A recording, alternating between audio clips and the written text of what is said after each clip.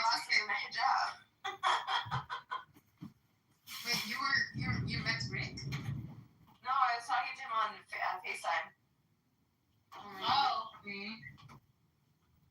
Hold on, you hear me play it? Well, no, what's his name is here recording. I can't play it. My voice was already gone that day.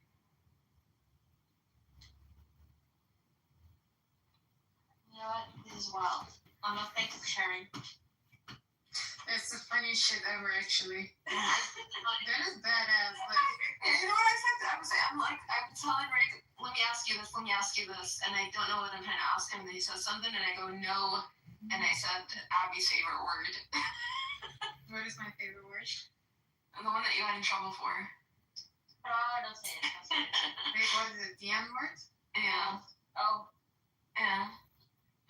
And I was...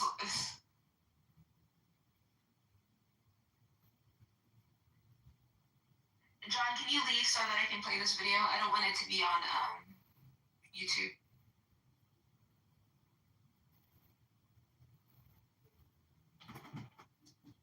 That's a huge point in his political career. I praise him when I was sent just before we opened the room a very strong analytical view of the Democratic Party and how it may be morphing now. It was a pretty critical view of the Democratic Party and how it's morphing now. And I'm not going to get into the specifics of any of that because it really has nothing to do directly with today's room topic, except for the terminology in that long missive that suggested that Schumer is now in political hospice.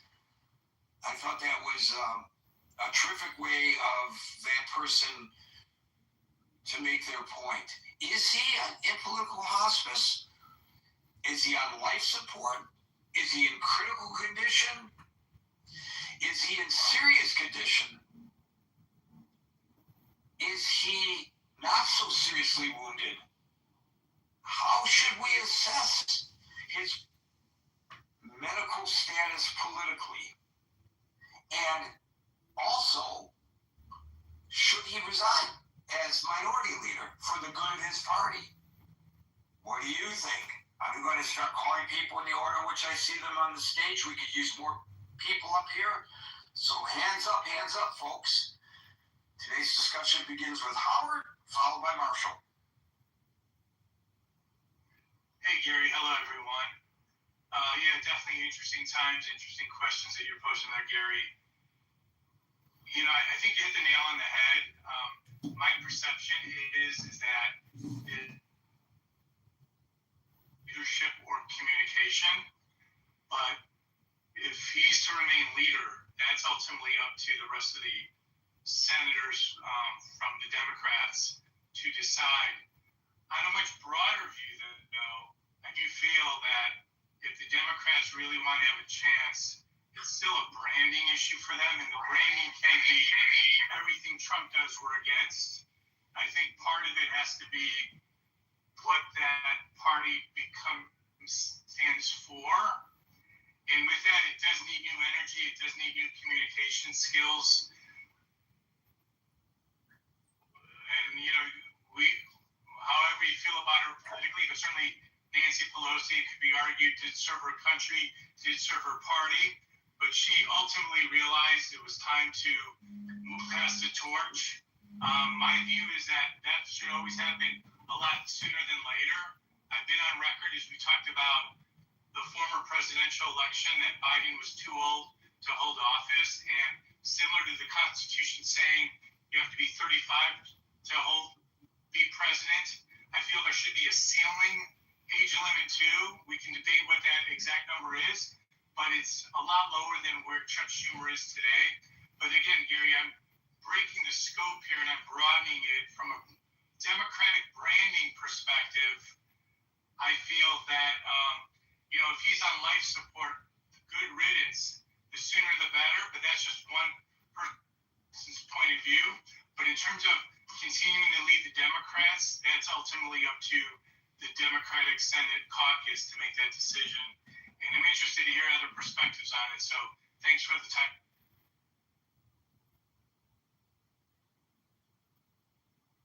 If I could get the microphone to work, I would respond to you. And I'm wondering your thoughts, Howard, about my concerns about Mr. Schumer that predate all this. And as you know, I am neither a Democrat nor a Republican. I'm not just an independent. He's a southern man. Dun, dun, dun, dun. He's a southern man. About why I feel the party system is injurious to moving this nation forward on almost any issue.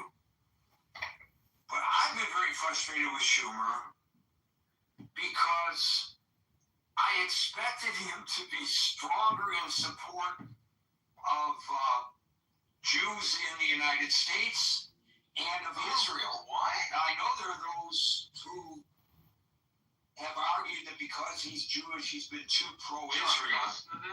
Yeah. But I, as one Jew, Well, I'm live streaming now. he's Yeah, you really can talk, just talk. almost even turned his back Good. on Israel sometimes. You know what trial begins? And I've got some examples that I could toss out there, but I don't want to make For this what? the sole topic. I don't want to go into great detail about it. But I'm wondering about your perceptions about this. So I'm taking it beyond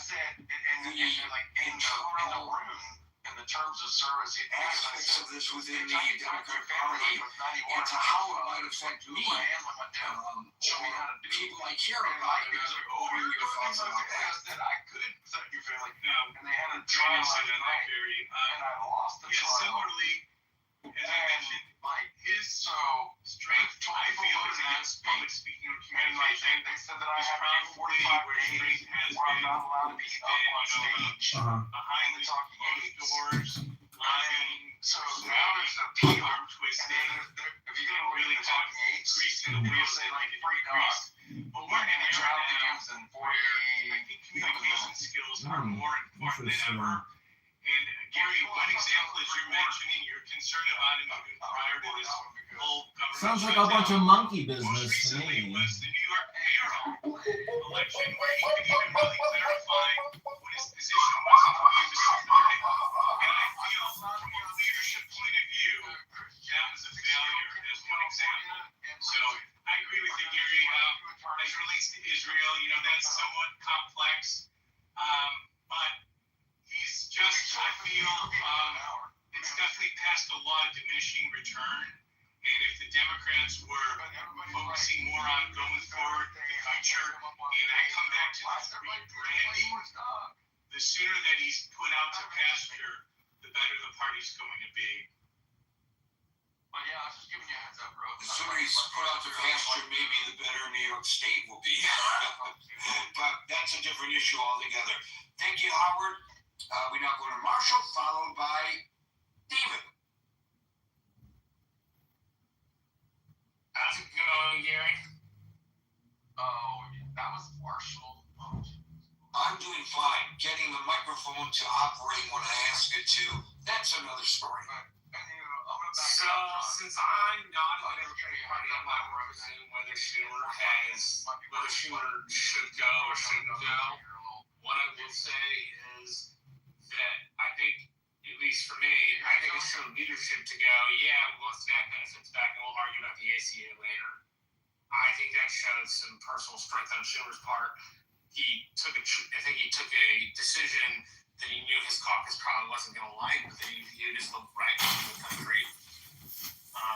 So that's kind of what I have to say about that. I'm not sure what will happen with the outside lobbying groups or anything like that, but doing that in my eyes probably makes him an adversary in the progressives' eyes. noting that I sit center right and the progressives sit on the left-hand edge of the Democratic Party. So I'll leave it there. Thank you, Marshall.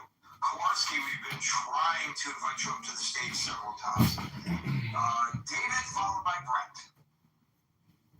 I was really worried that I was going to agree with Khalid Rashid, but I guess I'm glad they're in the House.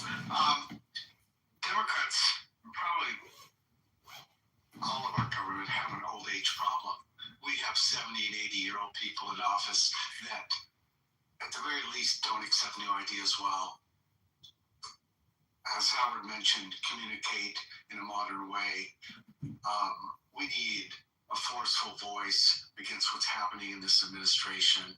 I mean, Comey being sued will probably result in someone from the DOJ, if not imprisonment, a large fine. Just things like that.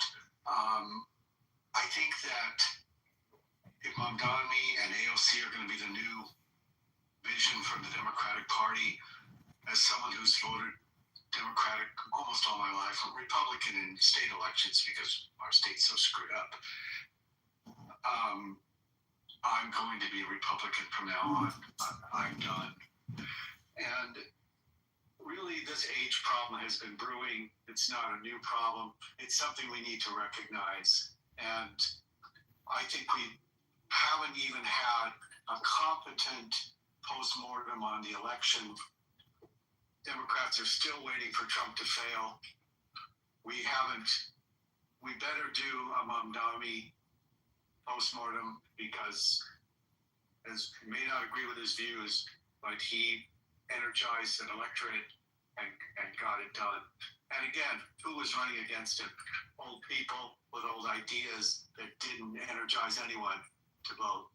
So, yeah. We need better, we deserve better. And frankly, correct me if I'm wrong, basically with what they settled for, they kept this country handicapped, shut down, spending more money than if it was open for not any better result than they could have done 2 or 3 weeks ago. Am I wrong? No, you're right. They could have done exactly what they did yesterday, 2 months ago when this whole thing started. I mean, if they were going to make this compromise, they didn't have to go through what they went through to get to where we're at. But I will point out that it's not just the Democrats that has the problem with age. The Republican president of the United States is pushing 80 right now, right? Yeah. You can see. And also, Senator Grassley's like 93. Absolutely. I mean, I'm 73. I'm fit. I took a blood test. I have everything working correctly according to that. And I'm working every day, but the energy it requires to do what they have to do, it's not there. I don't think it's age necessarily. It's the ability of the individual, both physically and mentally, to be able to handle the job. We saw the past president stumble in that regard, and in fairness, we're seeing the current president stumble in that regard. All you have to do is listen to what he said the last time he talked about magnets. It was not comprehensible. And so I think that it is true that Schumer has a hard time adapting and adopting new ideas. But I don't know whether it's really because of his age as much as it is about his attitude. Because I know people who are older than you and me, David, who are very forward-looking individuals and very active in their own way, including some who are still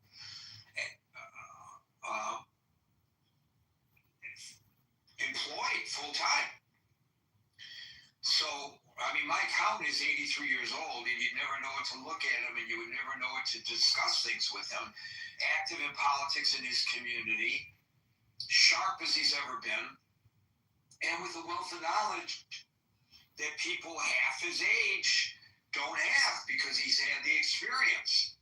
So I think it depends on the individual, and you can't just say because this person is young, he's inexperienced and can't hold office, and because this person is old, he's past his prime. That's But we not do have an age problem in Congress, and I agree. I mean, I help to run a large business group that does $2.5 million a year in business.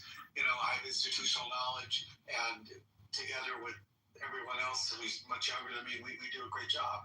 But and I don't want to stop working, and I feel like I still contribute, but we deserve better, and we're not getting it. Thank you for that, David. I would agree with that last comment.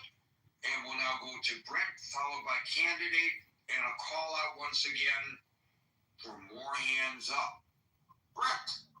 So I think it's kind of first kind of back up and say, what does a Senate majority, what does a leader in either one of the houses actually do for the party? I would argue you could put it in three main buckets, and in order of priority is the first thing to keep the coalition together. That is the primary job of a Senate leader, of a House leader, etc. Second thing is they fundraise and they get ready for the next campaign. That's kind of the next bucket. And then the third, and I would argue the least important, is a public relations kind of part of it. So, if we're looking at Schumer and we kind of rank them in those three buckets, you kind of start out first was to keep the coalition. With this last vote, just to correct Marshall, he didn't vote for this. He said he was against it. So you had exactly Thank you. So you had exactly 8 Democrats go over. So you have two possibilities there. One is he failed at keeping his coalition together. The other is that he implicitly supported it and actually wanted this deal to happen. If he failed to keep his coalition together, he kind of failed at his fundamental job. If he implicitly supported, I would argue that's terrible strategy to essentially do what y'all are saying, go through 40 days and not get anything. If Donald Trump wanted to close airports because he didn't want people to have cheaper health care, let Donald Trump close airports because he doesn't want people to have cheaper health care. That is actually the politically astute thing to do, not to shut it down and then not get your demands. So either way, I would rank this last one as a failure. I think for campaigning and fundraising, I think he does good. I mean, he's recruited a lot of good candidates. Roy Cooper in North Carolina, Janet Mills in Maine, Sherrod Brown in Ohio. I think he's done a really good job there. Then finally, kind of public relations, I would rate him as kind of mid. So that's how I would stack them up as I was up to the Senate caucus to do whatever they want. I think we have talented people in the Democratic Party, and whether he stays or goes, I think it'll be okay. I would say whatever the Democratic Party does as its leader, you also have to kind of enforce discipline in the ranks. I pointed out Senator Fetterman's role in this. I mean, from the beginning yesterday. Pennsylvania's not West Virginia. He's not in a deep red state. I do think you also part of keeping a caucus together is also, voters in Democratic base allowing flexibility of people that are in red states or in seats that might be in trouble, but also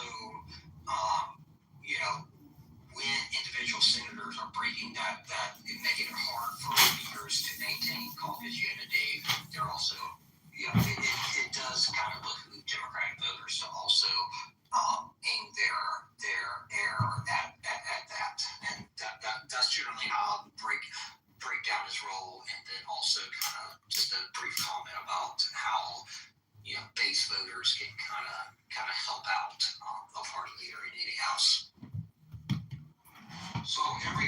caucus is diverse, and whether it's on the House side or the Senate side, or whether it's the Republican caucus or the Democratic caucus, and the leader of that caucus has to find a way to prioritize the agenda and ensure, with some horse trading, that that primary agenda is met. And to do that, you can allow the siphoning off of some votes, but you cannot allow the siphoning off of enough votes to change the outcome of an issue that is of such import to the party. Yeah, I think about Nancy Pelosi, and I think Howard mentioned Nancy a moment ago. I think Nancy Pelosi on the House side did a tremendous job of giving the squad a platform, a bully pulpit, but without giving them any real power. She knew how to handle that. Another one who knew how to handle his caucus was Newt Gingrich. And the first one who I had the pleasure of meeting, who I give A+ rating of his ability to keep his caucus in line, was Tip O'Neill. It seems to me that Schumer, even though the public statements are coming from the House side and not from within the Senate about his leadership ability, it seems to me, Brent, that Mr. Schumer has lost the ability, if he ever really had it at any time, to skillfully handle the political landmines, the intra-party political landmines, and I think that's his biggest problem right now. Well, and I would like a lot of your examples. It was coming from the wings of the parties. He kind of lost this on an issue where there's a pretty wide swath of the Democratic Party that thought that you should keep on moving forward. I mean, John Ossoff, senator from Georgia, Warnock, senator from Georgia, they both voted in favor of maintaining the filibuster. So, I think that like losing that many senators that quickly, losing that many senators like that, does kind of show he could maintain that party discipline. Or it shows he actually wanted this to happen, and I think that's probably I know that's a bad political choice to do that. To essentially go 40 days and then get nothing, especially when you had polling in the election providing great headwinds for the Democratic message. So I think in this instance, he clearly failed the mark. Thank you, Brent. Candidate followed by El Normo. Hey Gary, good afternoon. Good afternoon, all you beautiful speakers and audience listeners. I feel like I hear people talking out of both sides of their mouths. They say, oh, I'm voting Republican now, but yet we have to resist this government and resist Trump at all costs because of what they're doing. So I'm confused about the messaging and the communication that comes out of a lot of speakers' mouths, but with regards to Chuck. I'm sure I heard what you just heard that you are expressing concern about. Are you talking about David Katz talking about how he's always voted Democrat, but now he's done with the Democratic Party, but he still has concerns about the president? And that's the only speaker that comes. Oh, there's lots of fake Republicans on this app, like Marshall Rankin, others. I could name a whole list of fake Republicans on this app that hate Trump, hate the government. But it's hang out with communists and socialists all the time. They say they're communists and they're socialists. I've tried to admonish you several times. Dude, you're going to talk about me? He asked me who I was talking about, and I'm talking about you and other people. But he never made such a comment today, did he? Oh, I've heard him talk. I heard him in a room just the other day saying he's a communist and a socialist. He's not a Republican. So you know what? You're making personal attacks, but I will point out so you understand once again. Besides the personal attacks, talk about what's going on in this room, not what's going on in other rooms. I don't care, nor do the people who come here care what people are saying in other rooms. We're not on Clubhouse to be part of. I'm not on Clubhouse to be part of the Clubhouse social networking. What the fuck is wrong with this guy? I only come on here to host this room. And I don't care what's being said in other rooms. And you're welcome to come to the stage and speak to what's being discussed in this room. But as I've told you on numerous previous occasions, do not come in and talk about what's going on in other rooms. It's off topic. El Normo and Marshall, did you want a further rejoinder to that? The only thing I would say, I never said I was a communist or a socialist. He lies. He likes to lie. I guess it fits that he's running for office. Oh my God, you a communist or a socialist? Where does he come off with this nonsense? I have no idea. The guy, Marshall he works for the Republican Party. He campaigns for. He got him in a room talking to a bunch of communist socialists saying he's a communist and a socialist. Go to my YouTube account. He's in politically correct with Patty saying Republicans criticize me for hanging out with you guys. A bunch of communist socialists. And if that makes me a communist socialist, that makes Marshall Reagan a communist socialist. That's what he said. Barry, that's what Marshall's saying. Patty's politically correct, but you're censored. And I can't go up and say what I want to say.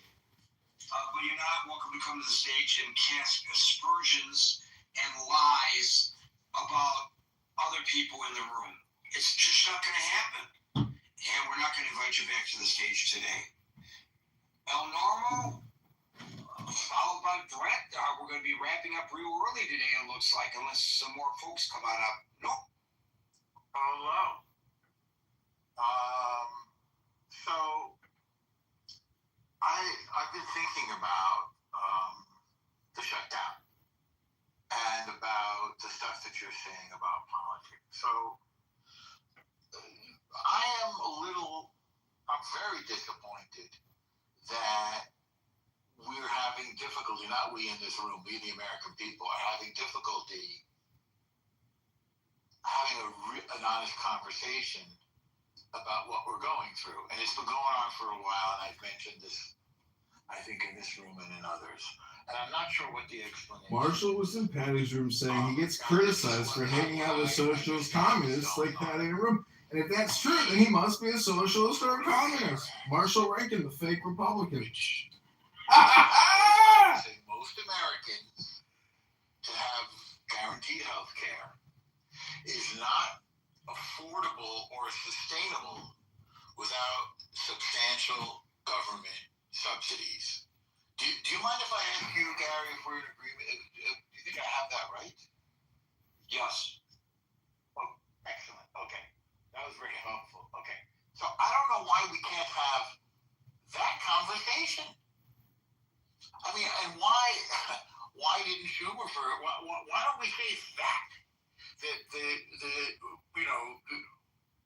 What we just said, that the Affordable Care Act, which I think people generally like, people like having their health care, people like having their health care, people like let's move on from that. I don't know why we can't put it in exactly those terms and have the discussion, have the political debate and vote and fight in a rhetorical way about that. So here's what I see, and it's a little bit disgusting. The Republican Party, the right wing, if you wish, are trying to make this in a neo-Hitlerian manner. Forgive me, Marshall. I don't mean you, obviously. They're trying to make this about foreigners, i.e., and they're calling them illegal immigrants or illegal whatever, undocumented people. They're making it about that because it's well known that They kicked me. And another one. We got it again. And another one. Wow. Watch, we'll just go in there and with another account. You want refer to the wish list at the top of the page, and please send me some take to Jamaica for the youth. Thank you, Elon. Can't get in. Come here, candidate John. Candidate John never going to pick with you. And it's Who's candidate John? have erroneously said that the Affordable Care Act applies to illegal immigrants where in fact it does not. okay.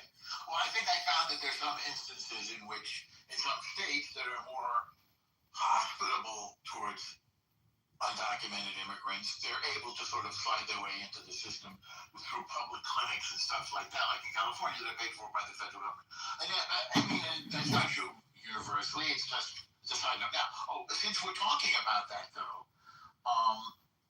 now you might hate Elon Musk or love him, but he made this point, and I can't dispute it, that Democrats created sanctuary cities and opened the doors to immigration because in the census, an increase in population, legal or illegal, allows you to add both electors in the Electoral College for presidential elections and also Congress people. Both of those are based on the census. Doesn't matter if you're legal or not. Now, of course, you could say, well, some undocumented people are not going to participate in the census because they're afraid of being caught. But that's just, that's sort of a sign of the truth. I can't dispute what Elon Musk said. What does that have to do with candidate John? Hold on. I'll give you a second to think about it. Candidate John also watched me on Alex Jones. Candidate John, can you give the room a report? What was I banned for on Twitter, and why am I still banned right now? Well, unfortunately, when you get mass reported, you just can't fight it because the system just takes it. And, I don't want to specifically say what you told me because I don't want to repeat Lashon Hara.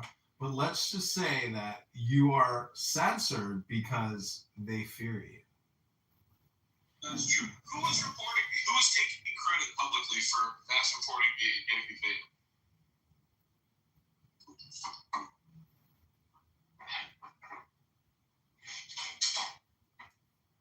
Blame to go around.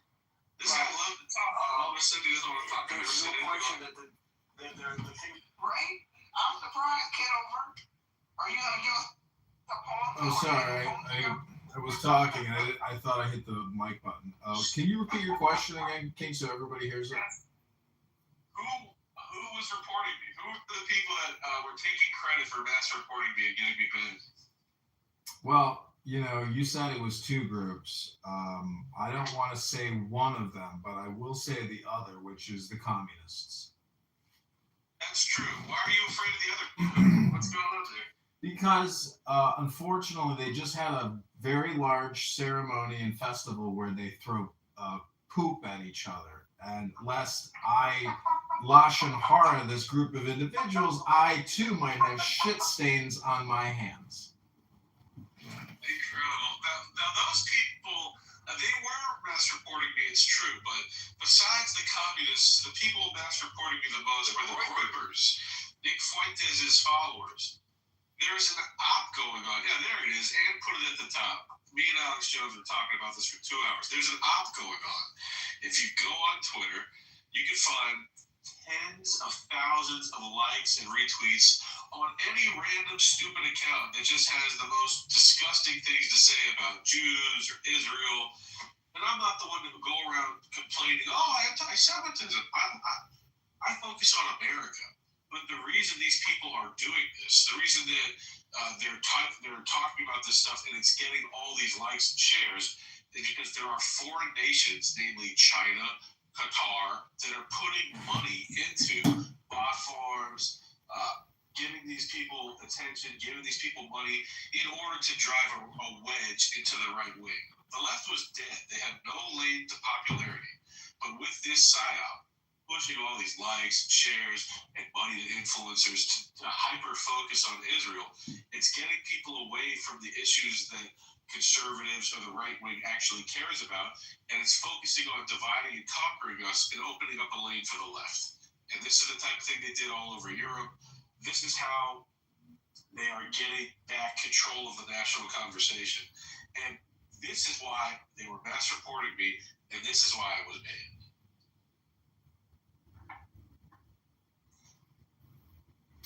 So, Groypers, are you talking about individuals connected to essentially white Christian nationalism, aka Nick Fuentes? They are not Christian. Nick doesn't even go to church. And Sam Parker tweeted, he said, everybody needs to mass report Andrew Meyer. Jake Shields shared it. And they all took credit for it afterwards. They showed their screenshots of their reports, reporting me and it being successful. So, Nick, who always cries free speech, oh, you're going to ban me?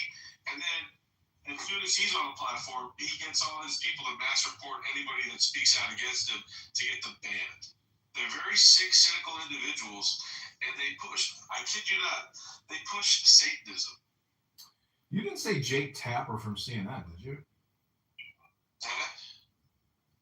What was that? He won't debate you.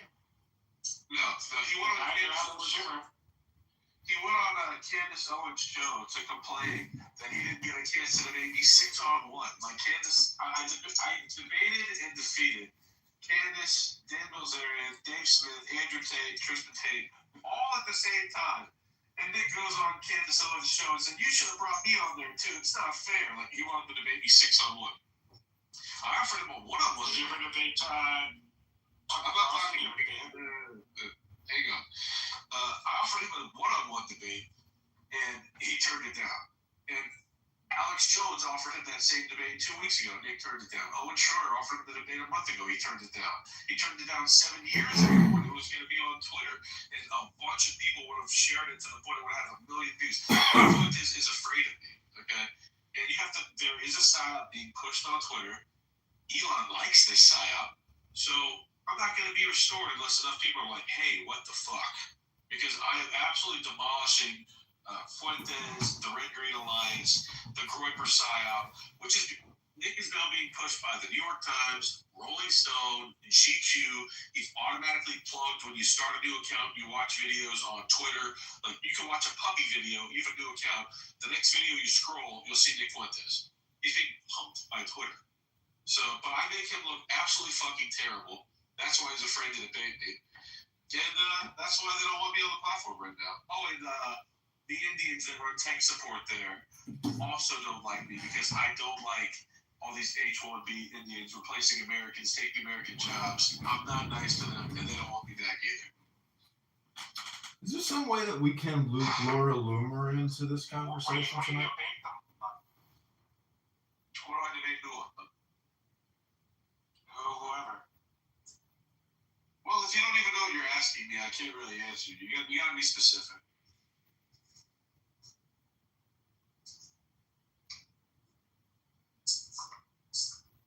If Tucker Carlson says yes, I'll debate you, what are you going to debate him on? His news coverage, like what he's choosing to cover and focus on. The softball interview he just handed Nick Fuentes. He gave Tucker Carlson an absolute grilling, and then he gives a softball interview to Nick, who promotes Hitler to children.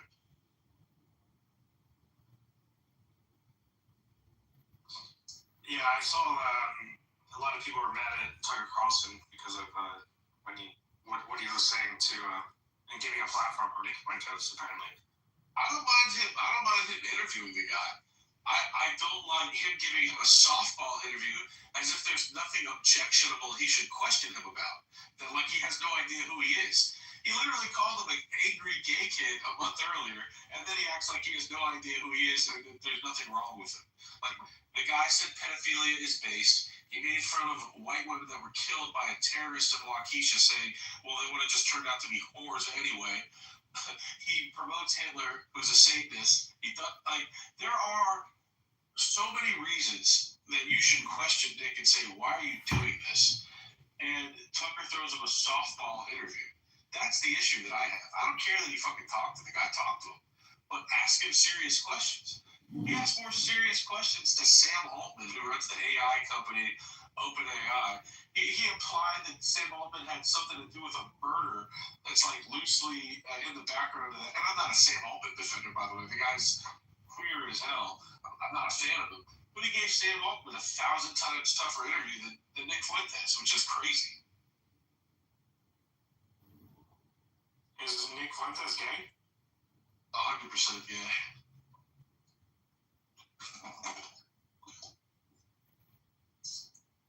You know, he went on a date with a cat boy, right? I didn't know such a thing existed until Nick went on a date with one.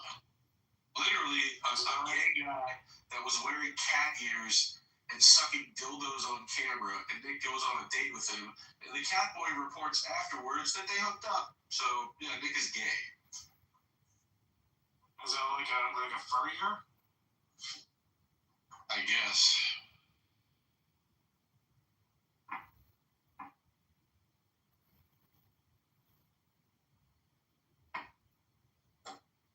Yeah, like how come out of nowhere, he's like, what happened out of nowhere that he's getting platformed? It is a psyop. It is a psychological operation to divide and conquer the right wing. They're trying to open up a lane for the left. They're trying to make us fight with each other and then show to the people in the middle, oh, look how disgusting the right is. See the new replacement for Charlie Kirk? It's not Jack Posobiec. It's this homosexual Nick Fuentes that tells guys not to date women. It's insane.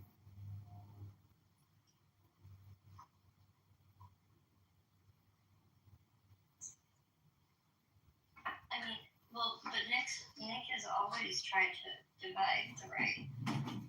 Yes, but now he's getting pushed massively. There was no opportunity for the left. They were dead after the 2024 election. Dead.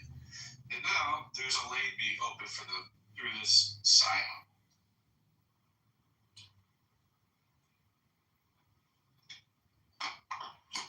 Well, what's his name? I forget his name. He just did an interview.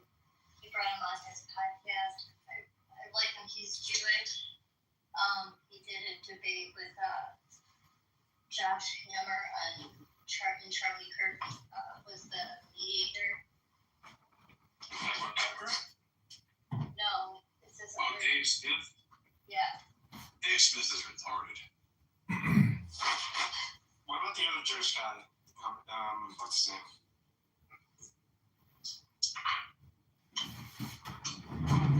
Dave Shapiro, that one.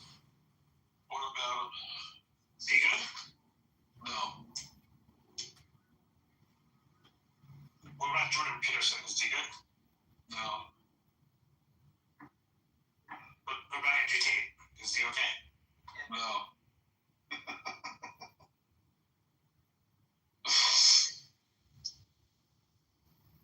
Keep going. What about Theo Vaughn? Is he okay? No. Laura Loomer. Wonderful. Mike Macernovich. He's okay. My friend, Don. welcome back to Critically and Thinking Forum, a new house. This is the Andrew Myers Back in Clubhouse Special Edition. Joe Rogan. It's $6.99 a day for the subscription model. Thanks for being here, my friend. Your bonus shalala. I think Joe Rogan makes some good points. Steven Crowder. So Andrew, people are wondering, is your X account gonna be restored? If enough people pester Elon and say, is Twitter a free speech platform? What's going on here? If enough people pester it, yeah, it'll be restored. What?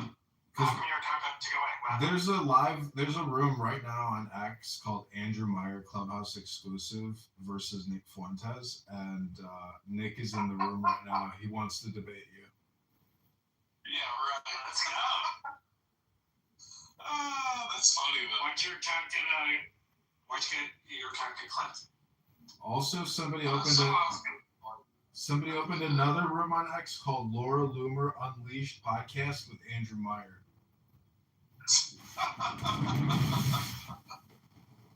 You're hilarious. That's very funny.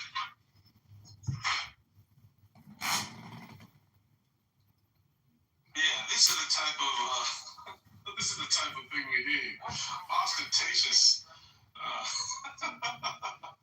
Good work.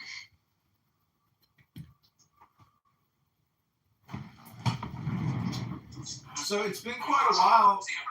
It's been quite a while since you've been on Clown House, and I'm wondering, where's Ollie Alexander in all of this? Ali is off being gay somewhere. Maybe with Fuentes. Is he behind some big X account? It's a good possibility. Yeah, that's true. Strong possibility.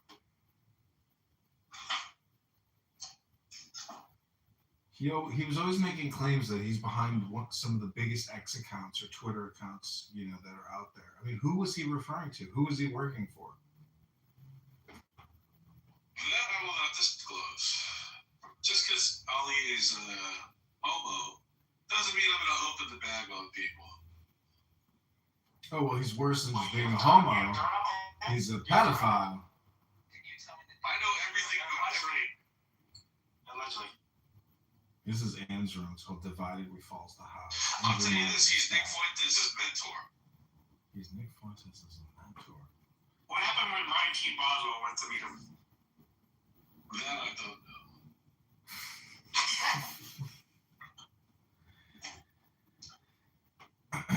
So, David, how much money did you spend at that hotel, and how much cocaine did you buy? You talking to me?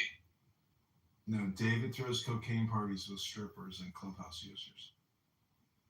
Allegedly. Who does this? David Bobadilla here. I think your microphone is breaking up a little. You said Diego throws parties with strippers and cocaine? No, David. Cocaine, is that what you just said? David Bobadilla, this retard alcoholic on stage who always says, "We don't do is bad." I need you to run that back. What? David Bobadilla is an alcoholic toy manufacturer from China who throws cocaine parties and invites people from Clubhouse like Rabbi Randy McDickerson, Rico, other clowns. David, tell the story about how you did a lineup blow out of a stripper's ass and stuck $100 bill in the girl's mouth. With all due respect, I'm just letting the king know that we are going to charge more import tariffs on Chinese toys because of the time you're wasting here on Clubhouse, David. Well, jokes on you. We're manufacturing India now, so jokes on you. Well, I hope you understand. Exactly. The king is having some communication conflict right now with the Tajikistani people at X, and they have banned his account because, people who are critical of the Poop Festival, they're being censored by a lot of the techopoly that's happening in big tech. It's true. It sounds fun about Blue Sky. You can always go on Blue Sky. That's right. You could always manufacture in Vietnam because the tariffs are too high in India now. We checked Vietnam, but we stopped in India. Blue Sky is overrun by radical far leftist, David. Nobody wants to be on that app full of pedals. Who's that? I'm friends are almost gonna. David, you have not yet contributed to the campaign to elect candidate John. I'm just wondering when and how can we influence and persuade you to become a donor? Will I get a bumper sticker or something if I donate? Yeah, you'll get personalized selfies, VIP back behind the stage live streams. We have to hire an attorney because November 18th is the hearing with the Illinois Board of Election. We have challenged the incumbent, Darren LaHood, Congressman LaHood, and we have been challenged twice as well. So we have to lawyer up, and your money will be instrumental in preparing a proper defense. You should have utilized Big Zed. He's an attorney. Well, I'm wondering if the king, has any suggestions. We're going to take the challenges and do AI analysis on them and find where in the Illinois election code we can find deficiencies and try to mount a strategy that way using AI. If you're really going to run, you should not run in Chicago. There's no angle for you. It's too late. I've already submitted the petitions. We are on the ballot as of now, but we have to face a hearing with the Illinois Board of Election where two individuals have challenged our campaign. What does the polling look like for you? Polling looks like it's probably 50-50, really, because the incumbent Congressman LaHood, based on basic analytics and feedback comment on his posts, his engagement with his constituents is very little, and he hasn't held a town hall in many, many years. So he's not liked, and the negative publicity and just let alone radical Republicans, people are not happy with his leadership in the 16th district. Is this for state house or is this? This is for the U.S. Congress, federal Congress. I'm running for congressperson in the 16th district. Oh my. We are just literally months away from a primary, and if I donate to your campaign, will you do me favors then? Sure, absolutely. I can absolutely arrange meetings between you and my office if we get into DC.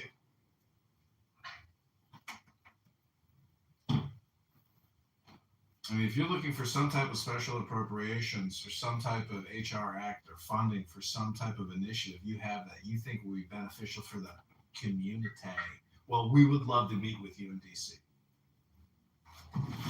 Let's go. This guy looks deranged. I'm just looking at his picture. He looks like a very sick individual.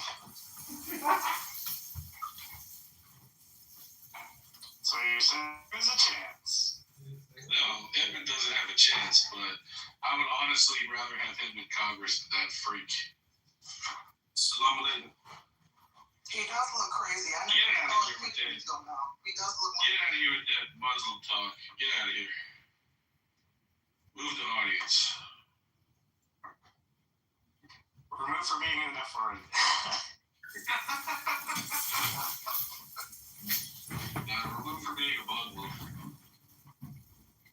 So if you go to my Instagram, you can see the pictures of me filing the objections against LaHood and the Democrat candidate, because if I can strike them from the ballot and remain, I'm the only candidate for Congress in the 16th district. There's no ballot access. It's crazy. How many followers do you have, Kennedy? On multiple platforms. On YouTube, I have over 6,000 subscribers. On Instagram, I have many, many thousands, but on my personal John Kitover account, there's just 300. See, you have to understand, what I just did, see a Muslim, remove the Muslim, that's what America needs to do. Get these Muslims out of here. I don't care if he's a Nation of Islam, LARPer, or Black Hebrew Israelite. The Somalians have to go, the Syrians, the Afghans, they all have to go. This retard who wants to come up and say his Muslim stuff, you gotta go. Go live in, there's like 55 Muslim countries. Go pick one of those, okay? You're talking to Americans. We don't want to hear your Muslim crap. Go to one of your Muslim countries. You should pick Bahrain, probably Bahrain. Andrew, Sounds perfect for this. Mr. King, you've got to create a new X account, even though you're suspended, and you have to resist more because that Valentina Gomez, maybe we could get her to join us here on Clubhouse or on X Spaces. Do you want me to bring her here? Yeah, the King. How many followers do you have on X before I got banned? King? 17,000. Whoa. Nice. Yeah. It's not the thing, it's the quality. Like everybody that matters follows me out there. It's very annoying to lose that again. We need KB back in here as well. Who was the most famous person that followed you? David, can you text KB? Alex Jones. Alex Jones follows you? Or followed you? Damn it. The King was just on Alex Jones InfoWars.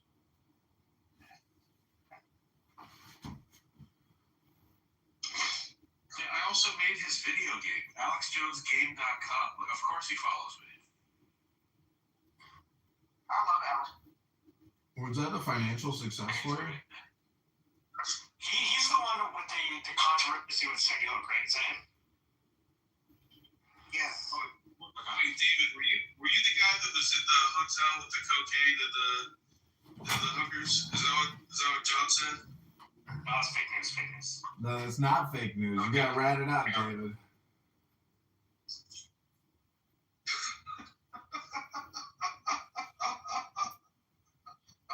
There was a hotel in Toronto, but there was no cocaine.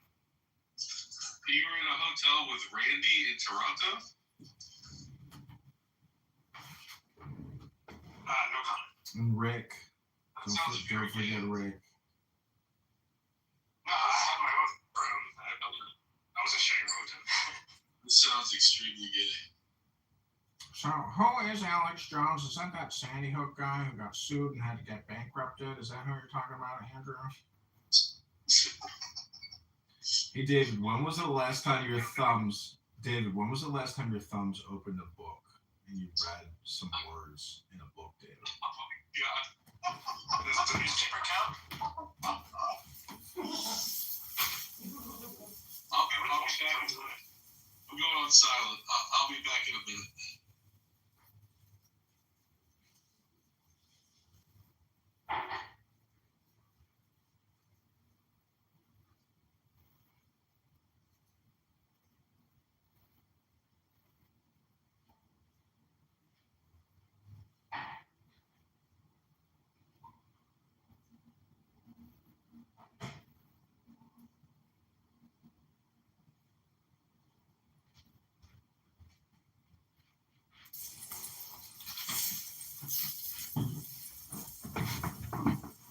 All I gotta say about David Bobadilla is no matter how hard or mean I roast him, he never ever responds with a nasty attitude. He must be the nicest guy in the world.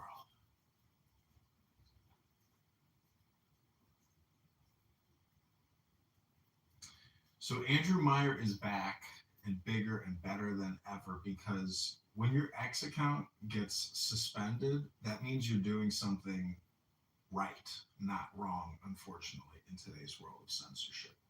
Now, I'm not saying that Andrew can't be provocative, because Andrew is super provocative, and Andrew has opinions which are out of the mainstream views. And he's attacked for having a conservative ideology with regards to thought, to behavior, to patriotism, to nationalism, to logic, to law. He is an accomplished attorney who has represented many distressed clients and donated countless hours to charitable institutions. Nye, is this your first time interacting with the King? Yeah, this is my first time. When I came in the room, I had to ask, who's Andrew Meyer? They told me he's famous from the viral Don't Tase Me Bro, and I remember that viral clip. And I don't think I've been aware of what he's been doing on social media since that viral moment until today. When I came in here and heard about him getting banned from X and working with Alex Jones and navigating the political landscape. So kudos to him. kudos indeed. I appreciate that. Thank you. I'll tell you a couple of stories. One, 2016, I was the editor-in-chief of We Are Change. I bet you John knows what that is. John, tell him what We Are Change is. So Luke Rudkowski is a journalist who really, I think, was probably launched out of 9/11. There's other topics that he has covered, like the Rothschilds. I mean, he is just a video gatherer, really documenting the elite and some of the games that they've been playing. Now, the thing that the Don't Tase Me Bro people don't really understand why he was tased is because he was talking to his Skull and Bones men was it at your university, at University of Florida? That's exactly right. So people don't know that, the Skull and Bones and secret societies and secret fraternities, these little these little networks of men in their cardigans, in their khakis, they may secretly be running and controlling things. And Barack Hussein Obama is just a puppet. Mamdani is just a puppet, because there are men in cardigans with khakis. Real quick, let's take a quick break. This is very good stuff. Thank you, John. So I want to take a quick break to recognize Shy. I have not talked to Shy since I left this platform. And Shy is one of the 7 people on here that I know from before that are actually awesome. So what's up, Shy? You're more awesome. How are you doing? I fucking thought that was a fake page, just acting and pretending to be you, so I blocked you. You blocked me. I didn't know. I swear it was hard to believe that it was you, but Jazzy confirmed, so I'm like, yeah, she wouldn't lie. But yeah, I'm so happy to see you're back. Is this permanent or are you just here temporarily? I'm here until I get my friggin' Twitter account back. They clipped you? Yes. No fucking way. Why? My power level was too high. I was interrupting very serious geopolitical operations. There are these fucking communists. This chick, DDG Sarah. This chick is running spaces all day, Twitter spaces, by pretending that she cares about America. She's a literal fucking communist being paid by foreign governments to fuck with the right wing, infiltrate, divide and conquer. There's this whole thing called the Network Axis Group. I exposed this whole fucking network, and so they started mass reporting me. Them and Nick Fuentes as gay groypers. Wow. I was getting a notification every 4 hours in my email. Visibility limited on this post. Visibility limited on this post. And it didn't even matter what the fucking post was. My pinned tweet was Ron Paul says, I interviewed Ron Paul and he said, yeah, we need to prosecute the deep state. That was visibility limited because these people were reporting me for hundreds or thousands of accounts. And I was getting fucking messages every 4 hours in my email about it. So they got me fucking clipped by mass reporting me. Those bastards. Exactly. Well, that's what happens when you're winning, so... Correct. I was fucking kicking their asses. I'm interrupting international geopolitical operations. These people are putting, I shit you not, billions of dollars into it, and I'm kicking them in the ass just by calling Nick Fuentes a faggot and calling this commie bitch a commie bitch. And that's all it takes.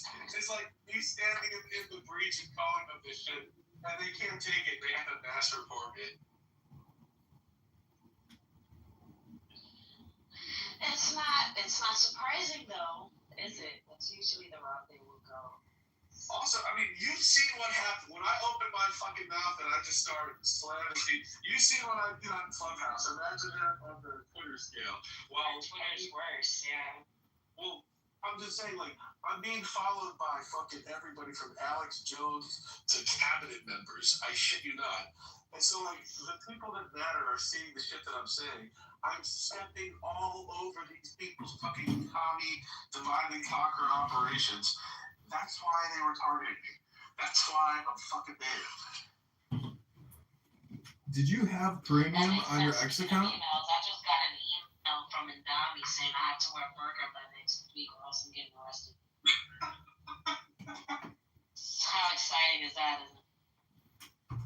That's hilarious. Where are you gonna move? You gonna stay? Or are you gonna No, I plan on moving back to New Hampshire or at least around that area. Basically, like the New England area. I don't mind Boston. I don't mind the surrounding. I don't even mind Vermont too much. As long as it's outside of New York. Well, I'll tell you this. Most New Yorkers, I do not want to come to my state, but you were invited to the free state of Florida. You That's deserve it. right. That's right. I gotta go down to Florida anyway to see Jazzy, dude. Well, I think you need it. Yeah, right? All three of us. That would be awesome. But yeah, whenever I do decide to go down to Miami, I'm definitely gonna let Jazzy know for sure. That sounds fun. Yeah, but anyway, what's new with you? How's everybody? Everybody's doing well. Family's good. Thank you for asking. Did you know I put out the Alex Jones video game? I know about that. Didn't you do that right before you left the app? Oh, I guess I must have. Yeah. Yeah. That's right. I talked about it when I went on Tim Pool. That's right. You have a good memory, Shy. Of course. It's my King LeBron. Shy, you know that chick Star is copying you? Because you're Shy, and she made her Star. She's copying you. She's been obsessed with me for like a year now. She's been doing what? She's been like obsessed with me for like a year now, dude. It's a little weird. She's trying to take your style. I get it. Yeah. She came into like that room thinking like she was gonna be the queen of pack-ups, and you know me, LeBron. Nobody can pack me up. Yeah, I was in a room and she was fucking like dropping your name every 3 seconds out of nowhere. I'm like, okay, this chick is like crazy. Yeah, this chick is obsessed. And then I see the star in your shot. Okay, this is an obsessive hater. I understand. I'm sure he's the same type of audiences. Yes, obsessive haters. That's why I can spot them so well, because I have seen them many times. Oh, I know.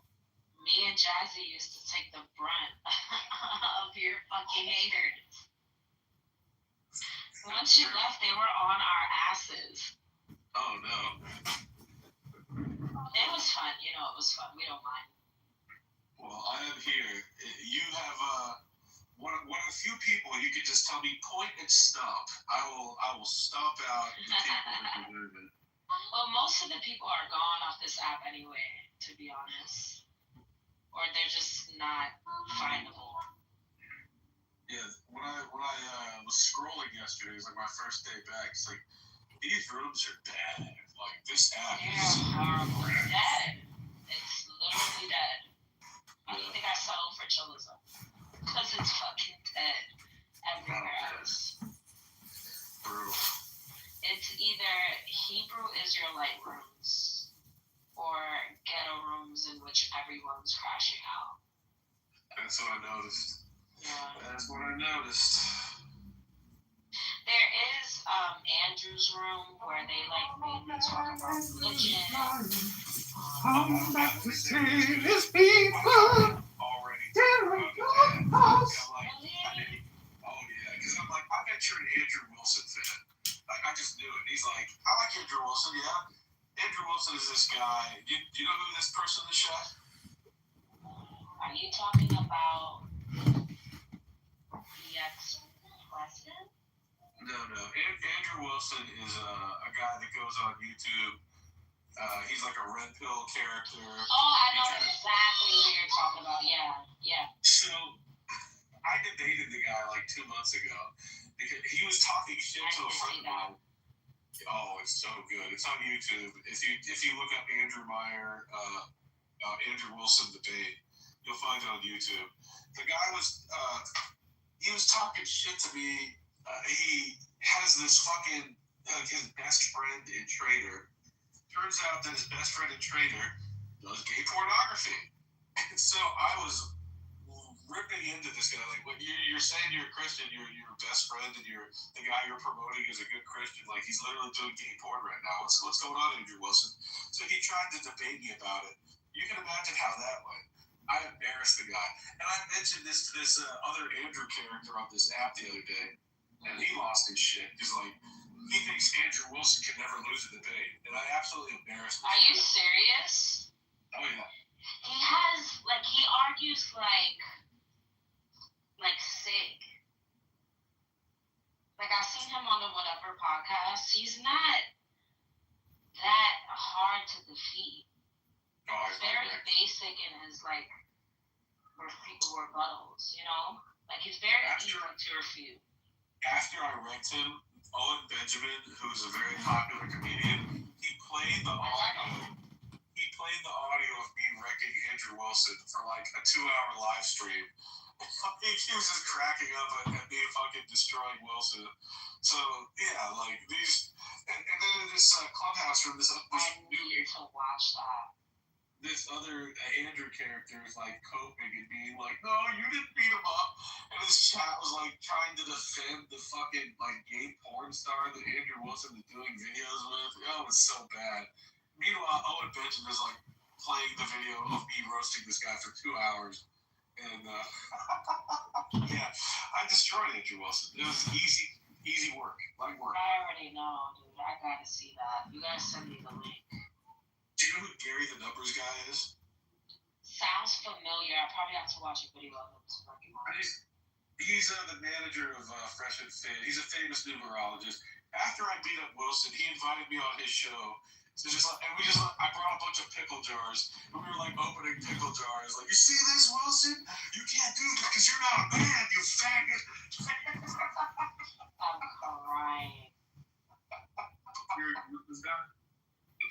That's what most of these like run hill faggots deserve anyway. They just deserve to be crushed like that. They need it for their ego, you know. Yes. Way too big. You know, this guy. Yeah, that's Caleb Ryan. All hail Caleb Ryan. Wait, you know, wait, that's you? What? No, I'm talking about Gary the Numbers guy. Yeah, No, he's not Gary's the Numbers guy. That's Caleb Ryan. He's the king of America. That's so true. Well, wait, okay, you know somebody named Zach? No, I don't know who this Zach person is.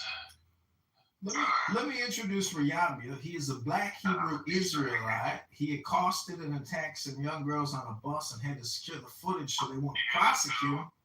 Yeah, this is true. No, it's not true. He overheard a story that had nothing to do with anything. But no, I was gonna ask though. Do you know somebody named Gematria Effects? No, I don't know every single person in Gary's orbit, but I can tell you I was hanging out with him in Miami on Tuesday.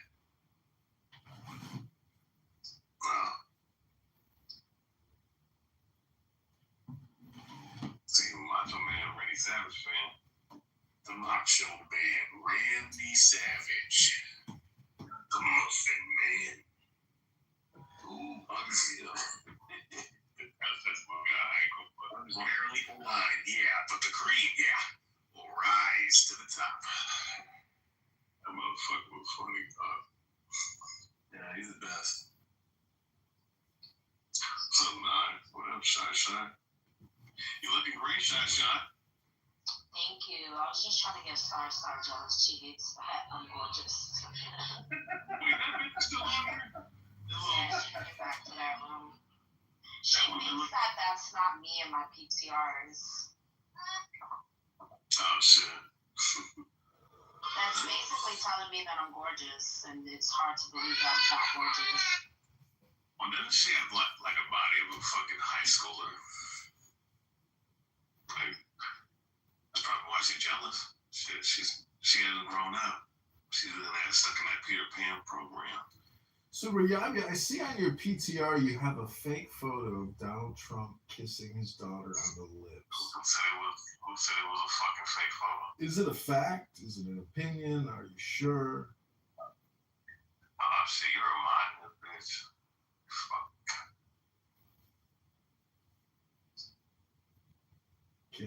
Can't take the question, huh? It's too complicated for you. I basically said it was fake. Well, But John Kitover. Yeah. John Kitover. Welcome to my show. It's called What's the Point? Where I just constantly say, what's the point? Why are you sitting up here trying to run for fucking Congress when you know you have no chance in hell? What's wrong with you, man? Well, see, some of us want to try things in life, experiment, experience things, and this is what I've chosen to try to experiment and experience. And guess what? It's going pretty good. We may have found a legal technicality to get into office. What's new in your life, Rayabia? 70 phones. That's in right. one space. That's right. So that means that you about to have fucking heart cancer. Heart cancer? Oh, you projected now, dog. You project. Well, this conversation is worth all that radiation so I can sit here and record your big mouth running it, that big, huge mouth, talking all kinds of stupid shit. Ain't got nothing intelligent to say. Penis cancer, vagina cancer, butthole cancer. What else you got to say, Rihanna? Go ahead, Black Hebrew Islam. You the real deal, Rihanna. That bus for them little girls that you try to touch and cause. Oh, radiation geiger. Get that radiation geiger for your cell phone. Your brain is fried, man. Oh, it's all fried up. Deep fried chicken. It's over. Deep fried chicken. That's it, Rihanna. I know the U.S. military ain't paying you shit. Just give up, man. Give it up. Go get a regular job. Go get a regular. Go drive a bus like me, motherfucker. Go drive a bus like me. Go drive a bus like me. Yeah, what you do, Rihanna? You a full-time jiu-jitsu professor or some shit, huh? Full-time in that jiu-jitsu ring. $17 an hour to drive a bus, man. Ah, shit. Go drive a bus. You know your daddy wants you to get a job, and your mama said, just get a job. Just get a job. Oh, what do you do? What do you do, doctor? Sit here on Clubhouse talking to some stroker, some fake-ass congressman wasting all your time. I getting paid to be here. I'll talk to you all night. I'll roast you all night, Rayabia. Bring it. Bring it, Dr. Rayabia. Bring it, Dr. Rayabia. What kind of stupid name is Rayabia? What kind of stupid fucking name is Rayabia? What does that even mean? Gotcha. Gotcha, Rayabia. Okay, this is Andrew Myers back on Clubhouse by Canada John. I hope you enjoyed that roast of that vulgar, foul-mouthed Rayabia. So I am going to get an anonymous account probably tonight because my burner or my mole account has been identified. Thus have been kicked. So we will be back. You see her ass cheeks and then her thighs and her abs. And like, yeah, she was fucking, basically, yeah. And then she went back down and sat down and then like, she was just talking and then she got back up and then she changed again and changed her thongs to different thongs. Wow. We only see it at the corner of the screen and like, people are having cigarettes, but you can see they're only like pulling from the cigarette, but everything's off screen. Like that's a violation, right? It is, yeah, it is. You can't smoke. Yeah, it is. Yeah, wow. No. Well, I hope Larry Ellison doesn't fuck it up for us. Did the deal go through? I think so.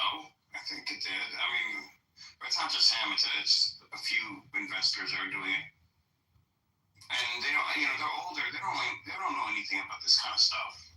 And it's like, I hope they don't fuck it up.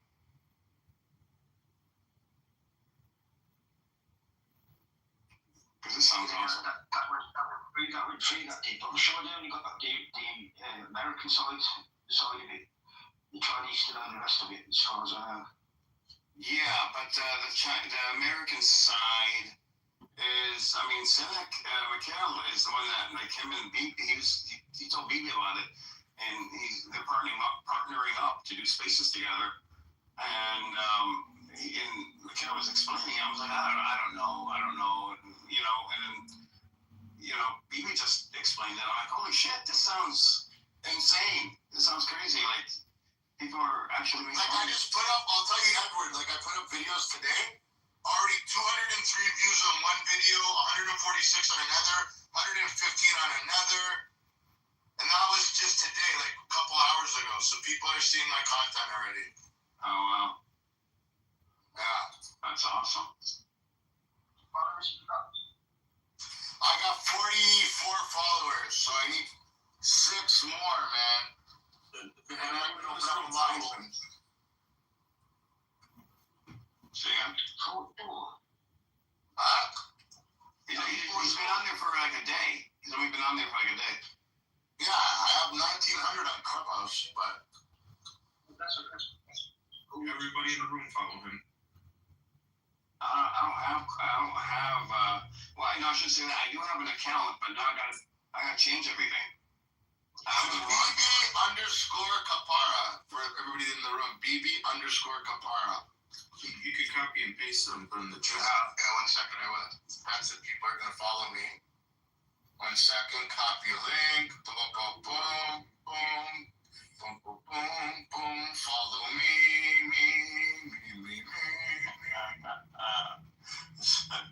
Oh, it's saying that I've done it before. Shit, because I've shared it in another room.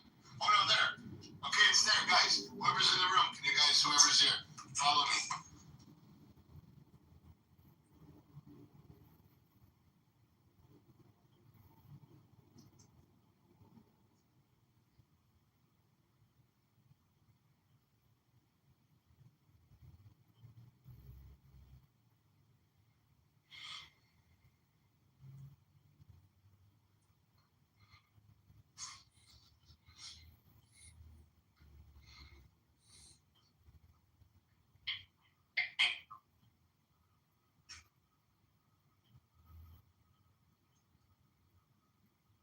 You guys still there?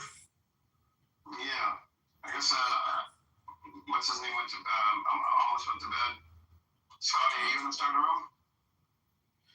Hey, Edward, you should create a room and debate Andrew Meyer. He's back on this app. You have yet to experience the Andrew Meyer experience. Andrew, is he in that religious room? Is it Andy? His profile is LeBrian. Come debate it on BB's live stream. I don't do religion, actually. It's not religion. It's politics. It's Oh, is it? yeah. It's everything. He's gonna give you that migraine you're looking for. That'd be interesting. That makes money. This is a migraine. That makes money. Well, that sounds awesome. We could have been doing all this. We were all doing all this for the last couple of years. We would have had like $100 grand in the bank right now, each of us. Oh, we gotta get resistance on there. I know. You can't. He's so foul-mouthed. He's got such a foul mouth.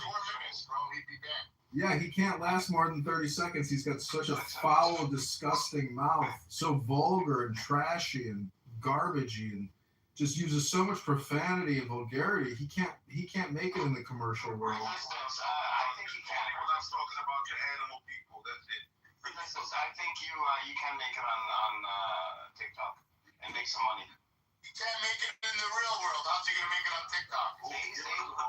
Show me. It's right here. How the hell would I be on there? Because he can make some money. If you're broke ass can make some money, you can be fine one day. Oh, you mean a real life? Real world. He has to go on TikTok to try to make pennies. Like the bum baby. Okay, resistance. The low life can't afford $1,000. The low life can't afford a steak dinner without going on TikTok. That was good. That's another $5.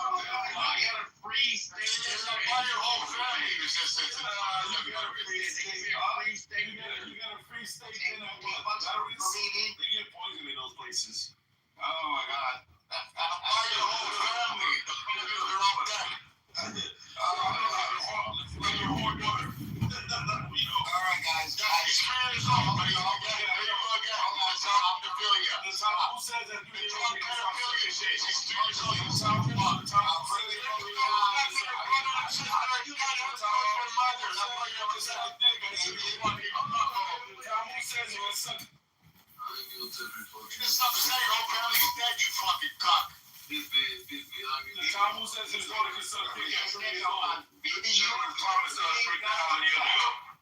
Edward, maybe I changed the hand-raising that you can remove resistance. Maybe you said you wouldn't do that again.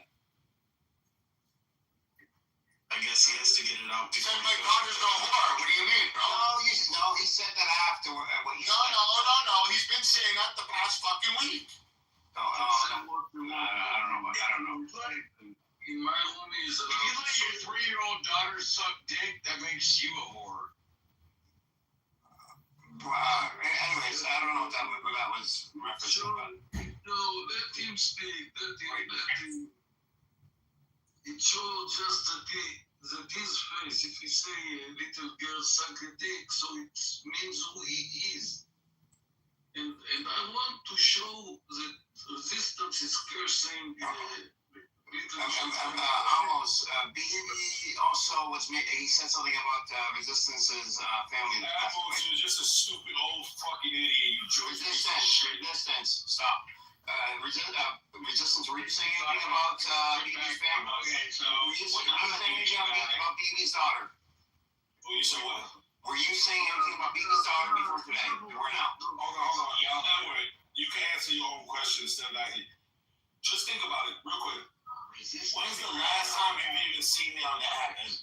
Yeah, BB, I don't know if I believe you, BB. But listen, I want to hear a new person. Excuse me, there's new people here. My parents, some of them, I don't know them. I want to hear the people who haven't heard never. Susan, I'm sorry. Speak.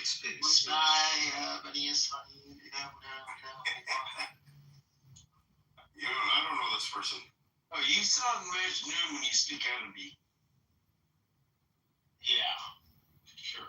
BB's daughter's sucking my dick! Alright, BB, stop throwing him down for no reason. He was quiet. You just said my daughter's sucking his. Anyways, Mikhail, what are you been doing, bro? I'm almost there. I'm already, I can already open a live. No, you can, I can. I'm almost there. I need 5 more people. I've been jumping in on lives and stuff like that. I've already made a couple bucks. Yeah, I've been seeing you. You just keep doing what you're doing. You're just make another video. You'll get it. Yeah, no. Israeli flag or something. How can I get you on this Video, I'm dying. Wait, I want to know something. How you make money from the rooms? Oh, God. This is TikTok. Listen, Omar, dude. Hey, listen, I bet he'll make more money than both of you combined. He can't even beat that. I bet you he would. Playing around with job porn because Did he ask today where's Emmy? Where's Emmy's room? Did he? I don't know. I don't go in there anymore. We hunt for you motherfuckers. Y'all are like, I need your permission, Edward. I want to say what you said in Amir's room. That Edward don't go to Amir's room anymore. Can I say? No, I haven't been in there since today's Tuesday, Monday. Sunday, it was the last time I was in there. I haven't gone back. I had his room whenever I see it in the house. I like to cheat behind your back. I want to say Amir, even Edward don't like you anymore. I didn't say I didn't like him. I don't like the word eating dick. The angels are gonna come and question Amos when he dies after a long time, and Amos is not gonna answer any questions. He's just gonna tell them, "What about Amir?" It was not the shares that I do it. It's okay. It seems he's a very clever person, Amir. Hashem, I got Amir. I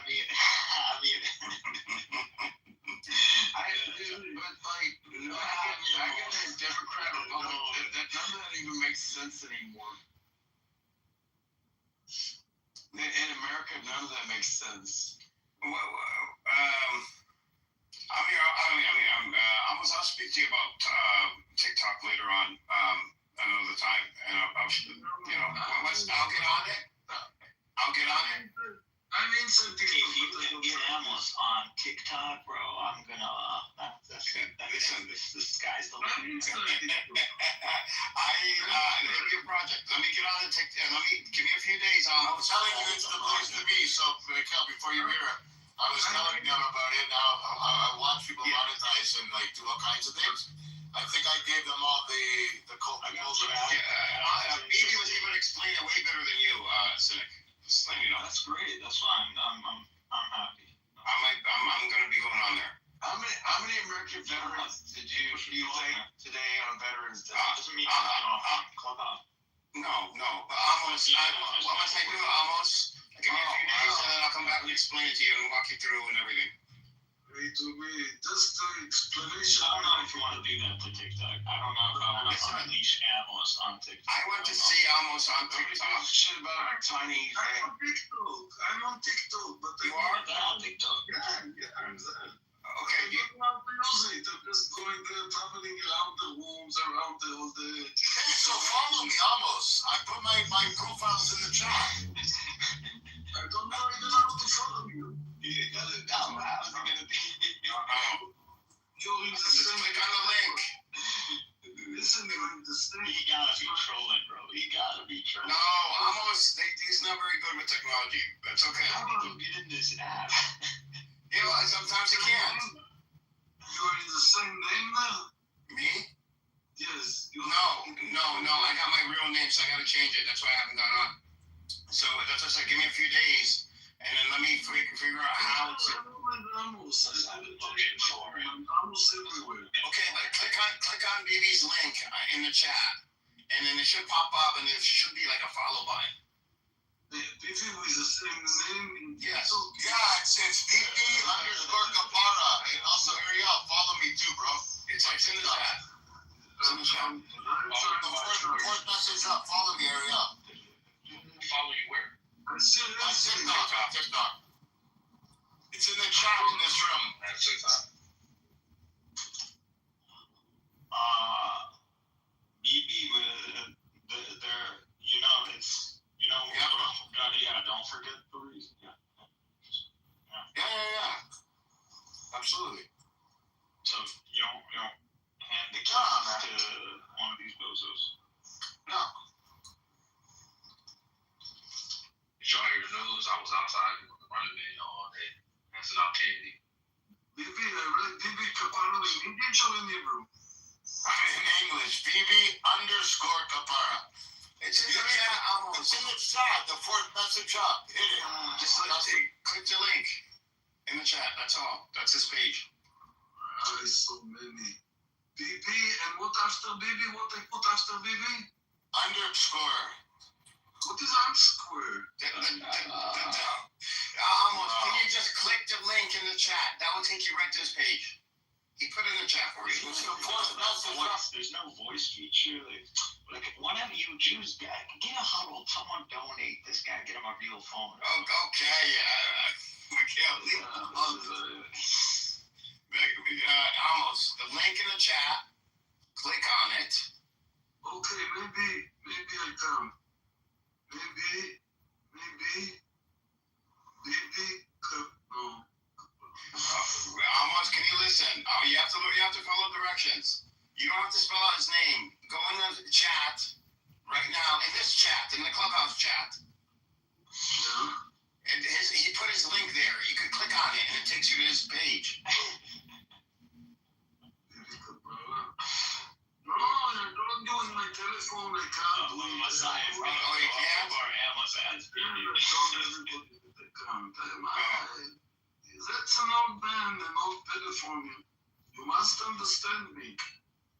So it's BB, and then underscore is the dash, but the dash. What is it? Right on the chat, the name BB_Kapara. Write it on the chat. BB, write the chat. Write your name in the chat.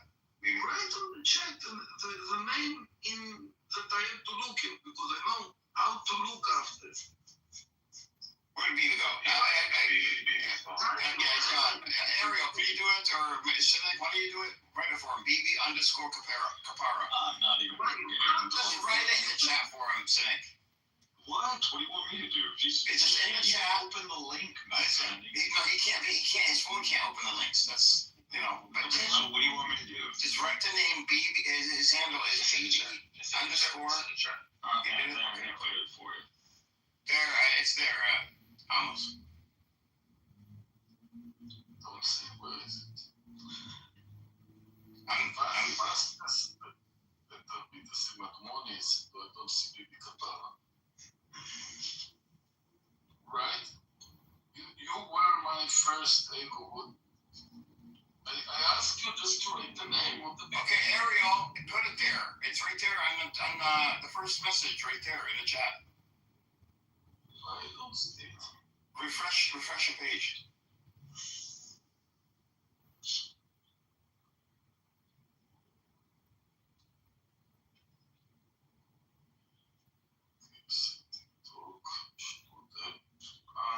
Okay. Okay. You got it. Okay, I will.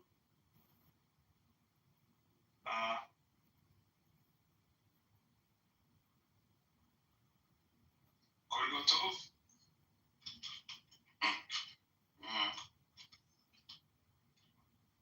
You got it? Yeah, I guess you got it. No. You got it? Unless it's the world is gonna end. It's over. They'll make more money than you and BB combined. Watch. A lot is gonna. I'm realizing it's all coming to an end. The Great Reset. I'm actually having an existential crisis, bro. Like an ideological crisis at this point. We should go. We want to start a room. Start a room and invite me. When you're ready. I realized something. Big deal. Involves all our scripture, actually. Which also how to read Hebrew, right? Ariel, your book is in Hebrew. Like you read it in Hebrew, and it's in English. But if you know how the language works, you can't translate it. But you don't Aramaic. That's what. You know that pattern that we've been talking about and we've been building up for. Yeah. So You say something, it doesn't mean it's true. Relax. Right. All right, speak to me in Aramaic then. Tell me off in Aramaic. Go ahead. You don't need to be. This has nothing to do with your ability No, to you don't get it. Hebrew You don't get it, bro. Yeah. You don't get it. You don't get it. That would you be okay. Okay. Thank you for clarifying. Thank you. After baby Kapara, I didn't find it. It's a lot of You shouldn't tell me all. All right. That's super weird. I thought something was wrong with the words for a second. Okay, this I admit that Oh, there's something wrong with the world. I live with my witness. And we're still in. That's the problem. Okay, God, man, can we get out of this? Can we go? That was so good. This is so. From somebody that's 5'2", Psychology, bro. Come back to America. Someone's fight too. I don't know how Let's go make a room with it about them. Go do it and invite me. That's fine, Ariel. You live your life now. That's it. No, I'm living it well. I'm I've just trying to got a plane ticket. That's a what? I've got a plane ticket. Really wants to be. What plane ticket? What are you talking about? I'm coming over to Palestine. Yes, I'm coming in. I'm coming over next year. What's your point? Yeah, but you know what? Something called the Houthis, hitting Tel Aviv airport kind of deterred me, like it deterred so many other millions of people. Oh, okay. It's a problem. I'm not sure if you realize that it's a problem in Israel. Well, I've left the country 3 times since the war started. No. You left the country once and then came back once. And you were never in the country during the 12-day war with Iran. You were not there when Israel had an existential threat to its existence. You were not there. Sir, I left the country 3 You're times. not a patriot. I'm sorry. I left the country 3 times. The war started. I'm sorry. Forget about it. I'm sorry to hurt your feelings. Speak to me in Aramaic. Why? Because you don't know how to speak Aramaic. That's why. Did I say I know how to speak it? You don't know how to read it. I don't know how to read it. I do know how to read it. I'm sorry to hurt your feelings. If you could read it, then you could say you could come up with a sentence in Aramaic. You could come up with something in Aramaic. You see how that works? Without going through your scripture. Okay. How does how do you set this up as a litmus test? I don't get it. You know what? I do get it. I get you. A part of you feels inadequate, and you try to like force that on other people by like making up shit. You don't have to. It makes you seem super young when you do that.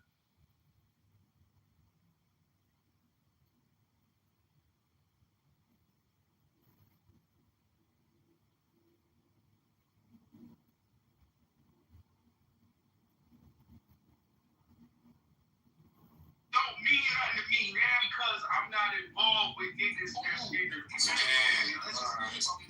So to let your hair, right? That way you're not trying to sound like you baking some shit up versus No, but what I'm saying is, if somebody give me a breakdown of what the situation is, you don't even care for nigga tell. So no, I do. No, hold on. Like, I'm gonna be real. You know what I hate? I'm gonna be. You know what I hate though? I hate confidential informants. I hate people that tell a secret. I don't like a snitch. Cool with a lot of brown skins. That's a different. But when a motherfucker that do it, and like my cousin, he got told on my confidential informant. Nigga, he got found guilty in Johnstown, PA, Altoona, Pennsylvania, with a dude. You got something to say about white, bro? Because if you bad with me, I'm warning you. I'm not with that, bro. I got you shit. You don't know I'm not. That man left. My wife. Get you me up as much as I got 8 years. I'm not arguing with you. Look through me. You fuck with me. Whatever, nigga. I'm not pulling for you. Want me to let the record go? Bro, we had a conversation before, bro. I'm not arguing with you, bro. Do you want me to let the record go? I got 30 minutes for you to jack it off with the plan. Deal with Leroy Smith. Deal with Leroy Smith. Leroy Smith is who you need to deal with. Deal with Leroy Smith, man. Leroy is who you need to argue with. Leroy, I'm trying to tell you what. Here's what I'm going to do. All right? Here's what I'm going to do. Exclusive. What I put This body. This is what On the board with 90 more niggas. Everything's 30 minutes. I'm a we gonna run it. I'm a contact Leroy. I'm a contact Leroy. You know who Leroy is? Leroy, I'm like you. You know who Leroy Smith is, Cam? Leroy ain't doing nothing. Leroy did do something. He not You on the phone tracking off the 90 transgender? I'ma holler at Yes or Leroy. no? I'ma holler at Leroy. Yes or no? But I'm asking the question. Leroy Smith, bro. If you on the phone for 30 minutes, masturbating, paying 99 for 30 minutes. Answer the question. No. Yes or no? What the hell? Release the books on the training? That nigga was on the phone for 30 minutes. Masturbate with naughty nerd, an open transgender. This is the second time. Screaming at niggas naked.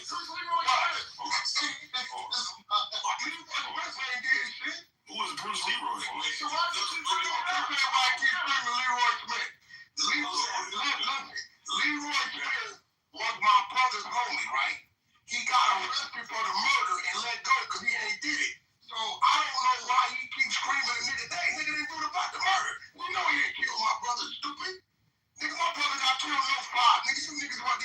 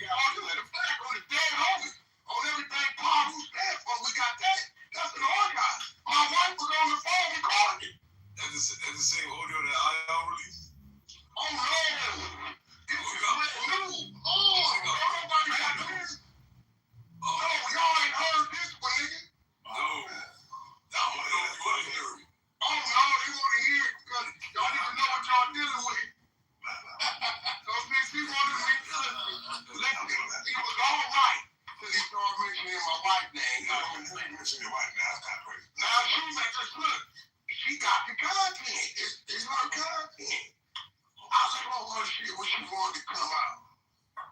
Big dummy. This nigga got the baby. This nigga got to be dumb as a motherfucker. Yo, Trav, I must say, Black, since I mean, both times Black came in, he's 2-0. 30 minutes a week. This nigga morning growing saying the transgender, and see what's called about him? This is a transgender from Clubhouse. Everybody know who I am. I won't try to do it. Everybody know, not even us. I don't know. Not even us. Hey, Charlie, he said, I don't know nada. I'm not even. I don't know. You know the difference though. What he can't do, this is my point. He can't say who that is and who that ain't, because everybody know who he is. See, that's the thing. Of course, because we fucked up right now. See, listen, if a nigga's telling you something about you that he ain't supposed to know, and you know it's real, you sick to your stomach. We got the name change on that. That's my name change. You sick to your meat.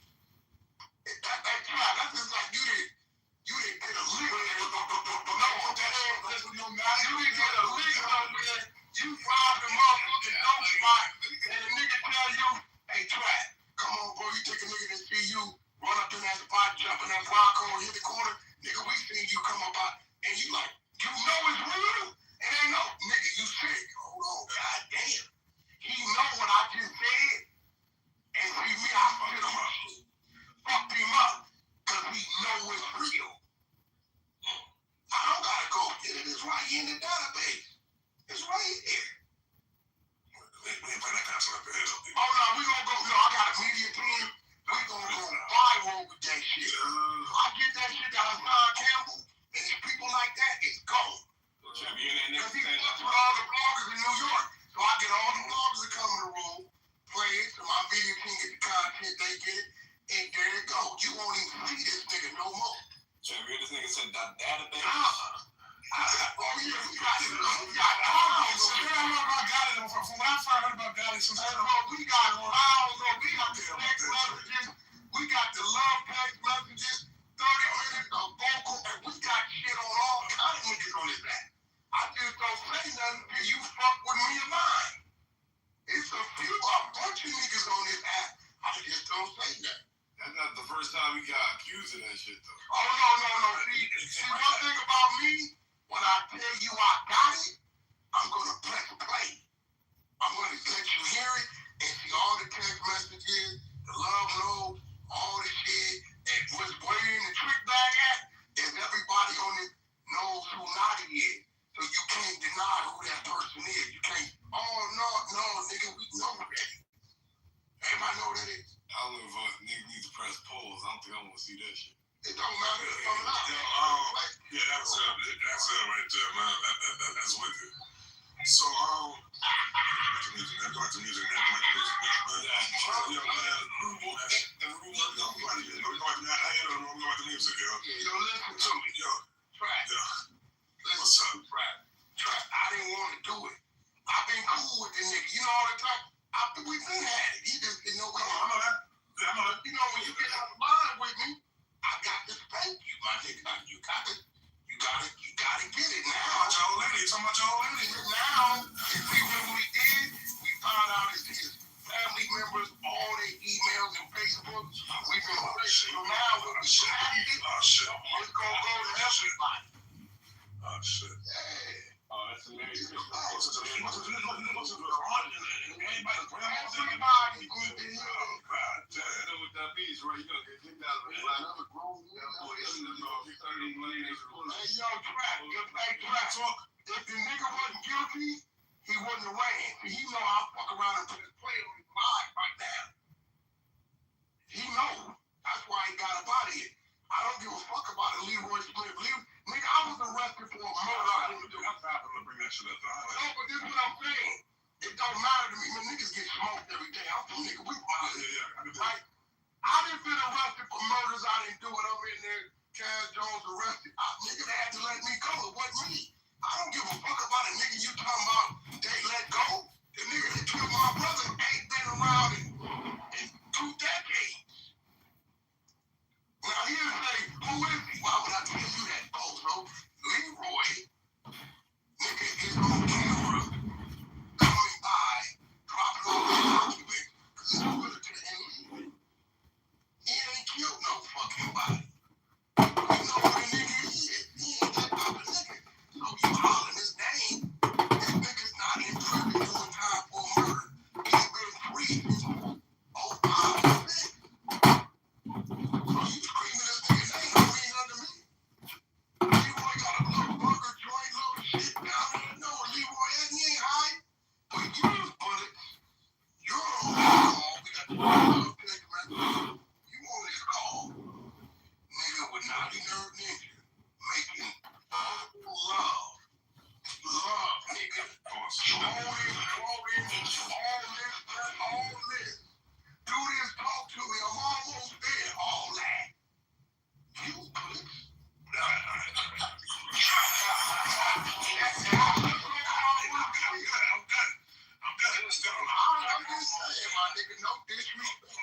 Okay, so since we're talking about niggas out in 2 decades, what do you think about the whole Max B situation? Are you gonna I'm the one that exposed the real paperwork 18 months ago. I got the real paperwork. Listen, I got the appeal paperwork that's so nasty it says I should get leniency. I cooperated with law enforcement with locating the individual.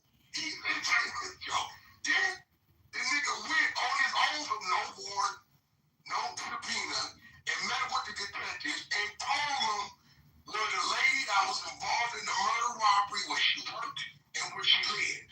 They used that information, arrested, caught her, then she turned around and told on 2 cells. Just call my phone. That's who's on my phone right now. Max B brother. He doing 120 and then told him Max B's part because he was in the parking lot waiting. He the one sent him. The nigga told him where to find the bitch. Why you do that? Knowing that soon they tell the bitch you help, she gonna scream. But it says it right here, word for word. Nigga, like, I don't know. Listen, man, look. I don't know how you fighting this, bro. This is word for word, verbatim. The nigga says, he also, that he cooperated with law enforcement by helping them find Conway. Nigga, Conway's the bitch. The same bitch you told where she worked at is that. Yeah.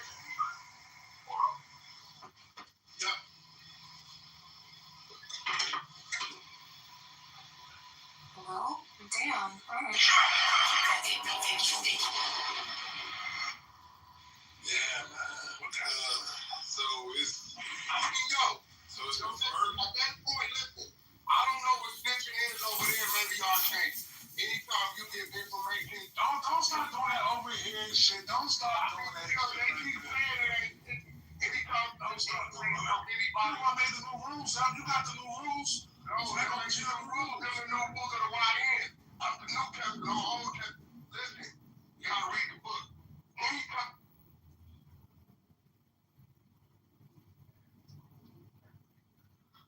We see a shadow of it. Now the question is, did the prophet see the whole thing? I mean, he did journey up, so and just that narrative implies that he was someone who had that gnosis in a sense, or at least the claim. I'm not sure if that was a claim he made in his lifetime or a legend that came out after. But his journey is in the Quran. I understand. So, have you looked at Sufi writings? I have looked at it. I haven't got the text that I want. You said something about the Hebrew, why they write in square blocks or something. You didn't mention. You didn't say the I told you that because their shape is the square, and the very lettering starts having value. You start seeing in the letters that design, and then that's what you're looking at, and so there is like a mysterious like kind of angle at the data. Even like the way numbers, like because these are Arabic numerals, they're actually geometric. So they can also like be hooked up and connected and stuff like that as well. So interesting.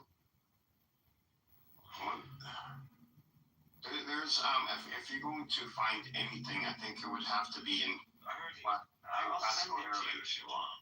No, I'm saying whatever, like classical Arabic. I think is the only language that sometimes these. It's way ahead of us. They're already way ahead of us. It's just Ibn Arabi actually is more like conceptual than he is mathematical or analytical. So more analytical use. But there are analytical ones, and there were people who claimed to know the one of the numbers, the 19ers. You've heard of the 19ers? Fuck the 19ers, bro. Everybody knows the 19ers. It's stupid. It's stupid. Do they have anything? No, I never studied it or anything. Forget about that. Only think Sufis. Sufis are the real deal. Not all, but there are apparently. I didn't know this, honestly. Here, let me give you. Where is it? I was asking it like something about the time thing, and I typed it in Arabic, and it was like, it started with a whole mindset that was like straight up Sufi. This was like a new thread, and it was like, yeah, by the way, that concept you used that, and it's like, he's like, that's a pretty sophisticated Sufi concept. It's like, not even Sufi though. I mean, that concept there, and then I was like, okay, and I would go into the conversation. He's like, these are, and then I asked it something, and it was like, that's rarely anybody knows that concept. That's like only in a few books. And well, have you?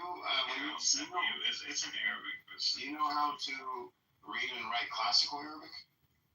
Yeah, of course. So there's no difference really.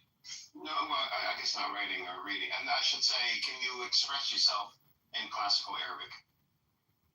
The Fusha? Yeah. Like, and so use use classical Arabic when you're talking to GBT, because classical Arabic is, you're able to express way more of what you are thinking. Arabic is a higher, but that's probably why we can see things in the scripture that the other people can't. That's exactly what it is. Why? It's but classical Arabic specifically, not modern Arabic. Like classical. Because modern Arabic has a lot of outside influences in it. But classical Arabic is fully optimized. So if you can express yourself in that, you can express yourself to GPT way better.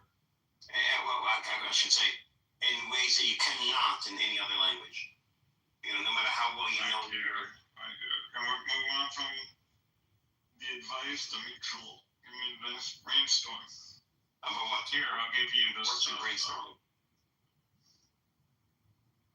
I don't know how to think of reality anymore. I'm thinking about it. I don't know what God is at this point. Reality something would have to do with. Are we at war? Is there like a light versus dark? I'm starting to think dualism and like, what is matter? What is this? What is this? What is it that this being or this intelligence split? What is it? Is it like quantum? Is that what's going on? Is this thing like a quantum thing? Is it like just like? I think quantum is more about it's in the universe, not necessarily about. It's quantum tunneling. It's going into a reality that this reality, it's not. I don't know what's going on. I think to me, When you split that reality, like what are you doing exactly? Are you invading some other domain? Are you creating? what do you mean split the reality? What do you mean? You create that this reality is created, not split from another reality, right? I mean, it was created. Now, you can say that. You can say this is that. not. This is not a. This is just one. This is cycle. This is a cycle and many cycles. Yeah. Yeah, it's all following that numerology, that pattern, that sequence. That makes it Once the universe mechanized. That makes it mechanistic. Once the universe has enough information, and to the point where it becomes self-aware, because if you think about it, as time passes in this universe, aren't we creating more information? Not just us humans, but the universe itself. Isn't it creating more information? And it has to be. It's expanding. Things are moving. Information is being created. It has to get to a certain point where you have enough information where there's a tipping point where then the universe itself becomes self-aware. You know, what does that mean? I don't know. I know that I become self-aware. and What is this? What is this? Why are you doing this? Because of self-awareness would be the universe being self-aware would be the closest that it can get to God. So that would have to be, in my opinion, the ultimate goal. The angels are like they're more intelligences. That's what they are. They're not self-aware. Or I don't know. That's if that's what you want to think about it. Wouldn't God be even more like kind of beyond, like in the sense than even like the angels? Of course. Okay, so that would mean intelligence squared. That's what that would mean, not awareness. You gotta start thinking that what this thing is. I'm seriously doubting a lot of things. You can't say intelligence because that's very specific to each person, much less, to the human race, much less, how do you know, and for example, I know it sounds weird, but how do you know an entire galaxy that doesn't have anything, any sentient, any life in it, right? An entire galaxy that is, is moving around. My issue, this world isn't, it doesn't, who cares about that? This is, you're a small cog in there's a different reality, there's a different struggle, there's a campaign that we're just surrounded. I don't think it's a struggle like that. I think our solar system is off. For our universe to become self-aware, we those that are sentient. I know, dude, skip the self-awareness. Okay, never mind. I don't know what else to tell you. You can talk, dude. I don't know. Like the stuff we talked about, the awareness, the double slate. It's discussed. What do you want? Is God acquiring awareness? Is he not aware yet, and he needs to get awareness, or is he already had it, or what is it exactly? I think God acquires more and more awareness through the information and the interaction with the information interacting with information in the universe. And that's not to say that this is the only universe, but I think that's why it gets to, if the universe gets self-aware, it is now it goes back to God, because that's what the throne is. The throne ties everything together. So if the throne ties everything together, then now you're one with God. And the Quran does say everything returns to God. So why not take that literally? This universe ends up returning back to God. Why is it just you returning back to God? This entire universe, all the information, everything and right now it's expanding. And we're talking about a long time from now. It ends up returning back to God. But how? That's the question. What does this universe need to do to return back to God? It doesn't snap back like a rubber band, because that's not how the universe was built. It was built in, like you said, like a Rubik's Cube, like in layers that unfold. And once you have all these layers unfolded, that last layer, once it's unfolded, you're now at the pinnacle of as much information, self-awareness that you get out of this universe. And now this universe basically just transforms into awareness. And now that makes, to me, God more self-aware. And it fits with going back to God. Cool. Guess you figured it out, too.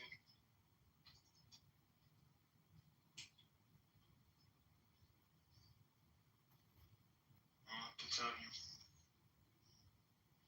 You're thinking about what I'm thinking about. I'm thinking, is Muhammad a scientist? How did he know this? He knew this is known before, because I see it now other places. So I see it in the Trinity. I now think that Jesus' gospel is not the Bible. It's actually the very concept of the Trinity. This guy was developing some kind. He saw it. Well, God, saw it, and that's why people saw him like he was touched or something. The Quran said that there were hundreds of thousands of prophets. Right? I forgot the number, but there were many. I mean, way more prophets than way more unknown prophets than there are known prophets. So God, God really wants to spread this message, and it finally got through with the Quran. It finally got through, and it was preserved. This has been happening forever, and this guy is still thinking this. What is the point of all this? Is this a consequence? Are these? I'm not even looking at it that way anymore, honestly. But is this a result? This can't be a result of a consequence. We're not here. All of this heavens and earth was not like made because some primate ate from a tree. I can't. No.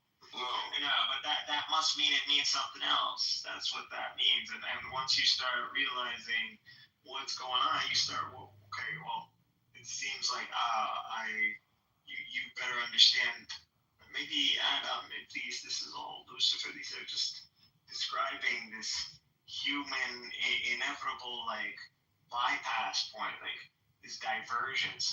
How do I accept this reality now? When you see this, how do you accept this? Is this acceptable? I think it's more like what are you going to do with reality more than if you accept it or not. People accept. Imagine you see this, and you see this cycle, and you know it's inevitable, and this pattern apparently, and you don't need to be a prophet necessarily to see this, and you realize everything's a pattern, and you realize even the cycles of suffering and the nations go through and all that, it's all cyclical, it's all inevitable, there is no escape from it. Why would you continue to create if you're stuck following a pattern? Well, I know what you don't know, but it's what is the meaning of this? Can you even break this pattern, or and I guess God does talk, and that's where you get to number 19, as I'm breaking. Break out of the matrix. Break out of the matrix. Well, I don't know. He said 19. So, where are we going with that? It's just, bro. Well, where are you going with that? The 19.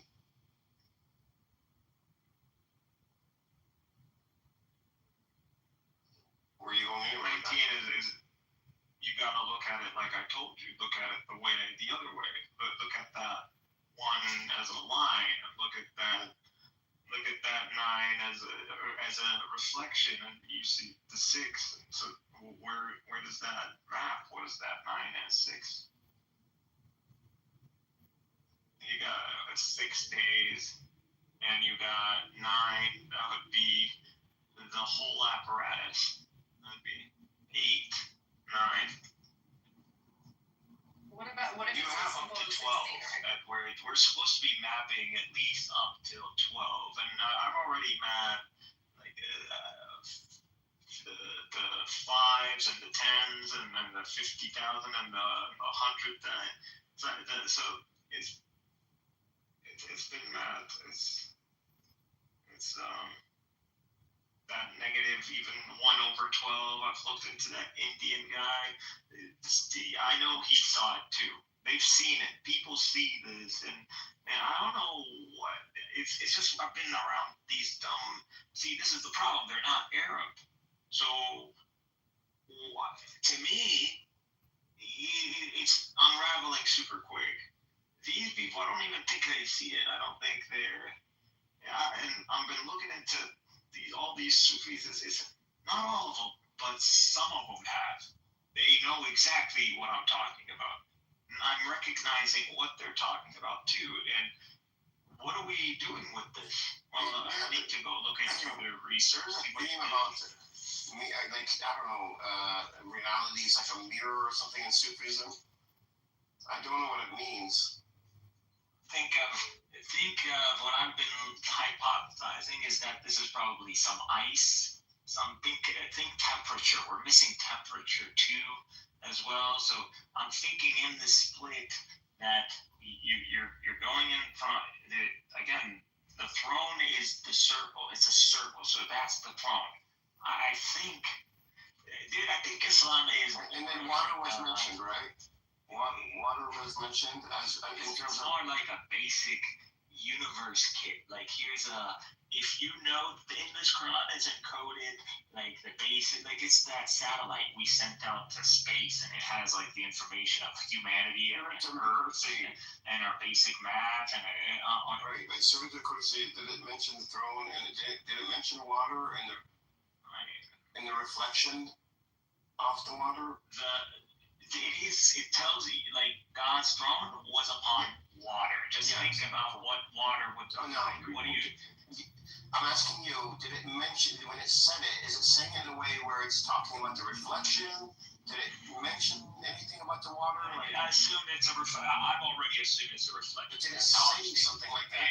I don't. You read it the way it is. It's water, bro. But then you gotta make it make sense. What's happening in the water? There's reflections, and then there is like darkness. So it's. I don't think it's about darkness. I think it's about the reflection. I think it's a reflection. It's a fluctuation. It's a fluctuation. That's all. No, the reflection, the bouncing back of information. Dude, look up Einstein. Okay, not even the bouncing back. These guys are literally, they're just taking. I think reflection is another word. They've ripped us off. Everybody's been ripping us off. This has already been figured out a long time ago. They're just trying to get past where these Sufis, how you can continue. What do they think quantum computing is going to get them the coin? Like I literally started this whole project with the notion of like, entertaining this story, but like unraveled all the way to this. I did not think it would get this far. Like I didn't think this is where it's gonna put me at this point. So our guys, we suffered a catastrophe. So we had the Mongols, which at this point I'm starting to think is a conspiracy, and the sea is a conspiracy. These people hijacked us. They took our knowledge. They took our symbols, by the way, and then they went and they literally freaking used it and mapped out a lot of the knowledge that is behind physics today. They simply are following this shit. This is all they're doing. That's it. That's all it is. and now they're stuck. So 10 to the power of 500. How many will never find this thing? I mean, at this point, I'm really going hard that Muhammad knew this thing, or at least the Quran is gonna like unlock. And I'm figuring out the disconnected letters. I mean, it's all it's there. It's all there. It doesn't say about reflection in the water. The water's there. The traditional just says it's the primordial, substance that created. I keep telling you, and you think like I'm just harping on you. You need to know metaphysics. I combine both though. So, can we say? I'm asking. Can we say? To me, the water and water reflecting is something, because in Sufism they talk about reflection and mirroring, being self-awareness. Cool. Yeah, because that's how they're seeing it. They're seeing God. Look at Newton. I mean, not Newton, Einstein. How he one of the big things that God apparently claims light bulb moment is he looking at a mirror. What would happen if the light from his face, if he was moving at the speed of light, would he ever see his own reflection? Just that very thinking about that, which by the way is a very Sufi it's all kind of understanding. This has already been around. None of this is new. It's like if you look at it in the mirror and you see yourself, and you are able to recognize that is you, then that is self-awareness, I think. But if you then,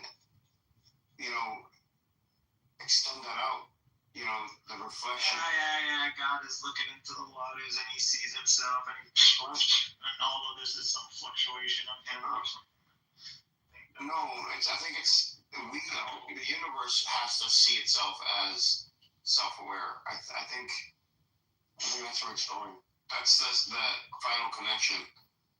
That's the final connection. Let's not have it. That's what the Sufis say. When they Muhammad Sufi, don't confuse it. You're getting ahead of yourself, man. You're not getting the gravity of what I'm dealing with. You're not even understanding. You're not explaining exactly. Looking at awareness, and at this point, you don't even. First of all, we don't know. And you already seem to be in the camp that it's just information, knowing information. So calm down there, buddy, because it doesn't seem like you're the one who's actually thinking of God in the person way, in the hypostasis way. I finally understand what that concept is truly now.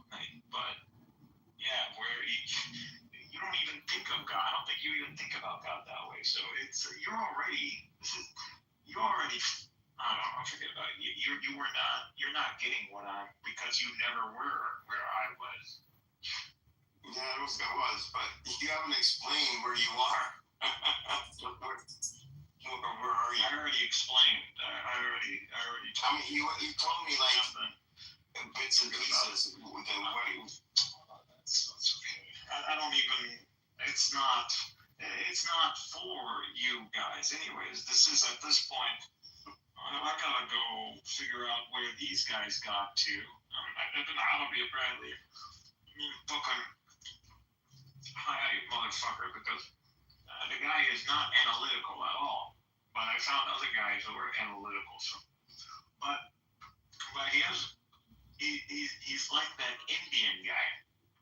Whatever, which I believe they ripped off. That's how they learned a lot of these stuff too. But whatever his name is, whatever. I think I know what you're talking about. How about Buddhism? Anything there?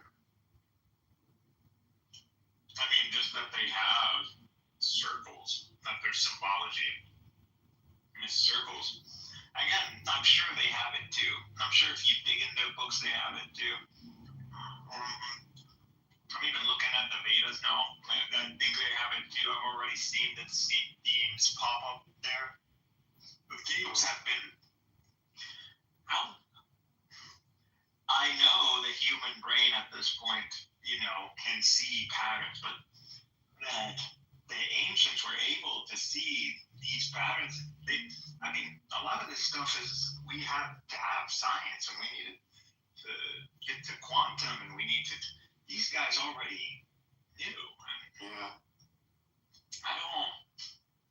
And then it makes more sense about our history, our architecture, and the whole. Using trigonometry and it's I'm like, oh.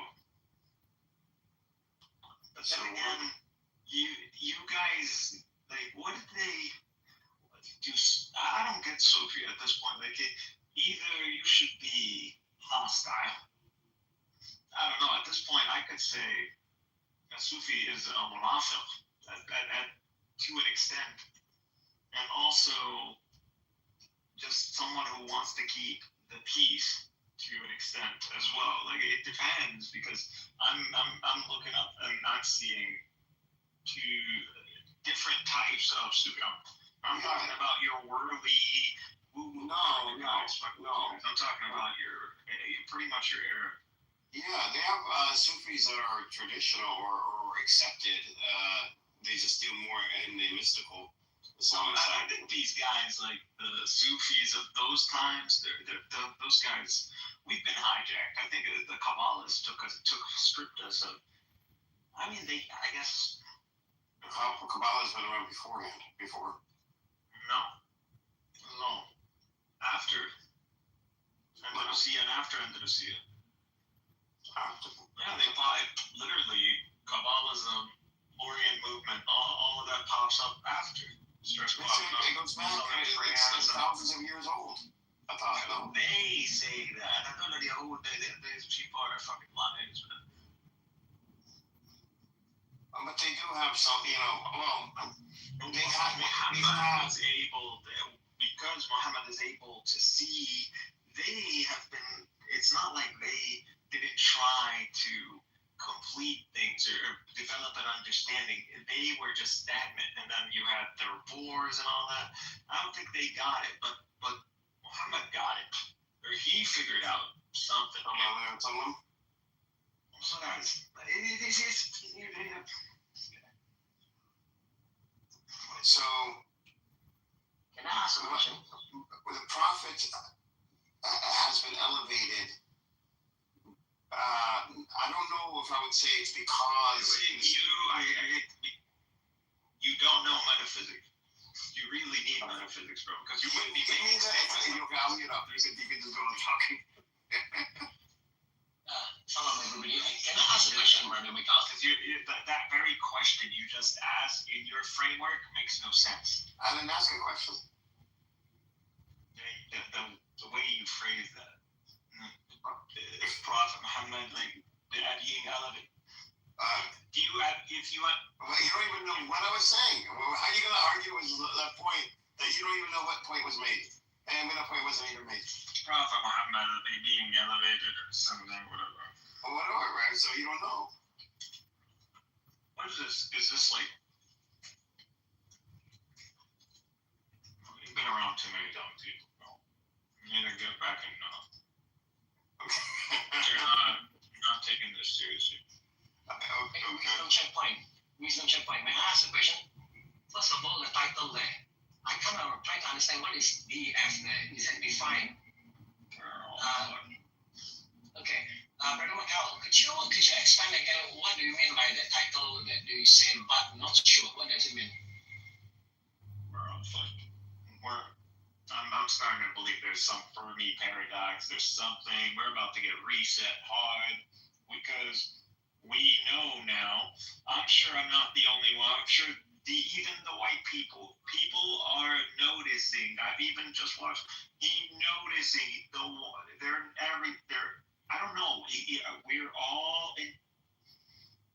what's going on. Some people are seeing it, some people are not, some people are hiding it. I don't know what this means. What is this?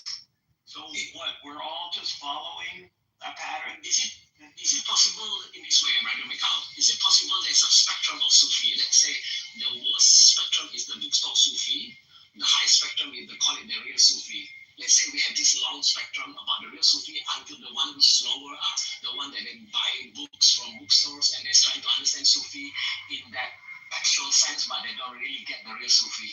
So now when you say, sure, at least we can draw, there's a spectrum of Sufi.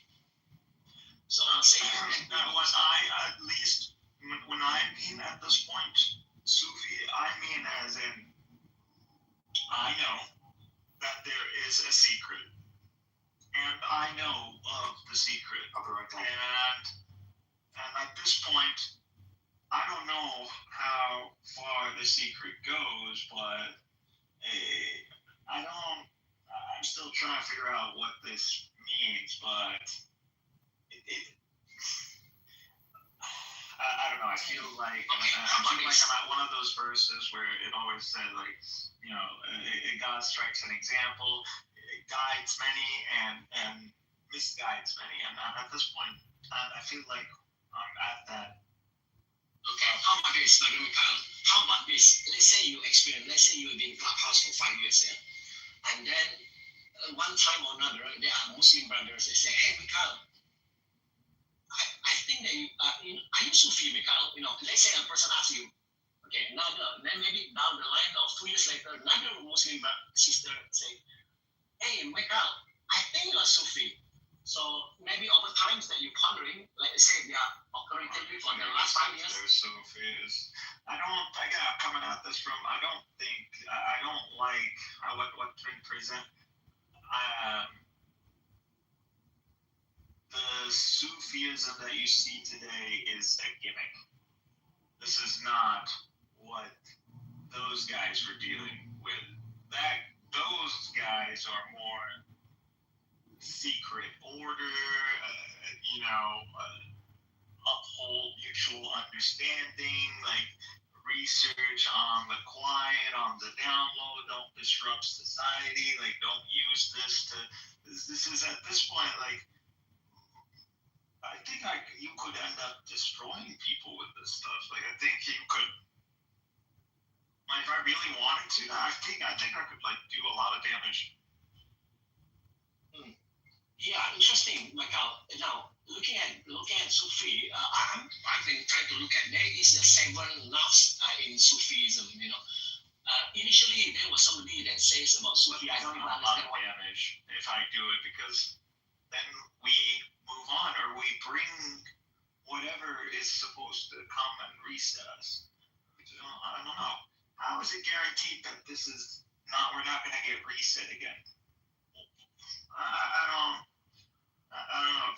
I mean, that's a big claim. How does Muhammad know that? Like, I guess we're part of a greater pattern. I don't know how many. That means you already agree upon this one, which is Muhammad having the real Sufi then, right? You usually learn the word. I mean, it's like I would think it means spiritual. I totally don't mean the same thing. At this point, by Sufi, I mean like almost like Freemason. Okay, how about this? Chapter. If I go to dark side, I'm converting to Judaism over this, by the way.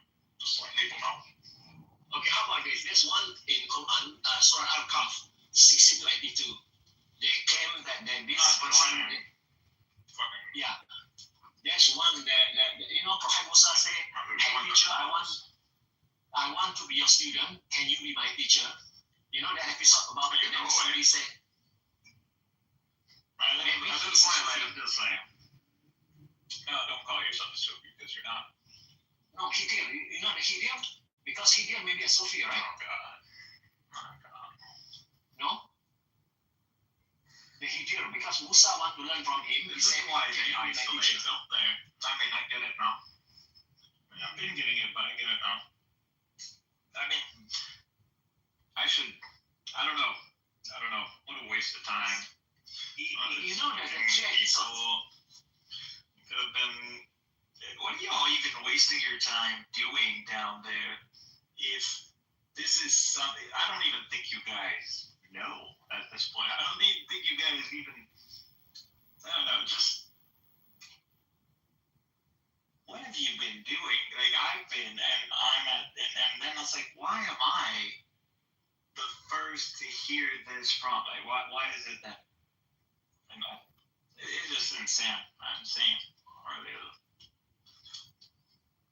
I guess the highest point of Sufi probably, if a true Sufi or real Sufi, they have this camel, the Nafu camel, I guess, the Nafu camel in yeah, God's way. I'm not coming at this from spiritualism. Yeah, I'm not gonna. Oh, okay. I'm not gonna call it. So, yeah, but however, let's say now in reality that you have your plan, and then one day you say, I don't, God, please, I want to kill my plan.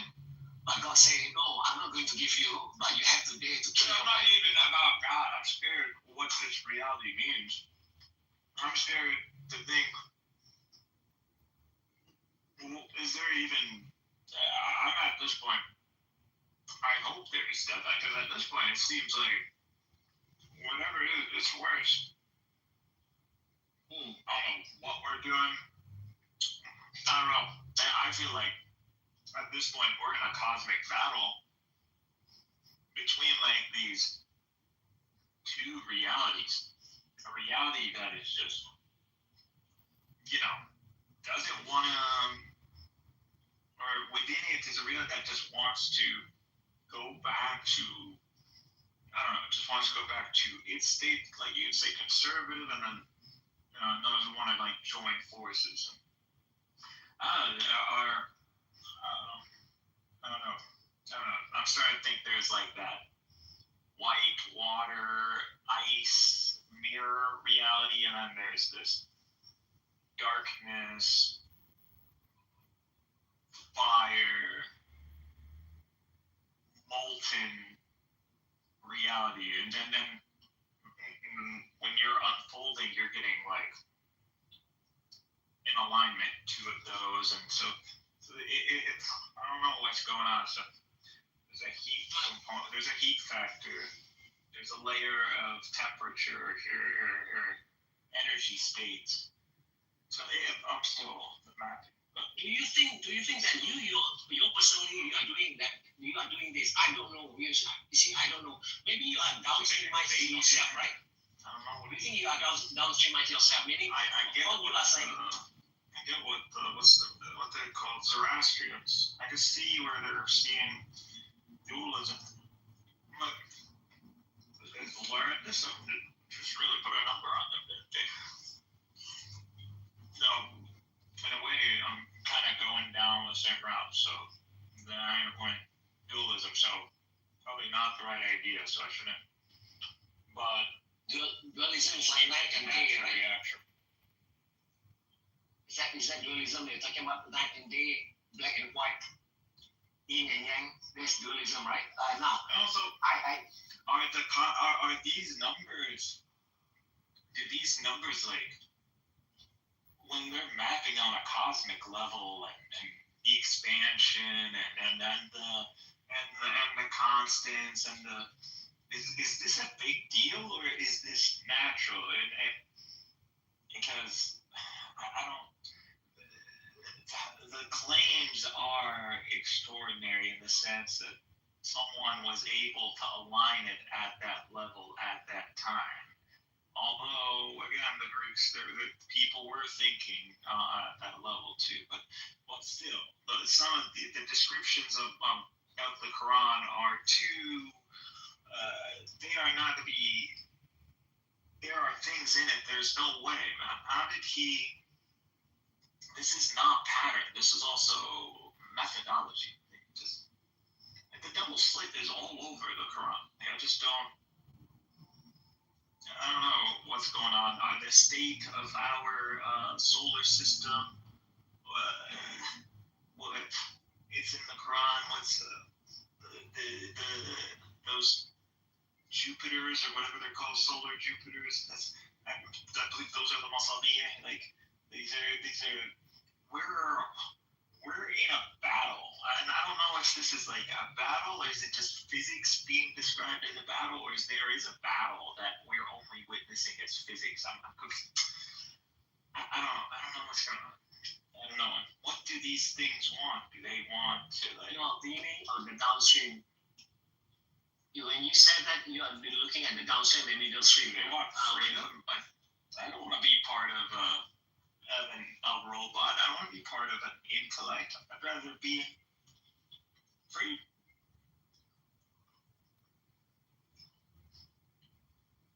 Imagine this. Okay, now there is this guy which is non-Muslim. He's talking about Allah 666 and 99 abjad geometry. Yeah, he has academy all around the world using his name. So what happened is that this I thought that he was a Muslim. He's not, but he runs this geometry school something.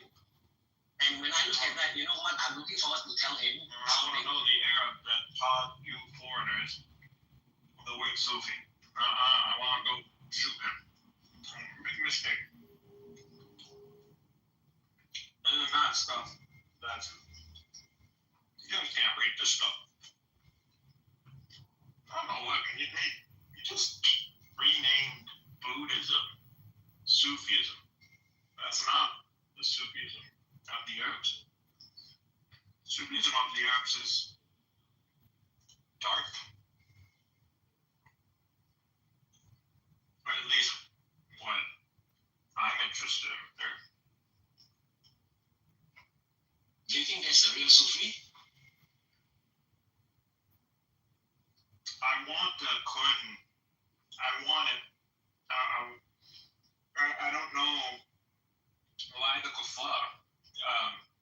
Do you understand what if they get this? What this would mean? It would mean the end of us. You mean what? You mean I think that because these pea brains thought that they could, of course, because you're pea brains, how are you gonna get to that manifold? But they're gonna use quantum computing, and when they get it, we're fucking in trouble.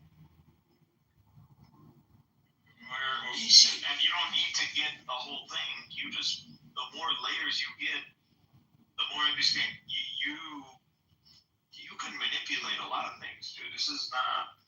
I don't know how we lost our intelligentsia. Were we like? I don't know.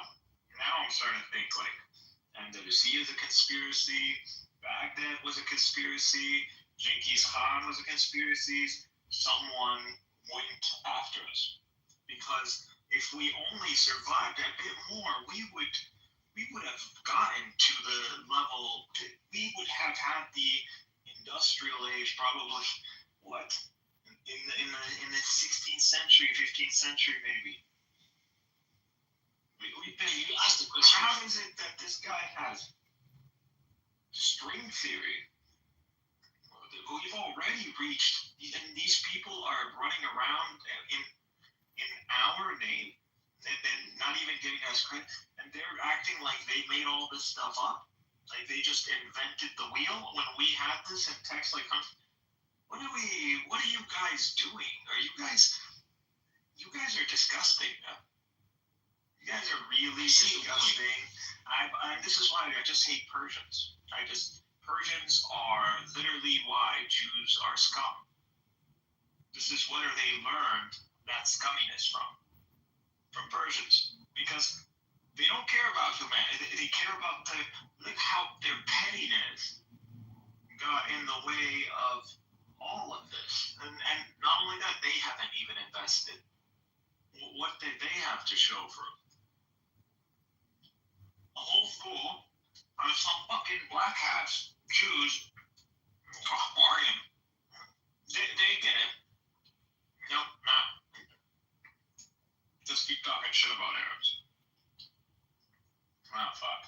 When I'm just a donkey carrying books.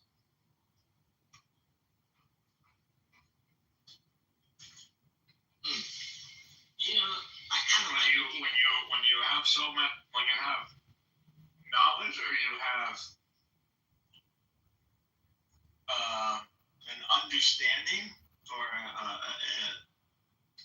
thread that can lead to all of this, and you don't even touch on that, and you're out there talking shit to people, you're wasting your time, and you have this, and you're, and then you relate yourself to this person. This person was alive. I don't know who these people are. I don't know what happened. I don't know. We got someone played a hard one on us. I don't know. If you ask Muhammad, what will he say to you? I'm still trying to figure out whether this person. I'm at the stage. Is he a magician? Is he crazy? A genius? Is he? I don't know. I understand the people who are. I understand the accusation better, but. How about the hints? Now, I share with hints. You know Quran? You look at Quran. I'm not talking about Mus'haf here. I'm talking about real Quran. Yeah, they won't get one. If you look at some Mus'haf, mention this. Why good guy being accused magic? Why Mr. Quran do in the Mus'haf having good guys being accused magic? What is the strategy behind Al-Quran? There's people, you guys you don't even know metaphysics. You wasted your years arguing this silly dichotomy. Again, this is why they can't read it. See, I have never been prouder to know Arabic than at this point, than to be able to shift through this stuff and hear it and I can see why they can't get it. Like, they're not gonna get the full picture. They're not, who wants to read a text that's not even their own language? Try to it's not the way that Arabic language that Ibn Arabi uses is like high level. And you need to be able to map it with the Quran, and you need to be able to map it with Aristotelian, Platonic. So, what if about that language, there is another language we call it God language, which God allow you to understand. It's the fucking time. So God language probably happens, right? What does that mean? It means there's order. You mentioned about order. I'm with his views. I'm with him. I get it. I mean, I don't. This. People are monkeys. Don't get it. This is why is this still going on? I don't know. And whose name? And I'm sure there were before us. So, how many cycles of species and nations have suffered this strenuous struggle over this timeless cycle? Like, I don't even know if it's a cycle. It's just it is definitely it's an eternal dynamic. I understand that. I'm just not getting. Yeah, it is. I don't know why I'm tripping about that. It is a wave function. It is an axis, not a wave function of reality. Maybe you need to focus into I'll frame the whole. I've already diagrammed it. We'll see if the other Sufis can get me more stuff other than this. I don't know. If people had this knowledge, if they had the right mindset, we could be working on so many amazing things. We could be, wow. This is what it happens when you let the Adillatul Qawm take over. Really, maybe never realized how much of an L we've taken since the good old days. Maybe the real Sufi does this, they call it the Surah Imran 3103. 200 more years, we would have been it. It would have been over.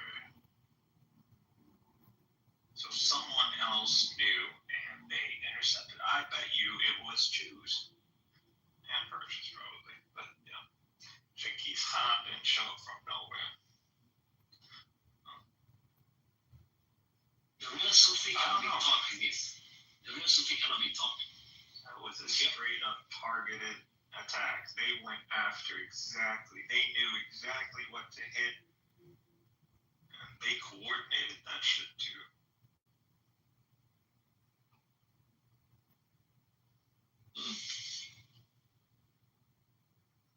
You know, even the real Sufi, let's say we have this so-called the highest level of Sufi called real Sufi. The lowest level we call it bookstore Sufi. They are in between.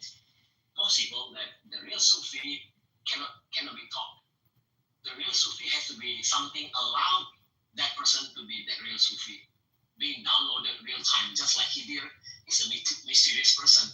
There's no profile about Hidir, so maybe he's a real Sufi. My God. There's something. And this is who people like these guys are wasting their time trying to convince him out of what? What is he gonna get him from darkness into dark? At least he's in some shade of light. At least in his own world he's a better person. Like, why would you do that to this? Like, it's sadism. I really, wow. Like, I don't know, man. Humans are disgusting. Humans are so disgusting to have such hate for a generation that never experienced those times, and to waste such an opportunity. Honestly, I didn't like you guys before, but now I see that you guys, and not even, or at least you could respect the hustle. There's game, there's creativity, just haters. Haters who have like $1 million and instead of like helping out the neighborhood, they're just like using their $1 million. Just I don't know, making fun of everybody.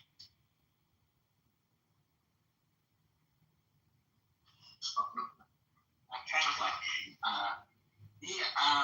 this is Where's your map? Where's you guys? If you guys know about this stuff, well, I don't even think you guys do. But if you got, where's your stuff? Where's yours? Where's your coin? Where's your manifold? Where's your stuff? Where is it? You know, yeah, that is interesting. It's a good question. You know why? Because that's a good question. That is a very interesting question. Because how do we get hold of the understanding? You can see a person able to having that consistent performance. This guy thinks this conversation is supporting. Y'all even on. This guy doesn't even know the beginning of this. This guy's still thinking she is. Do you understand what this information can do? Well, maybe I'm gonna test it out, and you literally said nothing. You guys don't even know about how. You guys don't never. You guys, your metaphysics even off. Just classical theism, and I follow the HCM, and then that's it. It's a one-trick pony that you've wasted so much time. You could have been doing so many things. It's man, I just can't. I'm like, to me, it's like made a complete circle, but and it's not over yet, but it's just crazy that it's like, wait, this was always in your libraries at least, like, never crossed your mind. I mean, go down that rabbit hole. No, this is a lot bigger. But nor does this necessarily disprove anything per se either, but it is something. It needs to be dealt with carefully, because I don't know. I feel you when you say it's a lot of damage, and you could do a lot of good too. You know, you said a lot bigger. That is equal to the real REAL, a lot bigger. You vocalize that now. If Matthew even knew, he would have presented attempted this at least once before. He doesn't even. Y'all are way just it's alive. It's on you. It's sad. 'Cause I can show you real damage. Like I make what you guys have been wasting years. I'd probably do it in a few videos. And I would cause such a ruckus. At this point, I'm thinking I'm gonna go and declare myself the Antichrist. I don't think I can do it. I think I could really fucking tear shit apart at this point. Just give me. It's coming, bro. I think I'm just gonna burn it all down. I'm gonna expose it all, and then let the world know what is actually happening in this world. Something, I don't know, Messiah better show up and start explaining. Someone better show up and start explaining. Maybe that is my destiny. Maybe I will be that route. I've been thinking about it. I finally get what the left eye, the right eye, the whole thing. It's like, it didn't even take me that long. I mean, compared to you, I'm an angel. I mean, my name, right? Maybe I already get intrinsic abilities just because I'm entangled with this name. I don't know. What a waste of time. You guys. I'm entangled with the name too. You look at my PTR, SOUL, Sideration. You look at the second name, Sideration. I'm going to destroy Sufism. That's what I'm also going to destroy that so I can stop hearing people like you, so people run around using this.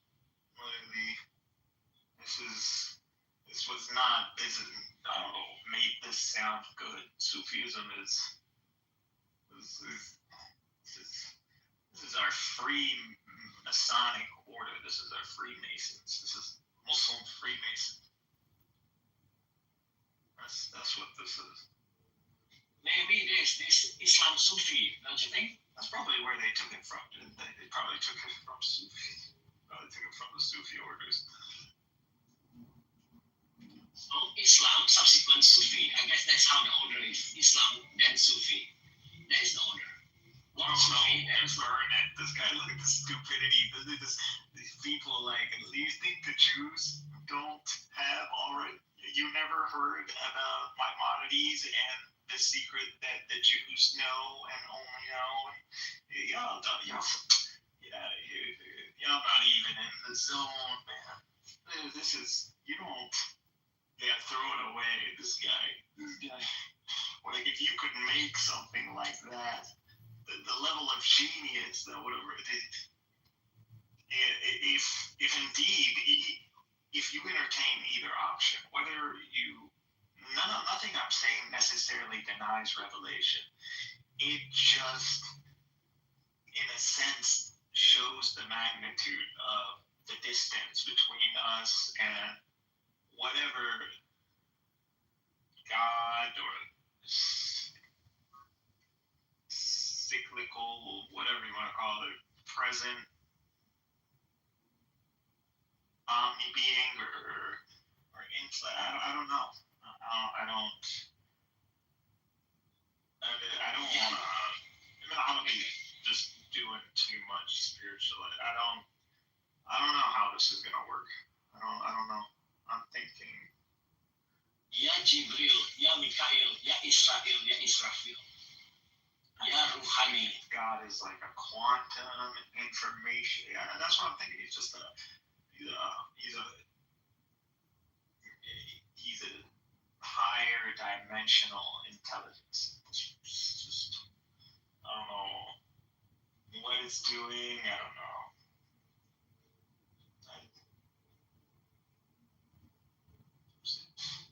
Is it just a description of math and geometry, or is it just like? I mean, that's what it seems like. It seems it's just like holy geometries. But it's more than that. I don't know.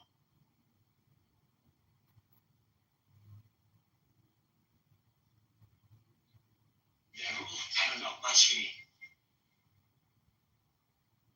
We're either the most advanced thing, or we're monkeys. It's just worse than monkeys. It's that. I don't even know. I don't know. Are we the most advanced thing, or are we? And that would be you don't know, but there's a potential to know. That's a paradox.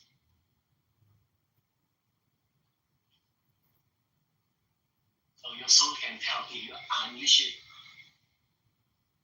the CEO of oneself. Are you gonna see? Yeah, I don't know.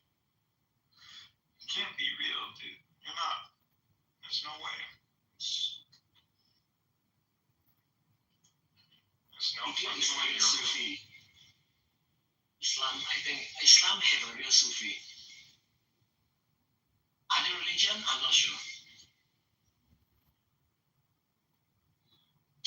These guys think your metaphysics is retarded. I mean, it hasn't been upgraded since what? Years, probably still running around eternalism or beat theory or some stupid shit like that. Like I said, donkeys carrying books.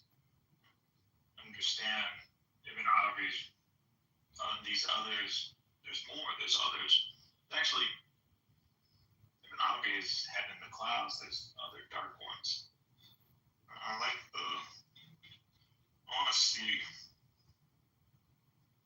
I don't see where they got to though. The thing is, I believe they're also going to get at the same position where the string theorists are at. So there's no way to. But if Muhammad figured it out,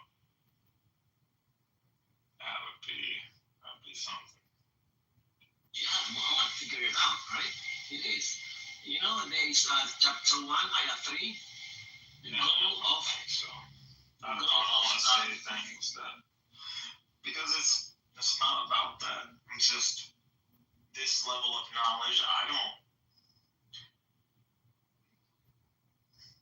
Regardless, there is no death. I'm at this point. I'm pretty sure that one. Where we're going in this cycle, I don't know, but I don't know.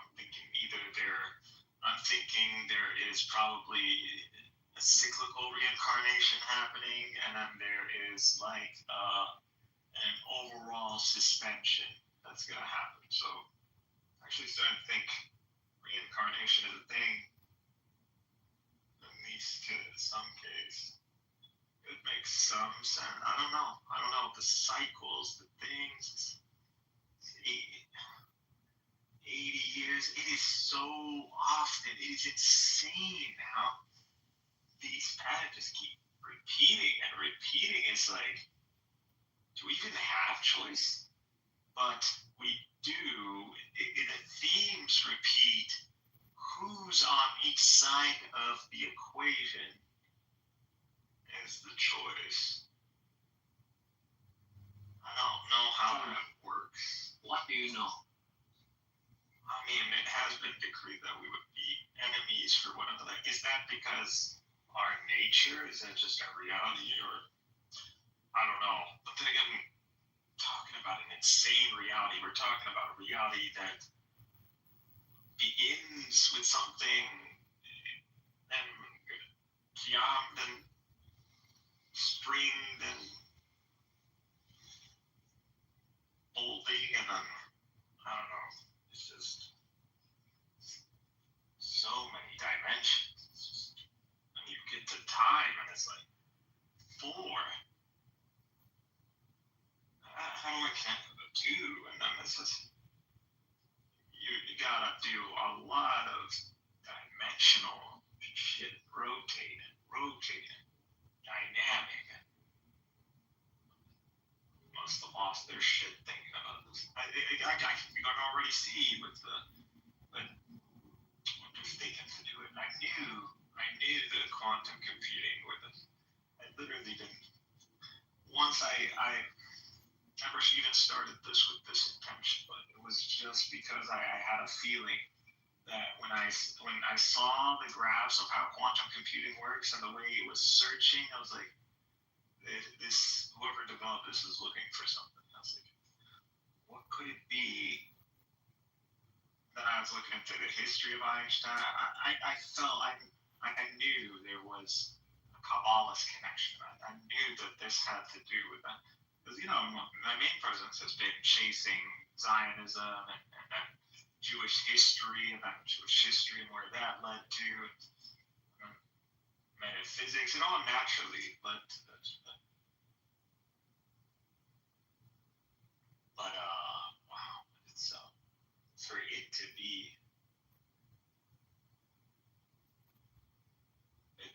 this extensive. It's what does this mean? And why are we all hiding this? It's like a hidden secret. That was like a public secret. That's what this is. It's like yeah, everybody. It's like the Philosopher's Stone. That's what this is. In that sense, it's like that. And people know about it. No one talks about it, but actually, people researching it. Wonder what they think they're gonna. Oh yeah, they want to bypass time. They want to send something to the past. If they could just reverse even one, fraction of a second, they would. That's it.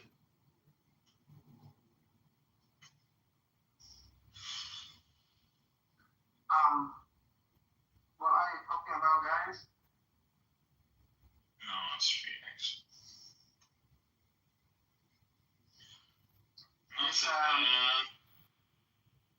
Is this a spiritual masturbation room? Yes. Okay. So have you reached the peak of it or not? Have you reached the peak of the spiritual masturbation? It's female, it's pathetic.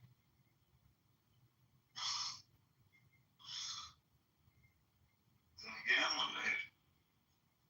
You are looking for like a secret that you want to reveal?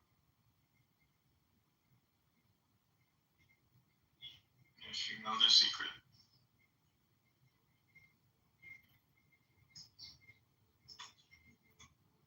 You know the secret. The ceiling is so out of the loop. May y'all remain out of the loop. It's not for There's no secret. There's no secret. Y'all should know this.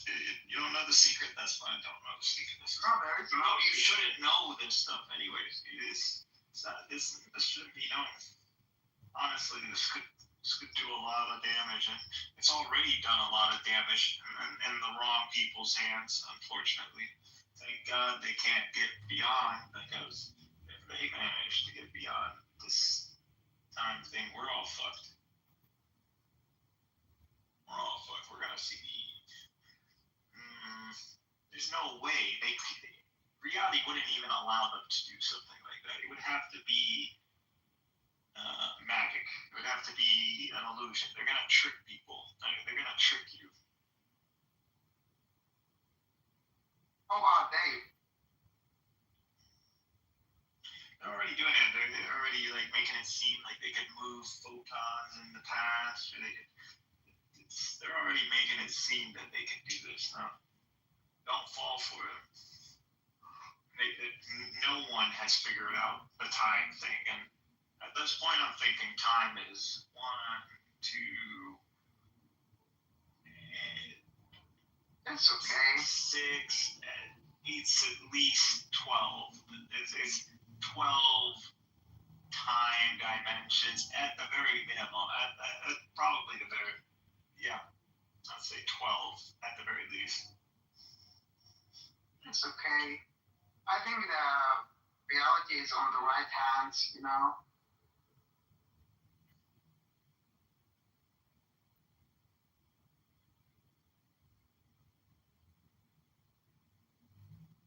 Although we are in such fallen heaven.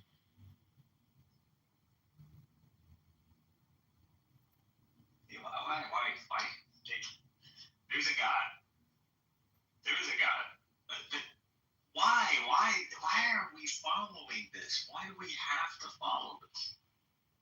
Why is this the human condition? Are we that predictable?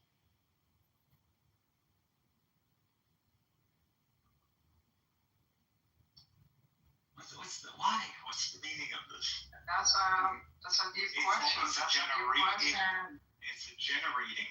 It's just generating the specific demographic that whatever this intellect or this awareness wants.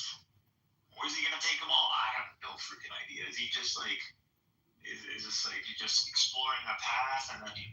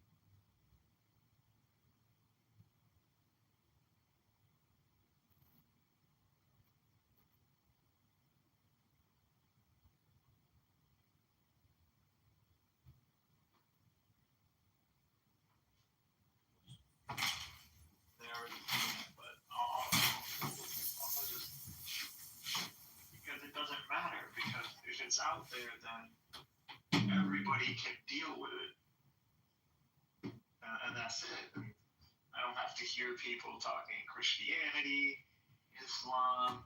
You gotta bring the whole apparatus down. That's it. It's over. Mikhail, we care about you.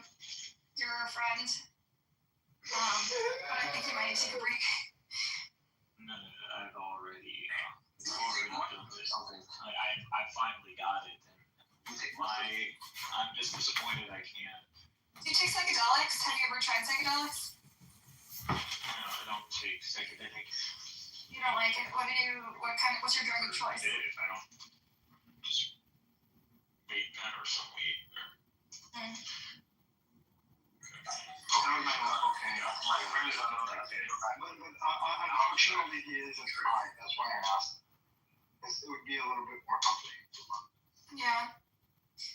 Okay, so Mikhail, how long have you been awake? Mikhail, how long have you been awake? Why would I give you the stuff that I've been You might just be like. for quite a while? I mean, aren't you supposed to be sharing knowledge? Yeah, I share. No, I'm just gonna. I just want to take credit for it. I wanna be the one. Yeah, you're the one. No, you're the only one. What's the credit that you want to take, or what's the new discovery of? I'm curious. Yeah, it's just I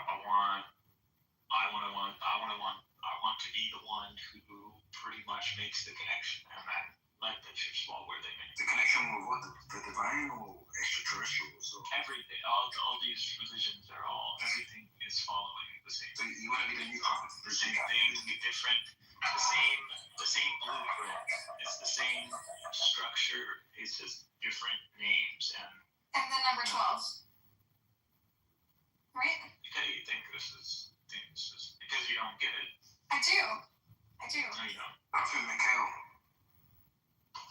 Not prophet. Could be. Might. Actually. You have to be a prophet if you're going to come and bring a new religion home. Mikhail, it's all on the hot days. Sorry for the interrupting, but Okay, so just need to ask something. Where's good coffee in the OC? Metcalf. My God, that's like the whitest question. Okay. Where's good food in the Coffee, OC? like what is like coffee a hard thing to make? There's a lot of coffee places. There's a lot of Middle Eastern coffee places. There's a lot. Yeah. But there's a lot of places you know. Hey guys. What's your favorite? Where do you hang out? Coffee. Do you do any beachy activities? Like, are you a surfer or anything? It's November. I know, but it's California. Even here, it gets kind of, It's hot today in LA. Yeah, but you don't go to the ocean. You're not going to the beach. Go walk.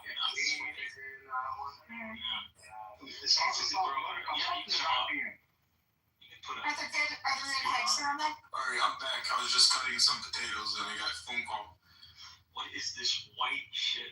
It's like, no, you want to come here. You show you like Middle Eastern spots. I want to see. I love Middle Eastern food.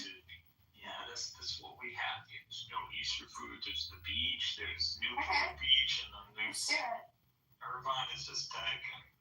Hey guys. Buttercup, stop distracting me. Like, you see what women do? Women distract you. Fuck off! You see, fuck off! This is what women do. It's Jewish. This is why they need to cover your hair. No, buddy, stop it. Why do they cover your hair, Buttercup? We're all just fighting. The Jews are the square. The Christians have taken the triangle, and we've taken the circle. So, what are we doing here? Like, what is going on? Like, wait, hold on, repeat that. The Jews are the square and we're the circle? We're the circle. Yeah, Muslims. We're all children of. Okay, hold on. Is the circle inside the square or outside the square? No, the circle is the origin. It's the throne. Oh, really? Wait, what? Circular. The dot is the circle is the prime geometry. But that would go against its nature. Nothing would exist without the circle. Oh, I know why Islam is a circle. Can I say it? Don't say it. Don't say it. Don't say it. It's not nothing racist, nothing sexual. It's not even for against you. It's for me, dude. Like, see, so I'm done with. So I've opened my hand. That's it. I've gotten what people. I see it plenty, but. Okay, what do you see? Like, tell us. I already told you there is a blueprint, pretty much, that all these religions are following. That's it. And it's a fundamental blueprint. All of them have it. Okay, what's the blueprint? Like the golden Okay, rule. expand. We all believe in. No, it's not I that. can see it. That's very elementary. You can say the opposite of expand because religiare comes from Latin of to bind yourself to, so that's the opposite of expansion. I'm not saying there's no God or any of that. I'm just saying there's way more. What you're saying is religion is false. No. I believe in God, but I haven't committed myself to one religion. I was raised Christian. No, what you're saying is religion is indoctrination. No, I'm just trying to lay out a counter to what. No, I'm saying what Mikhail is saying. Is that what you're trying to say? Like, religion is just indoctrination? No, not necessarily either. It's you don't even what you think is religion isn't actually religion. What is the religion is pretty much all these like hidden orders, and they know. Actually, I would say at this point, those guys doing string theory are probably the closest thing to the divine. I think string theory is bullshit, by the way. Like, absolute bullshit. Sorry. They have like in the temple, they have the divine dwelling, like the Jews in the temple. But what you said about the people in the Ark of the Covenant, Hermeticism, the law of all these other stuff, like the thing that got discovered recently in Turkey, like this year or 2 years ago, like within the last 2 years, that whole stuff about the sun cross being there was the same thing about the emblem that the Templars used. I think that's useful. I think that does challenge the narrative of how it was like made at a certain time of human history. The narrative of we came upon technology this time was hunter-gatherer, blah blah blah blah blah. So I get that. Do you understand, Benny Adam, that here I'll share this one with you. You understand? I'll tell you this. The Trinity, what you call the Trinity, is literally half of it. That you're missing the other half. It needs to be mapped out, and you need to. You gotta look at how there's three persons, but then you have on the mirror side you have the logos. But is the logos like a one, or is it a three? So is it mapping 3-3, or is it a one? So, but you would say the logos is one. So you would raise it up, and you have the ousia is the highest. So you would chain all that, right? So you only have one side of it. Now just rotate it and complete the circuit. You're gonna get the 2D blueprint. And look at that for a second, and think real quick about the creation story, and then you realize that you have is simply an equation fits all. This is the theory of everything, but the theory of everything isn't just an equation. It is a manifold, bro. It's not even. It's 11D. God knows how many D's this thing is. At this point, I don't even know. So just from my understanding what you said, so you're basically saying that the logos is going to be the one which will be like in the middle of the triangle? You're thinking, just don't. I mean, you're just using just to map it out, like as you want to create the hierarchy. So you know that the logos is and the three persons, and so it maps up. It goes up, and what are you connecting all the way up? There's going to be the ousia. That's their highest in hierarchy. So that's what you would get. So you're getting that you're getting what would represent God, which, like Lucia, like in your classical sense, if you look at the creation stories and the whole notion of God and waters and all of that story from beginning to essentially what he's believing is that there's as above so below principle is what by you saying 11 dimensions, right? I don't know how many. Okay, but for example, if there's dimensions that reciprocate is on truth, 10 plus 1. if there's dimensions that have the same principle at one foundational level, then it means that as above so below. Is that what you believe? I believe this. I believe this is at this point everywhere. Yeah. Okay. So you're saying like Ridiculous how it's everywhere. so you're saying the multiplicity. So you're saying the multiplicity of persons of God, as we understand as Christians, is not limited to 3, but it's actually infinite. Dude, all you got is a mapping of the 3 heavens. The 3, if you flip it, it connects. That's your planes. Those are your 3.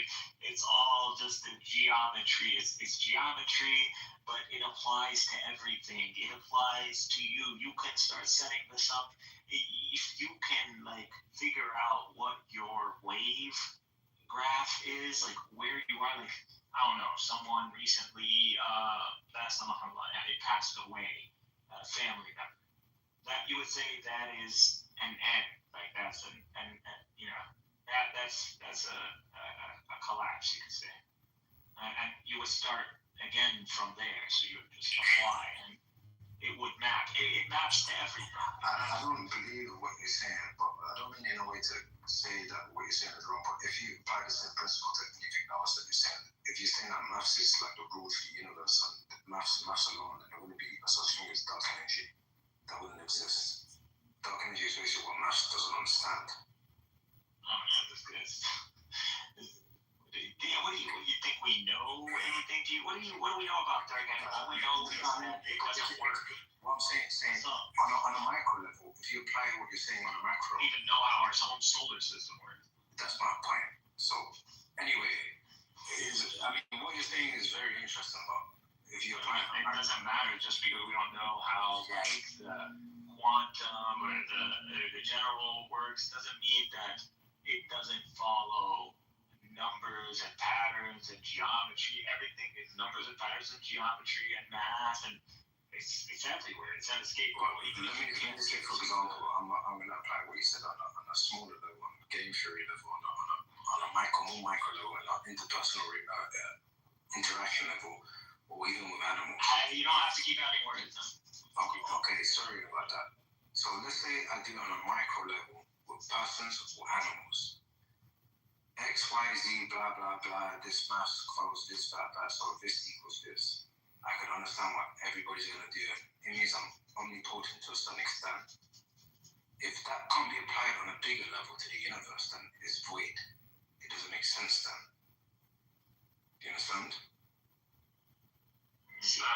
thought that sounded smart in your head. You think it sounds more smart? Like, bro, I'm sympathizing with where you're coming from. I get me. Literally, this is... I'm not trying to argue with your ability. I hope you could understand I appreciate your attempt. I just don't feel like I need to catch you up to my. I couldn't, nor would I want to. If you feel that way, I would just be doing something bad to you. Like I don't want to. If you feel that way, that means that you're the sole and only prophet of this society or of this world. It's because nobody else could understand. Is that what you're trying to say? What? I can't even hear you. I think other people are understanding, Luke. He's just saying it's probably not worth right now. You're too many steps away from getting to what he's discussing. I'm too low IQ. I'm an idiot. I didn't say that. I said you're just not familiar with the material. Well, there's nothing wrong with being ignorant. Freudian slip. He was about to say everybody's ignorant and something. I'm ignorant in things. Yeah, there's nothing wrong with that.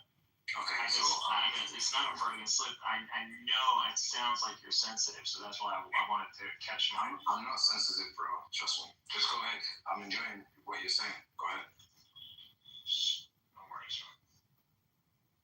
Super shot. Well, What's up, man? How you doing? I don't know.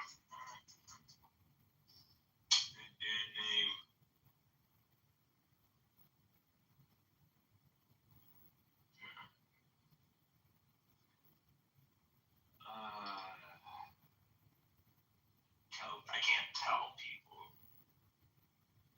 because then it would be bad. I wouldn't want to be a reason why someone stopped believing.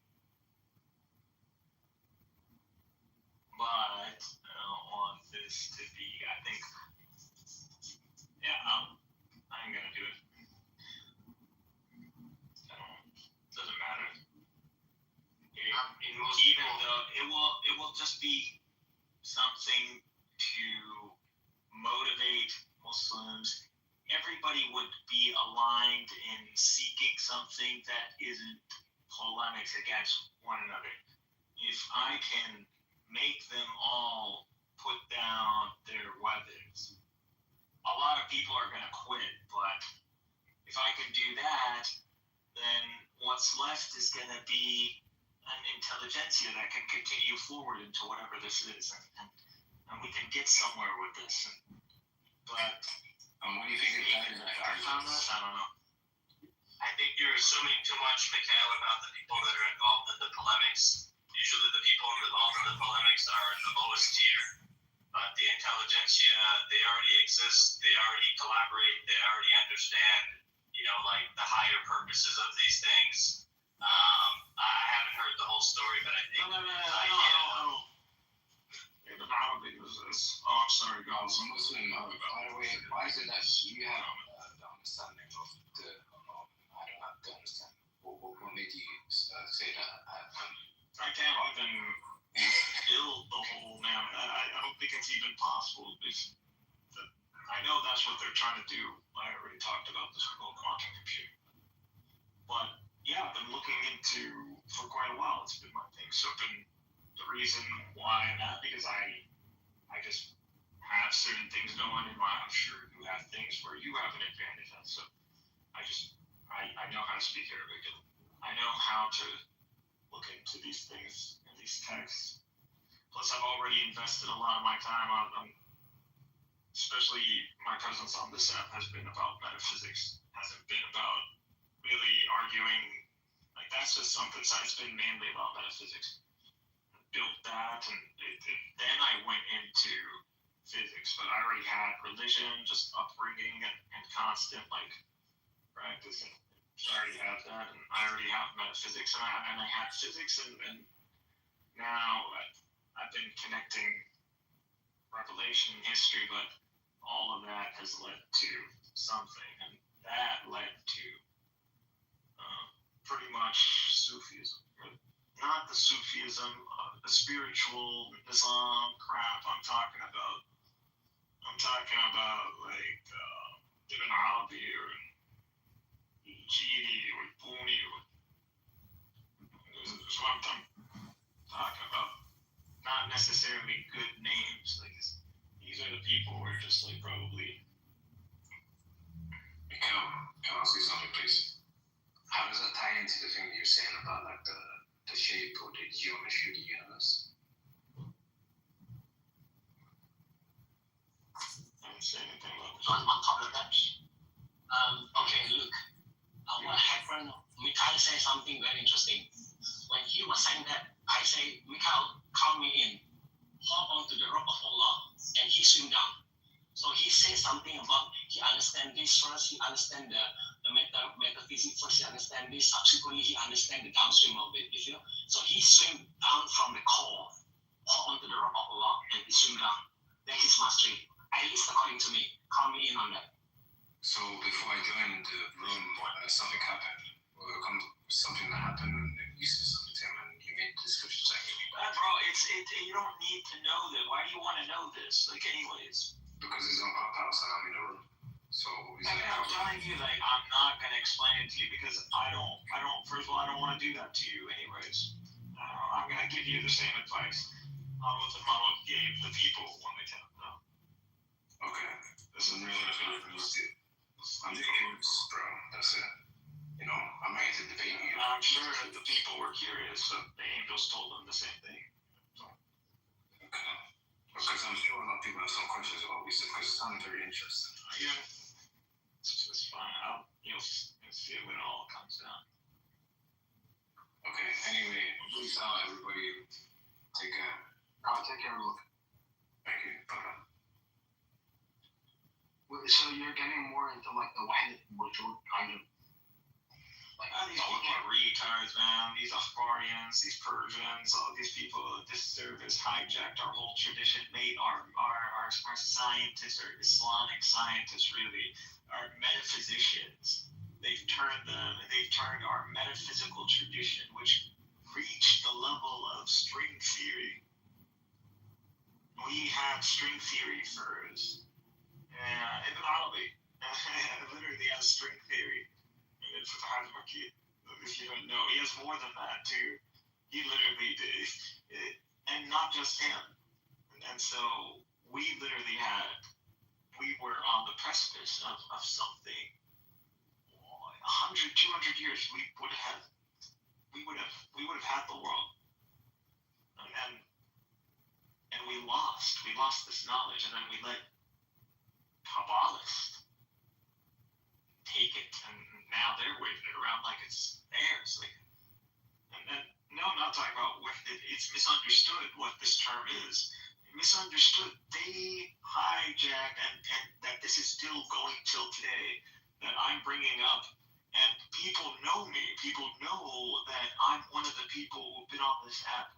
My whole crusade has been against monist and pantheist and eternalist, and all these people, classical theists.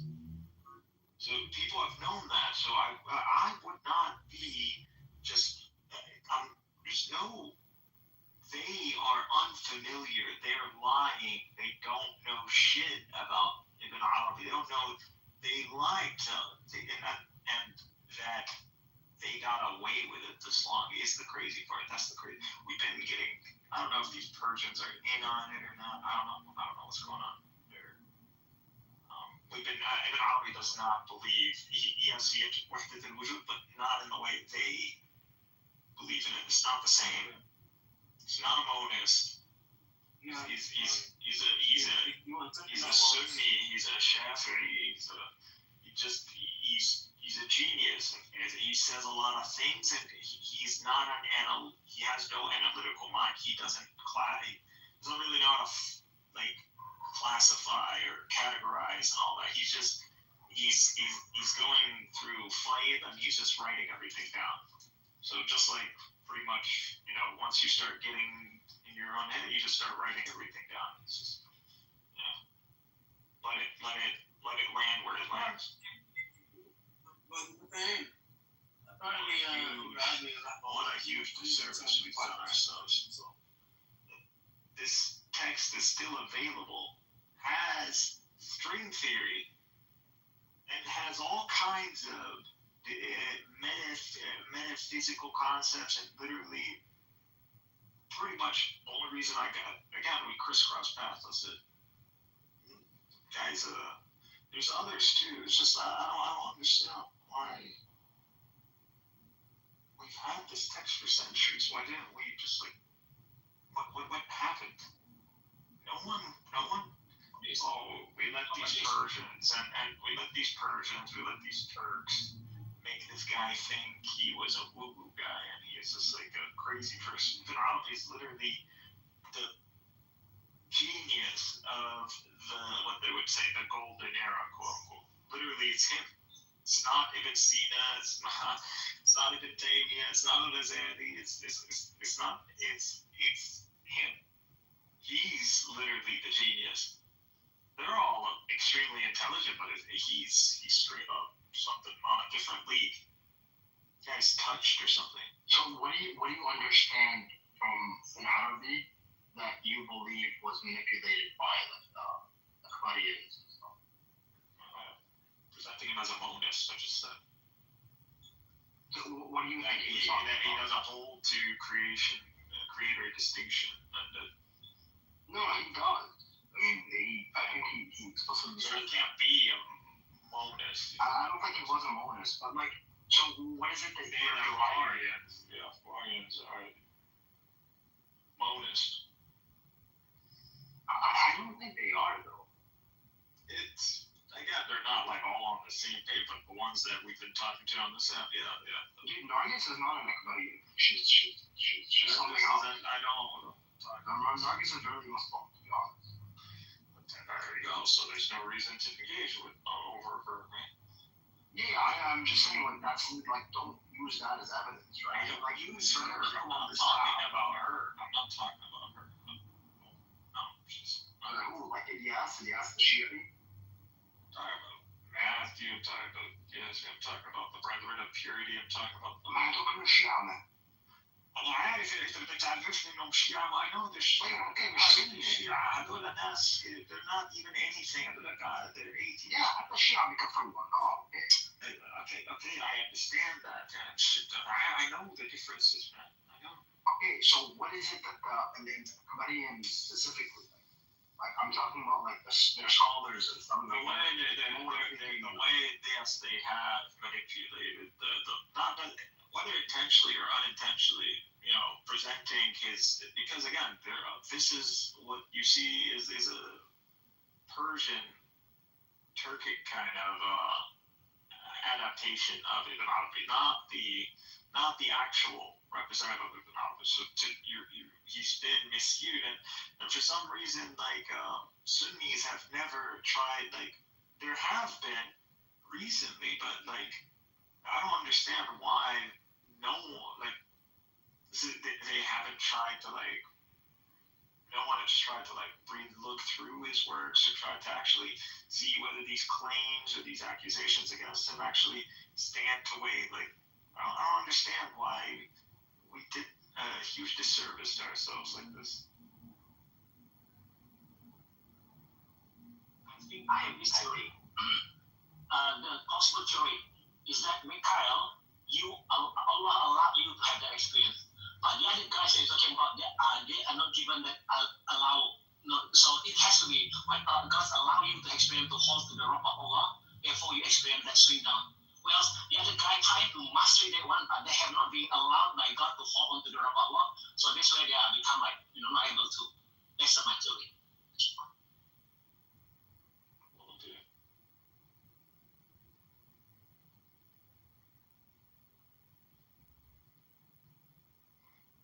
Just now I'm mute. Apparently anything. Sorry, I come in at the same time.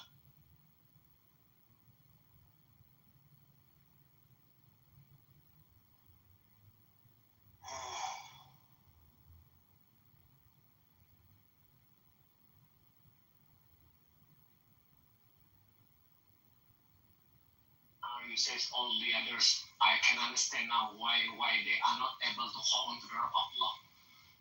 Because they are not being allowed to hold on to the rope of Allah. But you have that experience. They say that assuming that you have the experience how it is. So then you have hold to the rope of Allah and then you hold to your chest, you tie your chest and you swing down. Whereas the others are not able to hold on them. Therefore they are not like to hold on the core. But they try to get hold of the materials in a different manner. Not knowing that they need to hold on something. Jews need to become like Muslims. Muslims need to become like Jews. Maybe what needs to happen. Running us into the ground. Our religion needs to be taken back again. And not just as like as in this altruistic like dedication to God. I'm saying as a legacy that is so valuable and contains so much. We're in a race. I don't know. This is a race, bro. If we don't know, bro. I don't know if these quantum computers are doing some crazy shit. If they get to this before we're talking about catastrophe. We're talking about that's it. Nothing's gonna stop unless divine intervention. How could we get so close to something and that's centuries? I don't know. We better catch up soon. We're behind. But our best bet is to just finish mapping it from the Quran and get to it as before they do, or at least declare it to the world before they do. You get the time thing. Right, because God's plan override everything. Don't you think? God's plan. Stop. Stop. Y'all got Sufism mistaken. It's not the spiritual tradition you guys think it is. It's like a free, it's like a Masonic tradition. It's not literally the same symbols. The Qurtas, the whole, none of that. What's it in English? Apparatus.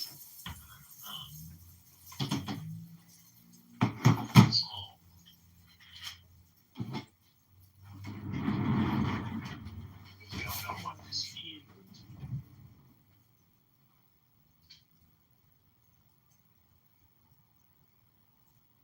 DLAK, mutlak. That's the one. Arabic. It doesn't necessarily mean revelations and laws. It actually connects all the revelation. But it's like get the fuck out of here, bitch, and then he just left. Sometimes I just scream, suck my dick, get out of here, and they leave. But that wasn't one of the times. Who are you talking to? Some retard that put his fucking comment in the. He's not here anymore. some Bitcoin guy that like literally has 4 accounts that I've blocked. And it's just like, if you want to learn how to be rich, of course. Plant your seed for $200 and I'll definitely not scam you. I was offered to join the Illuminati in my back channel. Wait, I have to find the message. Say no thank you, I'm already a member. Yeah, exactly. I created it. We created it. Yeah, there you go. That's the one. We created it. Wink, wink. Shout out to Sweet Heather in the audience. Oh gosh, yes. Oh, and then it says you will receive 50 million monthly unparalleled access to wealth, power, and fame. We're currently seeking 22 distinguished candidates to complete our 52-member quota. So funny. And people fall for this? People actually fall for this stuff, yeah. They must, because they keep doing. Had a singing stroke that was free of evil. All recognize good within themselves, and that was the difference. Do the Palestinians right now, the Palestinians in Gaza, do they really have the right or the power right now to say who should fund them, who should not fund them? Do they have a say in it? I was not talking about that. Mm-hmm. They don't. I know we went through the whole. Like it doesn't matter where the funding is. I'm very, very, very money savvy too. Like I'm business savvy too. But I'm idealistic so far as Marcus is definitely people resist and hope for you are probably a god, man, and you've gone crazy, man. I have not gone crazy, bro. I'm just speaking the truth. You're speaking the truth, but you're not accepting what we're saying. You're just going on whatever you're yapping about. It's the reality. But Nargis, this is the point you have to remember. And this you will come across, since you're a businesswoman, you will come across this in your business life as well. Sometimes you are confronted with the moral dilemma of whether to do business with somebody or some company or not. It's the same thing that's happening over here. Okay, if for example, if it happened to me, and it has happened to me several times, do I deal with this person or not? If I can afford, this is again self-interest like you said, if I can afford not to deal with this person, I would not deal with that person or with that company. If I have to take a decision, that will harm the company, then I will not take such a decision. Yeah, you have to take a decision. Because the bigger interest is not me. The bigger interest is the company. No. It's like my ego can play. I may be the boss. My ego can come into decisions that I make. But if my ego is making me take a decision that's going to harm the greater interest of the company, the other people involved with the company, then my ego has to take a backseat. That's how I work. That's how I look at the world. Okay? That's it. Okay, then there's no problem what other countries are doing. There's no problem what scientists are doing, right? They're just trying to save their own company. That's self-interest, right? I gave you the comparison. The country occupying a piece of land, setting up an apartheid system. That's what we have a problem with: apartheid, occupation, and genocide, right? And genociding 60,000. We have a problem with Saddam as well. Genociding, just because the GCC countries, then Saudi Arabia, nobody asked them for it. They've offered. So if they offered, and let's say tomorrow they are going to go after Israel. After the ICJ case is done, there's going to be reparations on the table, which is going to be paid. Israel will eventually have to accept, just like the reparations are being paid to the Jewish people from Germany, they're going to have to pay reparations. And that reparations will cover, right now, this money that's coming in from the UAE and Saudi Arabia, that, they would probably eventually pay it back or something, in form of reparations or something, and it will come to the people as well in Gaza and, US Bank. So if that happens, because ICJ cases could take anywhere from 5 to 15 years to decide it's a genocide, not a genocide, and they're going to need more, they need more evidence as well, and there's plenty of evidence. So in the meantime, up to 5 to 10 years or 15 years until ICJ decides that it's a genocide, how do you want them to live? And once they have a full ceasefire, guys, do you want them to live in the tents? Do you want them to, how do you, what do we do in the meantime, Vegas? Let's explore your idea. I'm an egoist. I work for my self-interest. Of course, I have no problem with anyone funding Palestine, right? No. I did not ask you. I'm asking you. It's being done. A house is being built in one place while a house is being destroyed in another. Okay. Let's acknowledge that, right? Okay. We have already acknowledged long time ago. We're on the same page. My question to you, in the meantime, only 2 countries have came out and offered to pay $50 billion. Spend $50 billion to redevelop Gaza. Nobody asked them. Nobody forced them. Nobody even said anything. Both of these countries, Edward was telling me they want to fund the project, and even Israel put in a bid. Other countries, Egypt has put in a bid. That this is how much it's going to cost and whatever. Now, my question to you is: in the meantime, while they wait for the ICJ ruling to come out, right, which could take 5, 10, 15 years, okay, until the reparations might be on the table. How do you expect them to live? Let's say they deny the funding. Let's say the Palestinians, they come out, they're like, fuck you, we're not going to take any money from UAE. Why would they deny the funding? Why should they not deny it? Why should they deny it? It was No. I'll go with your logic, because in Sudan, they're killing, right? They're killing people, and that way we won't take money from UAE. I never said that. No, I'm saying, I'm going based on that's no problem, solve it. No, but then your whole argument falls flat. If they don't take money from the UAE. I didn't say don't take money from the UAE. I said UAE is the same who builds and destroys. I understand. We acknowledge that long time ago. That's enough. No, but I'm saying, let's say if they deny it, let's say if the Palestinians deny it. Should not deny it. No. I'm saying, let's say they deny it. What other argument are you going to bring up to the table? They're fools to deny it. They should not deny it. Okay, on one side they're fool, and on the other side you're like, you have to acknowledge I said they are fools if they deny it. They should not deny it. If it works for your self-interest, take it. But I'm saying, we acknowledge that the same house destroyed in Sudan is another house built in Gaza. No, Yes, they all know about this. Yeah. Okay, then that's it. That's all I'm trying to say. I don't know, man. We've been debating on this for a while. Let me give you an update. Yeah, Turkey's Marcus, hold on, one second. Listen. Turkey is preparing 2,000 soldiers to go into Gaza, and Zionists are all over the place because of them. Has that been approved? No, the Turks are letting soldiers. Marcus, come to Mikhail's room. He blocked me. No, seriously, you did? Yeah, because Oh, he's an Ibn Arabi fan now. He's snap. I said I called him out. He snapped hard. What? He's going.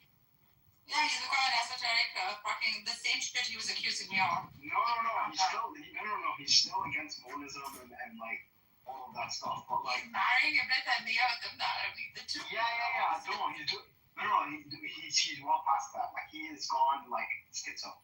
Is the marriage of good and evil, bro? No, he's talking about like how like everything is geometry and there's patterns and there's the world and like there's a one world religion coming and like I don't know, man. He's gone really schizo. Like you can't come. Seriously, he blocked you? I think he blocked me. I don't see his room. He said, I'm going to block you. I said, bro, Taymiyyah and Ibn Arabi are two polar opposites. And we all know that. Like, you brought it up, actually.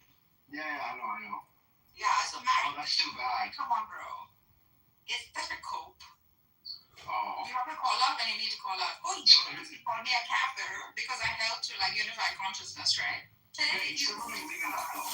Like, you do, like the unification distinction, like, The main thing is, we don't really give two fucks about Mikhail. We don't give two fucks. If they don't fuck off, tell him to stop sending you any information.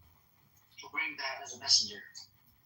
He's come to invite me, man. I mean, yeah, Mikhail is a bitch. He was a cunt before. He's still a fucking cunt. Anyways. As long as we don't disagree with that and we know the truth of it, I just wanted sometimes we need that reality check, right? We already knew about this. It makes me angry, man.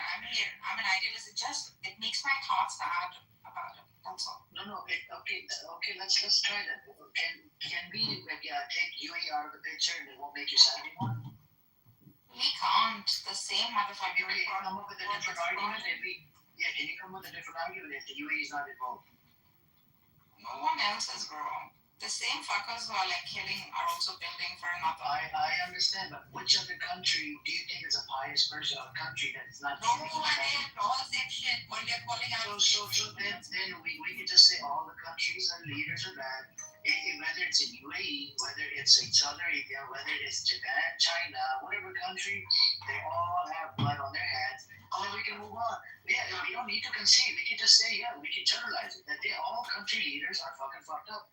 I'm saying Jam is thinking about including your country, Iran. You see what I'm saying? All of this. Iran's the biggest motherfucker. Yeah, including so a lot of countries, they all have freaking blood on their hands, and we just go, including you guys as individuals, if you want to take it that far, including. Yeah, I mean, look at Ghost. Look at his picture. He looks. What I'm saying is that she said she was talking about she's in the U.S. for her self-interest. Yeah, your self-interest is contributing to the tax system, to your government, and your government is involved in killing people all across the world. Yeah, I agree with that. I wonder who Snake is. He gave me a follow. I wonder who this guy is. Want to come up, Snake? Introduce yourself. I agree with that. Yeah, so everybody is complicit, Everyone is complicit, some more, some less. Until we don't fix ourselves, we're just contributing to the problem. Yeah, exactly. And we're just going to look at it on a grander scale, but everything that we do on the scale that we do it at, like I said, and this is not to pick on you. I'm not trying to put you down. You being a gem dealer, you selling diamonds and do that type of trade, we know how these things are mined. Absolutely. And so that problem will die. Yeah, just like that. We all are responsible. We all have blood on our hands. And you know what? That's why I said. I don't know. He's a lawyer. It's a type of law. Because we don't have any blood on our hands, but we all have killers. You sound like lawyers.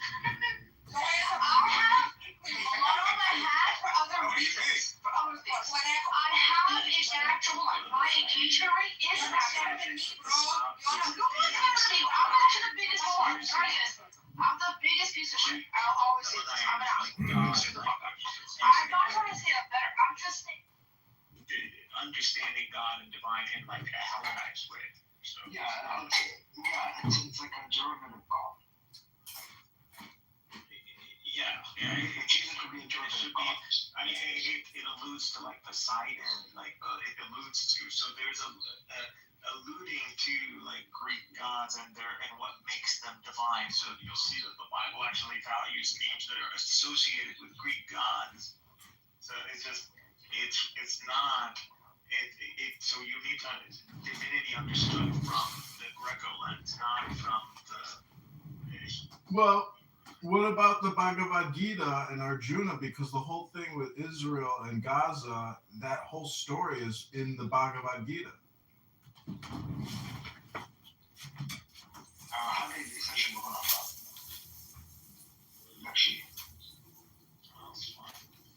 I haven't really explored. Don't see why, or haven't found a reason why. I just don't.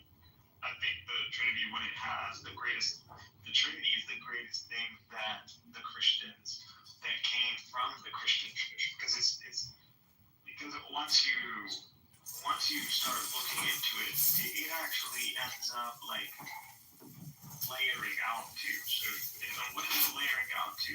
If you look, all the concepts that are being developed from the Trinity, it's literally producing like powers, like it. Not in a good way, obviously because it's bringing about a lot of struggle, but again, that's the choice of the people, or it isn't. But, it's producing knowledge, so you start seeing concepts being developed. So been mapping, since the whole awareness thing, which I realize now, so, but, like news and was it, whatever will is, that's just at least. And then you got gnome for awareness or mode of awareness, and you got gnome and noose and psyche and Thelma, will. So you see, as they're considering like how to like understand the divinity of Christ, they are ending up developing concepts now. And these concepts, they're not necessarily in an agreement between East and West. And that's really what leads to a lot of these problems. It's just there's a misunderstanding on when the West says mine versus the East. So you see them developing, clarifying exactly this term separate, but in this, they are mapping the human. They're literally mapping you. Say you got a soul, you got a mind, you got a body, and this body got a specific instinct. So how the hell did you end up so fucked up? And Buttercup, if everything is mapped, what happened to you retards? Did you go into a microwave as a child?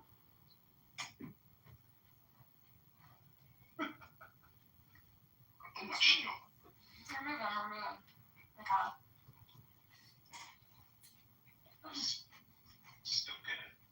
He's annoying. Quick, remove John. He's making I know. No, you're annoying, Buttercup. I'm just making a joke, and you don't have a sense of humor. You're like a stale croissant.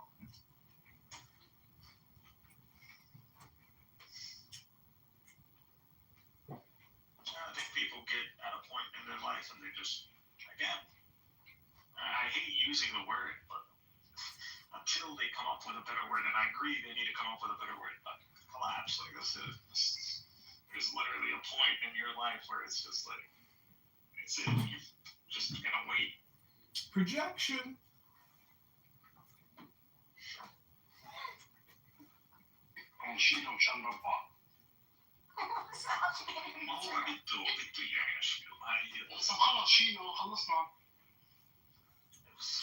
عفوا حبيبي طيب حبيبي انا بعرف شوي عربي حبيبي.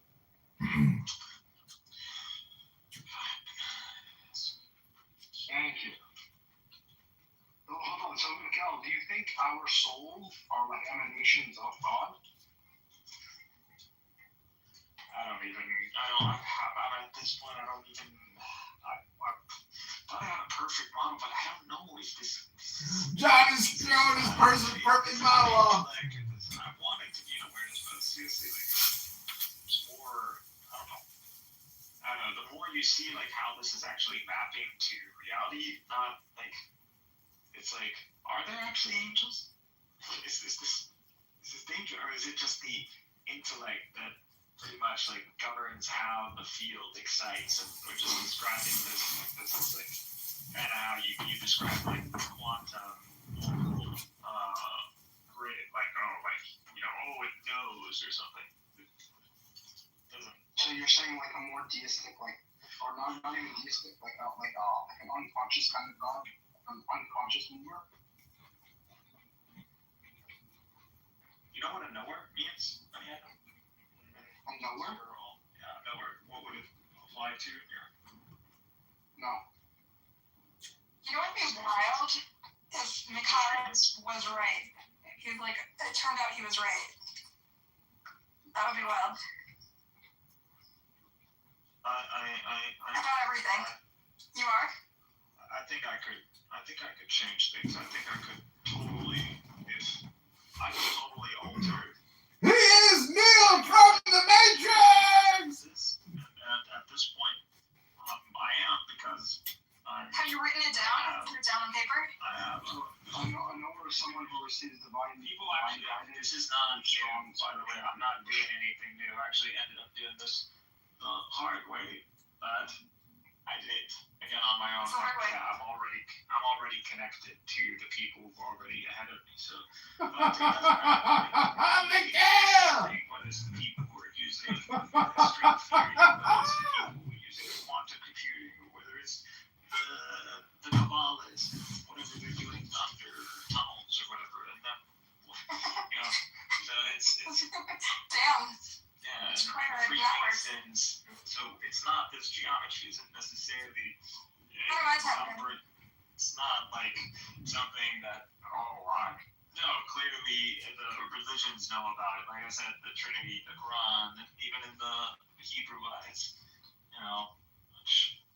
it's in the Vedas. I found stuff in the Vedas. Like, this is not.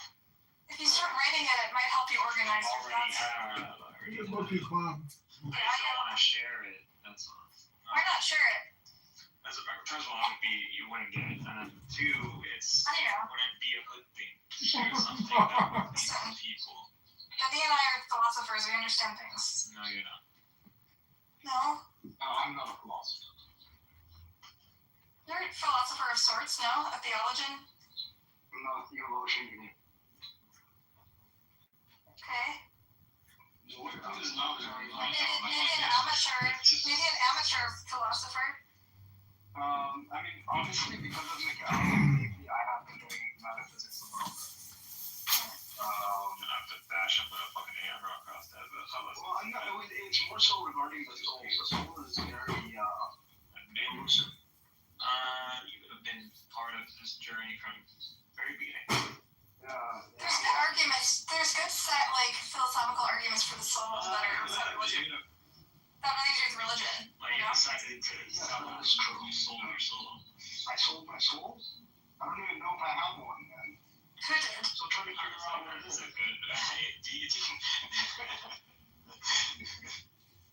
Honestly, like, what is this soul? Like, is it just the information packet of mine preserved somewhere on I don't know, a USB drive? Is that what it is? Is it just like someone knows my serial number? Like, you know my serial number to reconfigure my code?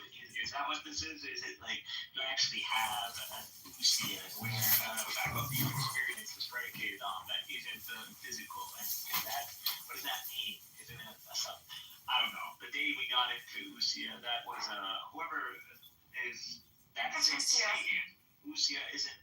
No, it could have been, because it is. You could look at it as an inverse, but it is the worst thing. It was the worst sabotage that one sustains. But it is actually. You're like the smartest person I know, Mikhail. You know so much stuff.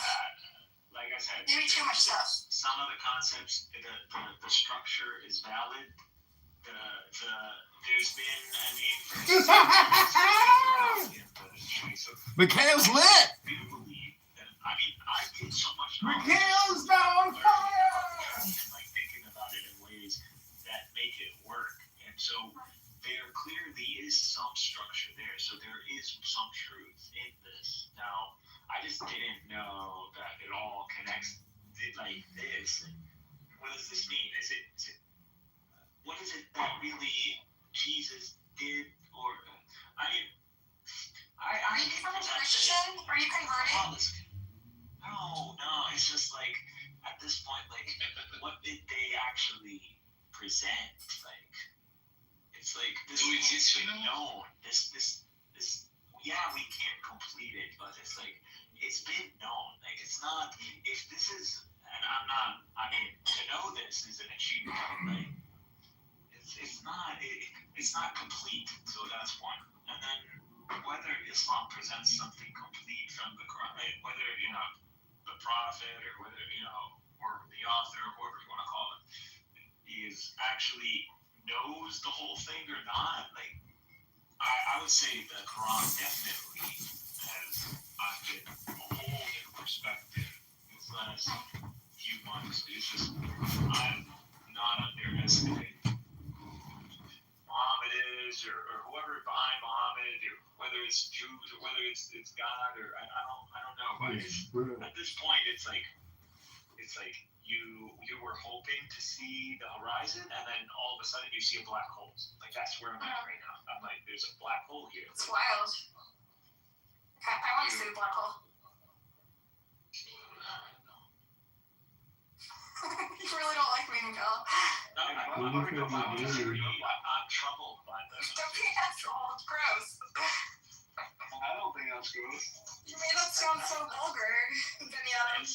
It's not like this. They let you talk like that in the Orthodox Christian monastery you live in? No, but we talk like that in the Church of Buttercup, though. That's true. If there was a one world order, if there was a one world religion, they're gonna use this. They're gonna do that. They need to. I don't know. I kind of like it. I kind of feel ya. I kind of feel it. I feel like you should start a cult or something. Like, you're speaking. It sounds like you're speaking truth. It makes sense. It makes everything line up. Like, it is, right? Like, it doesn't make sense that all these religions are siloed and they're not interconnected. There's got to be some common thread. I think you're onto something, Mikhail. We're already cooked here anyways. The pattern's already been played out in America. We're at Trump is president number 13. We've already crossed, you already know 13. Yeah, we're 80 years shit is real. That stuff is all real. Trump is not number 13. What are you talking about? It's all real, dude. This. Trump is not. Your number's wrong. Your math is bad. Your math is bad. Yeah, how is Trump number 13? But his metaphysics is good, though. No. How did you get to Trump being number 13? Is it like 13 since? I don't know. Since the establishment of the state of Israel. Oh. That's not the establishment. They know that they've already done some numbers on this. Because, like I said, I was doing. Again, I have like main projects. You guys are not telling. I've already have everything organized. You guys are not even. You think I'm playing? All right. Wait, so are you counting LBJ or not? Why not LBJ? Johnson? Yeah. No. Sorry, not LBJ. Sorry, Truman. I'm counting Truman. Yes. You're counting Truman. Okay. Of course. Why not? I've counted him and removed him as well, so I've already taken it to. You've controlled them. It doesn't change anything. How does it not change things? You got to control. But you know what's interesting about Neil? That America declared 11 minutes. They say 11 minutes. 11 minutes interesting. Why not 12 minutes? When I say 10, What's he doing? He's like a belly guy. I don't know. It's a really, mean, it's not really satanic. It's not a geometry that like fits in that thing. It's not two lines. There's no two lines. It's not a complete geometry. Where was it? You know, if anyone listens to you long enough, Michael, you start to make sense. Wait, hold on, but there was a 14th president. Like, Biden would have been the number 14. No, should be. I don't think so. Yeah, because Trump is number 13 the first time he got elected. Oh, Trump. Oh, interesting. Yeah. So now he's number 15 also. Yeah, he's 13, 15. Or what does that mean? Or if you don't count Truman, then he is 12, 14. Check. Because I know I did play with that one as well. Doesn't matter. It wasn't. It just.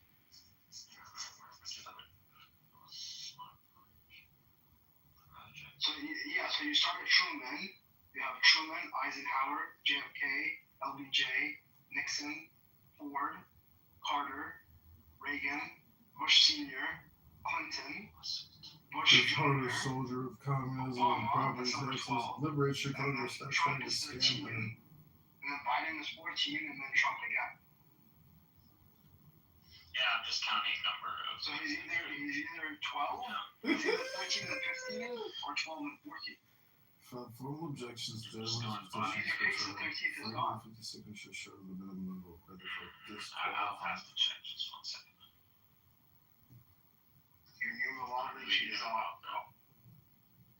Man, you shut the fuck up, man. Like, can you just fucking shut the fuck up? Like, I love how you fucking, like, when I do research, like, only when I'm talking about something, but, like, let me present. No, I research when everybody talks about something.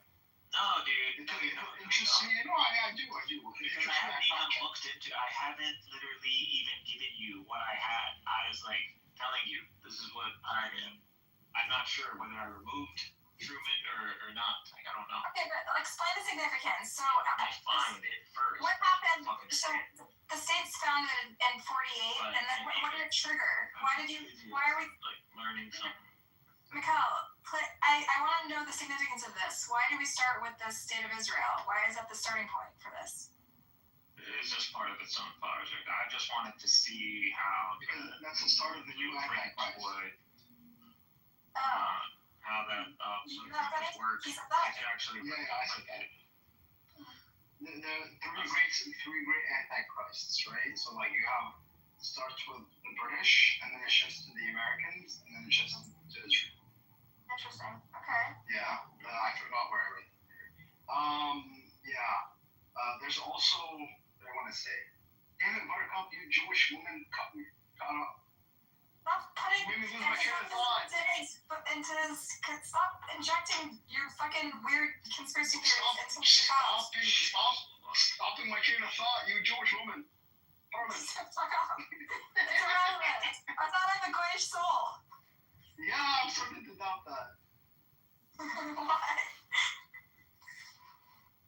Well, no, I actually did want to say something. Oh, damn it. Sorry, I ruined your... The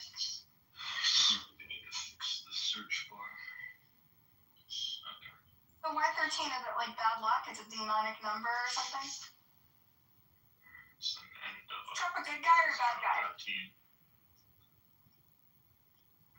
Is Trump a good force or a negative force in the world, Mikhail? You recall that?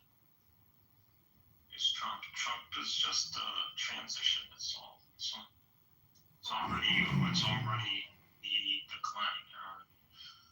Of civilization? Of what? No, just 80 years every happens. Oh, of Israel, right? Not just Israel. Everybody. Everybody? What's gonna happen to us? Apocalypse? Everybody with that 3-generation cycle is everybody goes through.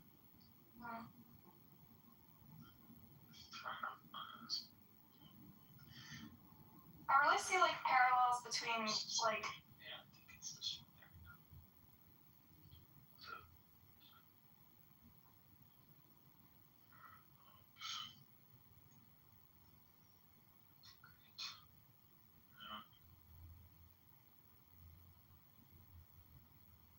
I think.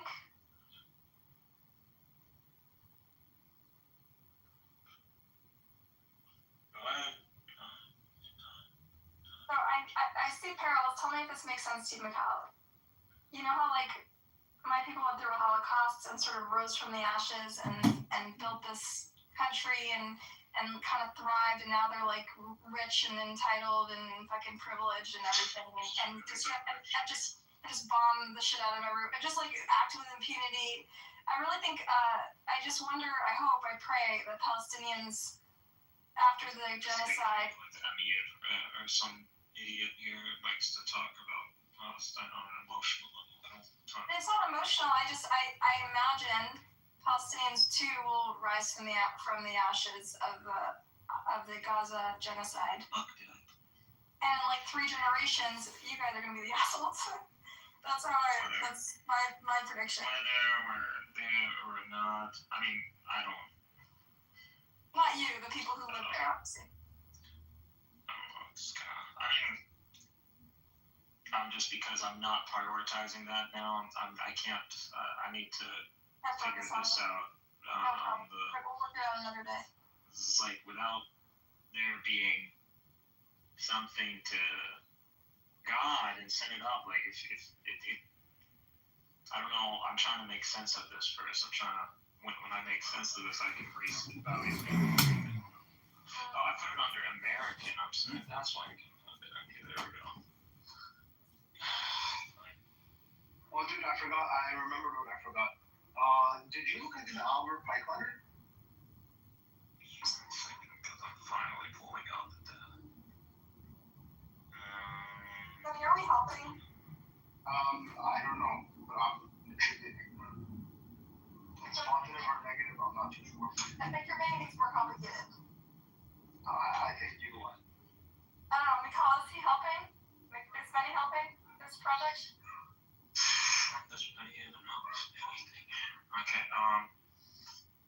here it goes. So, establishment of Israel, and I would set, obviously, May 14, 1948, but you would set that as 000. So, fall of Nazi Germany, May 8, 1945, you're going to get 306. And then end of World War II, 2812. Adoption, I added this one, but it's still, adoption of the final solution, 6/3/24. You see these multiples? An invasion of Poland, and this one is where this one is, and you could tell the numbers that are not good, that are not in their favor. So 8813. 13 is not a number that's good for Jews. It's a bad number. It's a really bad number, actually. Every time it pops up, it's a bad number. Why? What happens to us? It's just not in your. It's not your cards. It's not your thing. Wait, dude, have you been listening to that Chinese professor? Oh yeah, this is up here. He asked me for the.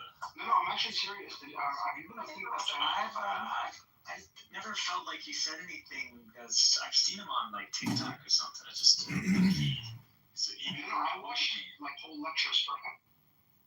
He gets some things definitely wrong, but he I've heard him like waffle big time a few times. Like he's worse than the white guy. Yeah. I thought the white guy, he's like all about like Middle East and all that, but like I'm like, dude, you're waffling sometimes. Like that's not which one guy. I'm not sure which one guy. There's the guy with the white guy with the glasses. It's okay though. I don't care. It's fine. You take it for the thing you got. It's a statistic or not straight, Dave. He's also this Asian professor. Aren't available to any other inmate, most of whom are serving time for white-collar charges that fail in comparison to. Like actually make sure I'm streaming these. You get it? Like I said, these are not. They're all. No, listen. The Chinese guy, like, forget what he says about like the history of like the Muslims and the Christians and all. He gets a lot of that wrong. But if you listen to him about secret society, he actually gets a lot of like he has interesting views. That's all. Bones?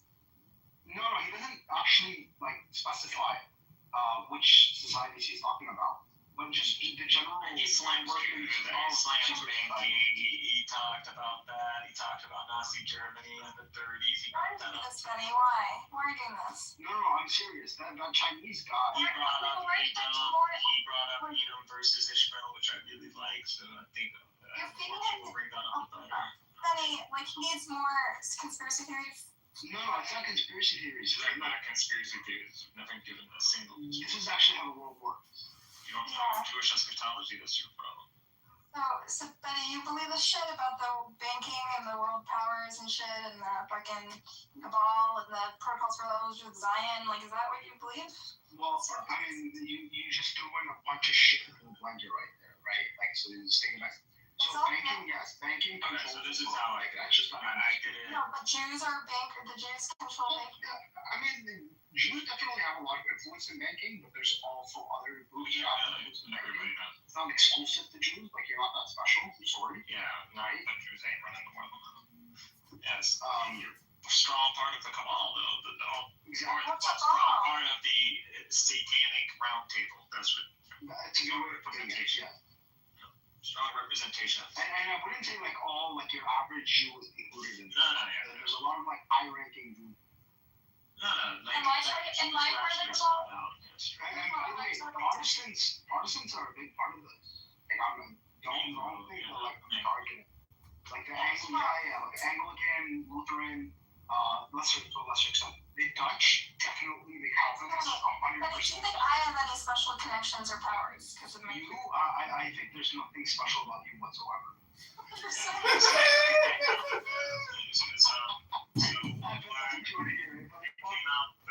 I asked it. I'm not special. My mommy told me so. Are you gonna show me your black hole now? Don't be gross. It's a pig. So it came out 13 because I asked it how many presidents between the establishment of the state of Israel and Trump. So that's why it came out 13. So it's like between Trump is president number 13. Yeah. From the first time around. Relation. Listing all the presidents between Trump and the creation of Israel, he's number 13. He pops up number 13. Yes, if you include Truman, but like his first time he was 13. And I include all the presidents that were active. So that's why when that list from creation to Trump, just the list, how many presidents' names? 13. Yes. So he's number 13. So he's actually a bad omen. No, he's actually he's doing their job. Like, he did actually if this deal goes through, I told you, Israel lost once. This is not a good. Israel is so far has lost unless they're able to they're getting a military base on the borders of Gaza. They got the annexation of the Golden Heights recognized. They moved the American embassy to. How do you know? Why are you telling me? I already know. No, he's been good to the Jews. That's not the point. The point is that all of that is not what is going to guarantee the success of the Zionist project. It's already like dead upon arrival kind of thing. But it's the notion of Palestinians. If Gaza gets back on its feet, and there is, which they've already agreed on, the technocratic government. No, I'm saying, like, okay, do your. He's like triggered or something. Like, you can't have a serious, like, just chill. You're always trying to one up me, or I was trying to, like, why? You're embarrassed by yourself. Like, you put yourself on me. Like the 13 digit, because it's very interesting. In Solar, there is a 13 calliphically.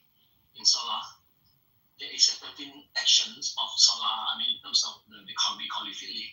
So I think the downfall is like rightly on the 13 when the prostrate is going down. When we Solar, the final sujood is the 13 steps where you get our head down.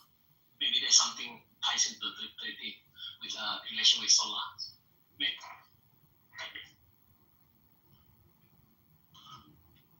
Yeah, I just found that was cool. I found that those those dates, like the main dates, about like World War II, the fall of Germany, the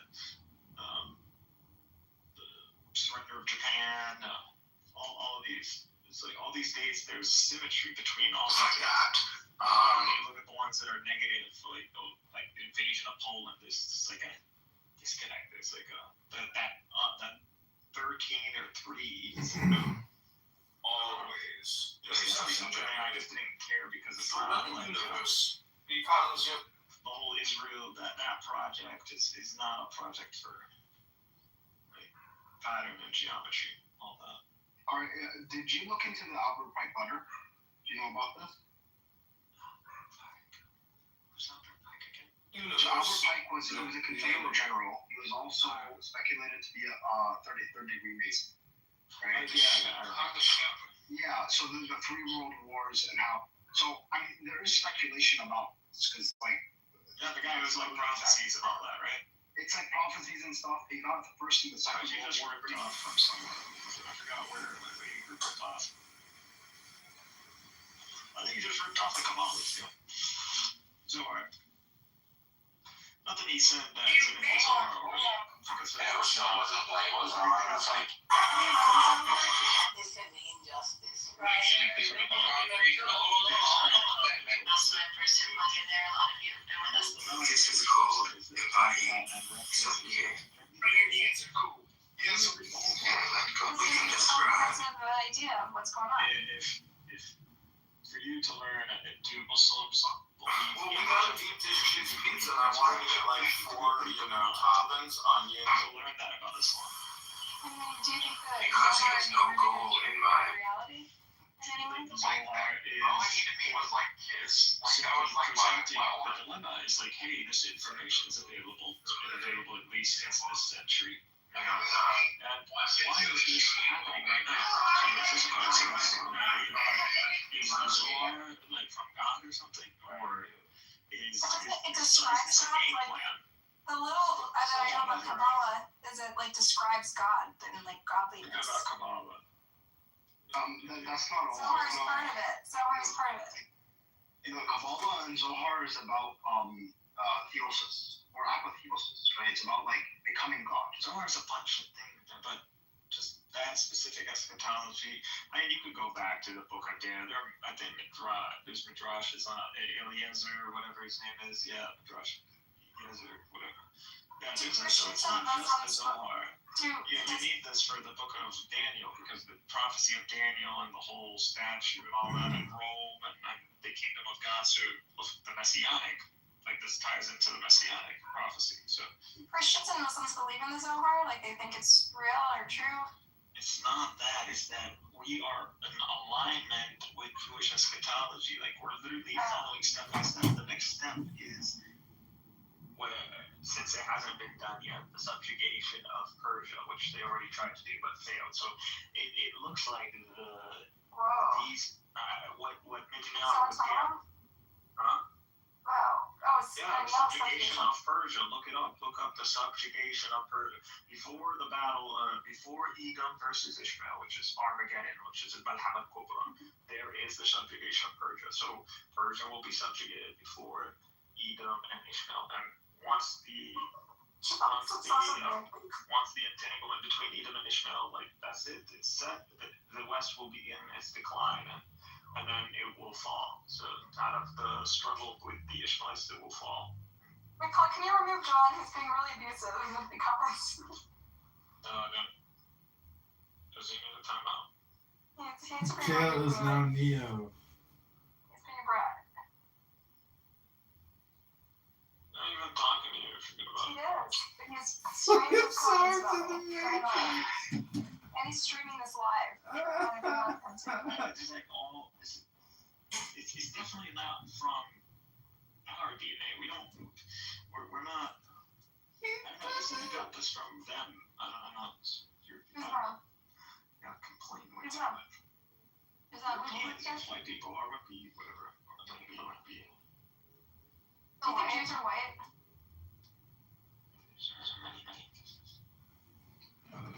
Do you think like European Jews? Not Jews. Just Jews. there's no even the Quran. I didn't. I was wondering what Medina had to, and then in Yahoo, I was like, oh, Medina had to the ones that they who went to Babylon and exiled probably guys, some people. And Yahoo, the ones who came back from Babylon, and it's which are not the Medina had to, so they're not the same. It's anyway, so Jews from the Babylon, since the return, were not actually Jews to begin with. So are we evil? The people like Jews today, people who say today's Jews, do you think we're evil? Or the last of the Israelite nation was of the Essenes and the Jeremiah, John, Jesus, and Mary. So what do you make of the Jews today? Are we like problematic? Like by definition? Imposters. They're imposters. We're imposters. It's a we're just white people. religion ideology kind of like just found itself like just catching people in its orbit all around the Mediterranean. I put the link for the Albert Pike letter. It's very short. It's like one page. You can read it. You've shared this with me before. I'm pretty sure. Maybe, but it's honestly kind of fits in with what you were saying. What he's saying is like, yeah, the Third World War is going to come, and it's going to be like the Zionists against the leaders of the Islamic world, and like this must happen in order to them just like mutually destroy each other, and all the other nations of the world are going to pick sides, and as a result, they're all going to get exhausted financially, spiritually, economically, everything. And then that will make way for the like one world religion of like worshiping Satan. The West is gonna fall. That's what it says. I think even he says that. Kind of. What he's saying is that like everybody's gonna have to pick sides between the Muslims and the Jews, or the Zionists and the Muslims. No, that's after Edom fall. No, that is the third rule. That is the third rule, right? And it doesn't really matter what side you pick, because the point of the war is to exhaust all nations. Can you tell me, Albert, doesn't say the battles between like the West and the Muslims? No. So it's here. The third rule of the war must be fermented by taking advantage of the differences caused by the Agentur and of the Illuminati, which is like the Asians, between the political Zionists and the leaders of the Islamic world. The war must be conducted in such a way that Islam, the Muslim Arabic world, and the political Zionist state of Israel mutually destroy each other. Meanwhile, the other nations, once more divided on this issue, will be constrained to fight to the point of complete physical, moral, spiritual, and economic exhaustion. We will unleash the nihilists and the atheists, like Barakov, and we shall provoke a formidable social cataclysm, which in all of its horror will show clearly to the nations the effect of absolute atheism, origin of savagery, and the most bloody turmoil. Then everywhere the citizens obliged to defend themselves against the world minority of revolutionaries will exterminate those destroyers of civilization, the multitudes disillusioned with Christianity, whose deistic spirits will, he's saying like people will be disillusioned with Christianity. This is literally what is the word Illuminati? It's the whole point. Whose deistic spirits will from that moment be without compass or direction, anxious for an ideal, but without knowing where to render its absorption, will receive the true light through the universal manifestation of the pure doctrine of Lucifer, brought finally out in the public view. This manifestation will result in the general reactionary movement, which will follow the destruction of Christianity. Yeah. Really? Yeah. Luciferian or something. Yeah. I mean, that's essentially what like these people are, right? So you're saying that this manifestation. You don't necessarily Illuminati. You're a Satanist. They want. That's kind of the point. What they want is to ensure that pretty much lower masses or lower tiers of people or monarchs don't end up ruling over the intelligence. So really, they're magi. That's what they are. The Illuminati are just magi. They believe Yes, that and Magi is cruel. Yes, and in order to access the highest level of magic without God is through Satan. I'm not talking about access. I didn't bring up Magi as in like to bring up magic, but like if you ever watch. No. Well, I'm using magic in the terms of like higher powers, right? Like otherworldly powers, like assistant divine assistant, right? And you can get that through God, and you can get that through Satan. And that's historically what's happened, right? So that's why like people would like sacrifice their children on the altars of like Moloch and stuff like that to access more, those powers, those deeper powers. I got your view.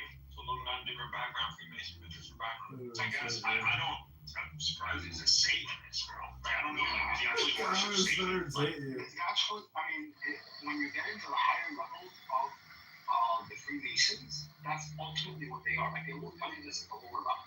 You have a bunch of like different Freemasons that are like just low level. They're the pack. They're like they're like the synagogue, but at a different theme. Yeah, that's it. It's just the synagogue of Goyim. That's what it is. Sure, yes. And the lower level ones, they're like pawns. Like they what is Freemasonry? Masonry is like construction, right? It's like a mason is someone who works a lot. When did they try to construct? What kind of stone? What is it? The cornerstone, right? Oh, you don't know? The cornerstone. The temple. No, I think it's more so because the cornerstone is used in Christianity, right? As Jesus being the cornerstone of our faith. Right? So they're building this false cornerstone, which is the demonic cornerstone. Rebuilding their temple.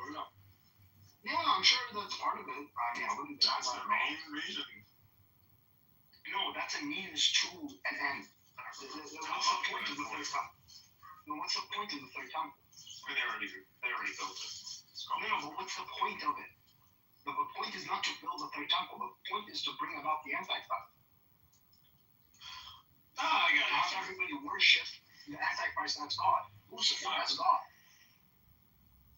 This by rebuilding the third temple, if it was, it would be a huge. It would be pretty much a killing blow ideologically for Christianity. Well, that's their intention. Like that's what I'm reading right now, right? Yeah. So the last sentence of that section is this manifestation will result in the general reactionary movement, which will follow the destruction of Christianity and atheism, both conquered and exterminated at the same time.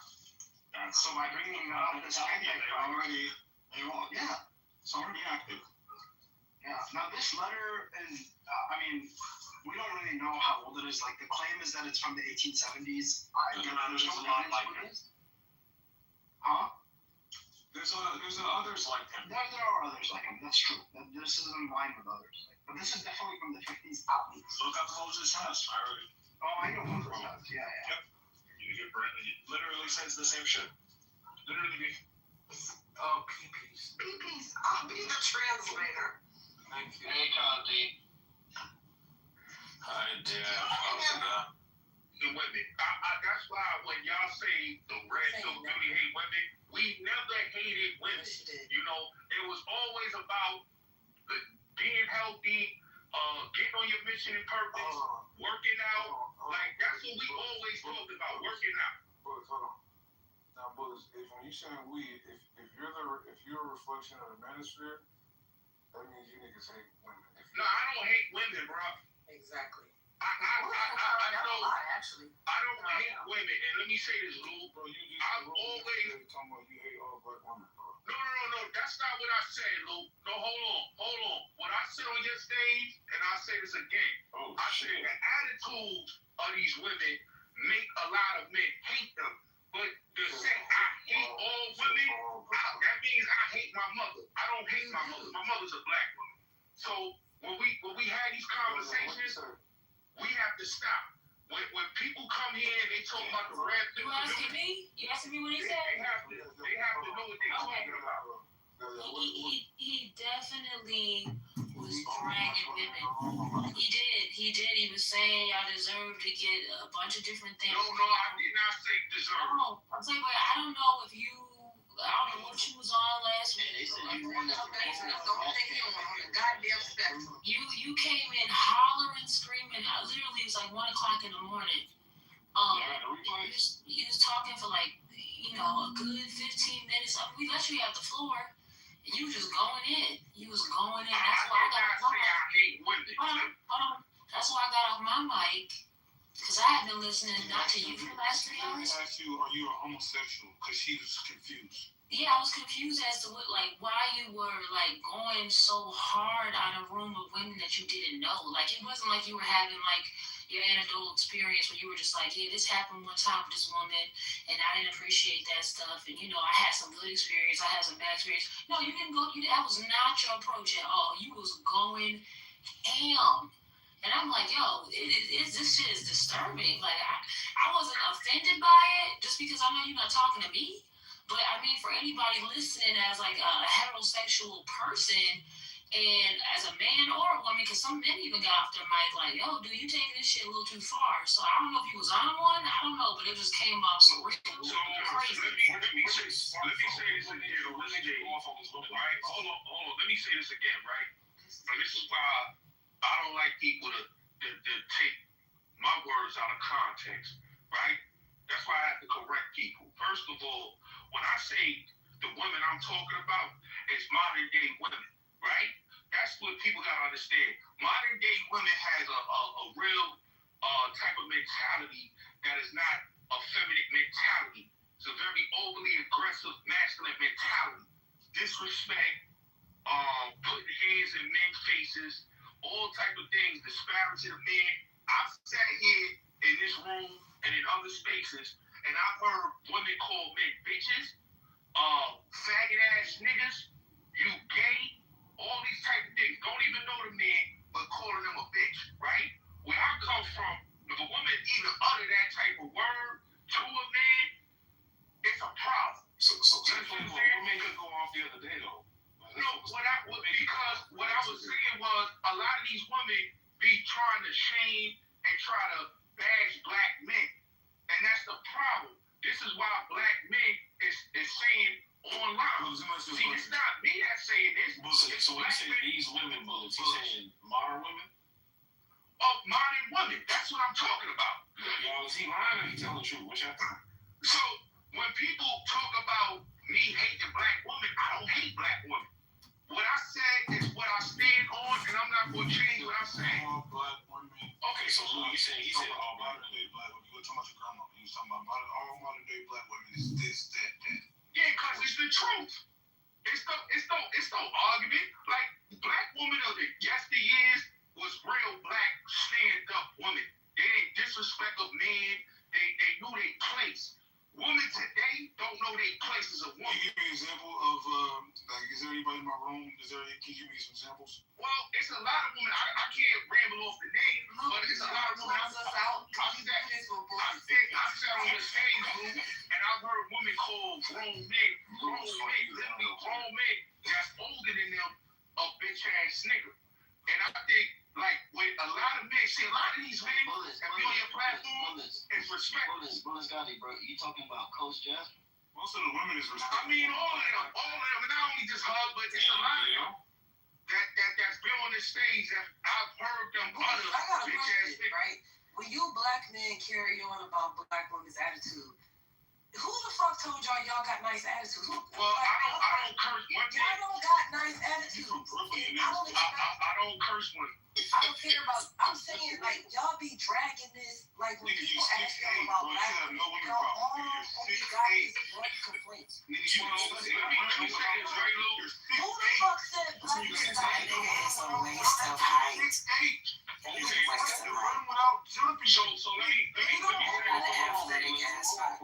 this nigga 6'8"?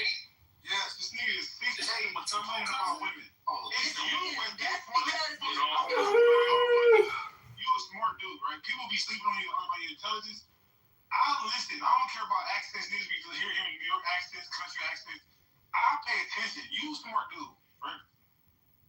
But the way that you have this much vitriol towards women, bro, nigga, I get it if you was a short nigga that got picked on. Nigga 6'8"? Nigga, you're sick. It's different between the NBA 6A and the Teletubbies 6A. No. They say he hit his grandma on live while she was drunk. Wait. He hit his granny. Can I land?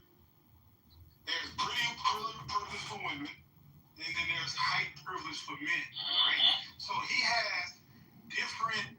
So there's no fucking way a 6'8" nigga should have any problems. You shouldn't be talking about how all modern day women is this because you're speaking from experience. So in your experience, there's no fucking way you should be having women problems unless it's something that has something to do with you, brother. Well, can I say this, Luke? You 6'9". Okay. So, Luke, can I tell you? Nigga, you're 6'10". Okay, can I say this, Luke? I've never had a problem with I've never had. And you live in the most diverse fucking city in the United States. You got Puerto Ricans on the left. You got Dominicans on the right. You got the Black Americans. You got the Africans. Fucking Russian bitches. Well, can I say this on your stage, Luke? I've never had a problem talking to a female or getting a female. But what I will say is this. So why you like all women? You never had a problem. What I'm saying is when I had a all modern day black women got bad attitudes. You said all. So you're talking about women you dealt with. No, that's not true. Because the type of women I deal with is strippers. I know you be knocking strippers. Oh, well, that was when I was younger. What I'm trying to tell you on the stage, Luke, is that the type of woman I go for is you gotta like me for me. I'm not going for no chick that her spirit is fucked up and her energy is all fucked up and she just not a pure Listen, I'm 5'2". Listen. I'm 5'2" in the chat. I'm 5'2", bro. I just get picked on for my height, bro. My nigga 5'2", bro. I know how hard it is, bro. In the chat. No, what I'm trying to say is, Luke, when I hear a lot of these brothers that I've had faces, and I done had dialogues with a lot of dudes, and I done seen friends of mine that got straight up played by a female. You understand what I'm saying? And I just feel that a lot of those dudes is voiceless. So I'm speaking for the voiceless. I'm not speaking for myself. Hold on. You telling me you screaming? Hold on. You screaming at 1 o'clock in the morning for your friends? Yes. No, that sounds crazy. I'm speaking for men. That sounds I'm speaking for men that I have an interview with Book. It's gonna be good. I mean, you had a lot of emotion. Like, you know, you can tell a lot about who people talk to based off their experiences, but your experience were very, like, hood ratish. It was very, I never dated a hood rat. But listen, like, your complaints and some of the things that you were saying, like, Listen, when your girlfriend spit on you, that's some hood rat activity. Yeah, but She was not my ex-girlfriend. She was a female I was talking to. She was not my ex-girlfriend. Okay. She was a female I was talking to. So what are them niggas? Are them niggas on Clubhouse? Yo, it was 1 a.m. No, it's not. But see, what you gotta realize is this, right? You say every man out here that's in the dating field, that's out here looking for love for you. Outside of your homies, outside of you, your homies, they dealing with it. But you saying for you, it's all love, it's all good. Yeah, I never dated nobody that didn't want me. So I don't know that experience. I don't know that experience of dating somebody and getting rejected. I don't know about that because I don't go looking for those type of people. I'm not into that superficial shit. Yes. You know? But what I do respect is that when I hear their conversation and they tell me their complaints, I think that's kind of fucked up. I done seen females argue with dudes and basically say good morning to a female. And matter of fact, I'll give you an example. I opened the door for a female, being respectful. She ain't say thank you. She ain't say nothing. She just walked out. So what I'm saying is what I don't understand is a lot of these women just think that you're supposed to be too because they think they pussy is platinum. That's really a real narcissistic mindset.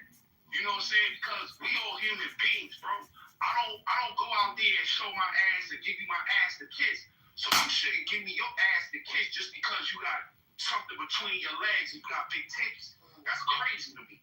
That's probably why the only reason you opened the door for her in the first place. No, I didn't open the door for that. I just saw she was behind me and she was walking behind me, and I said, I'm going to open the door. That's just common respect. I was learning to have respect. The things y'all complain about with women be so fucking minor. Like, y'all literally kill us at the highest. That's what I'm saying. So y'all literally kill women. Y'all literally leave them in I poverty. never in my life killed no woman. The worst things that y'all say about women is not saying thank you and being mean to you. That be the worst shit that y'all can say about us. Y'all know the fucking shit that we can tell y'all doing, and the worst thing that you can say about a black woman is attitude. You niggas don't have good fucking attitude. You must have took the pink pill. You niggas do not have good attitudes, and I'm gonna start putting it back on y'all. Black men do not have good fucking attitudes. Y'all don't. I don't go out there arguing with black women. You must take people like Willis Scott. I never in my life go and try to argue. Y'all complaining about holding the door for a woman. Get the fuck out.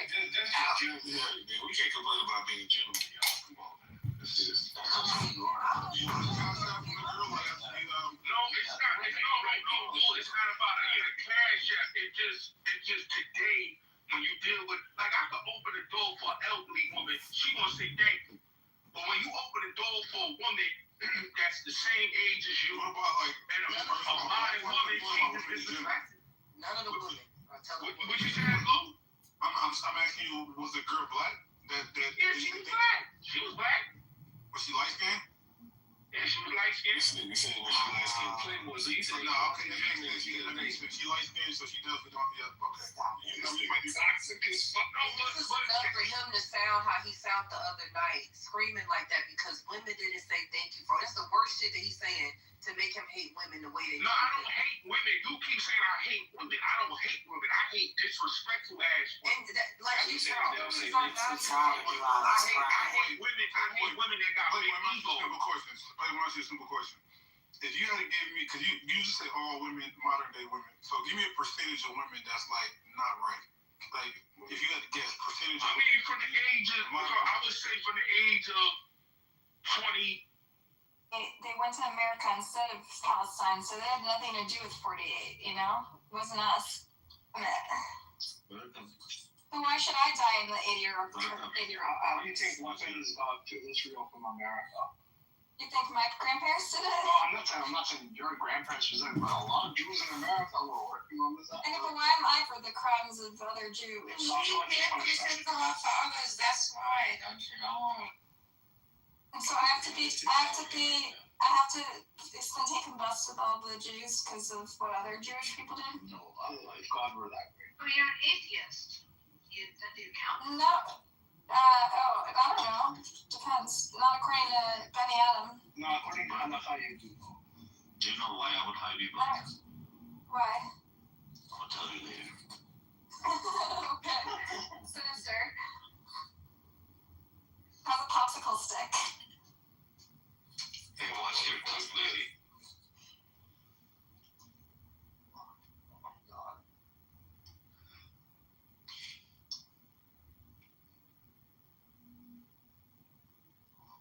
Listen, if I save you and I have to sit with you in, say, a basement for a month,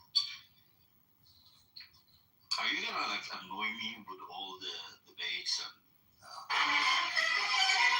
Wait, you don't have to be in the basement. You can go out. They're coming for me. She's gonna dominate your, prince. You're gonna have to submit to her. That's right. And you're disgusting. What is wrong with you, bro? You're gonna have to turn it off. I'm gonna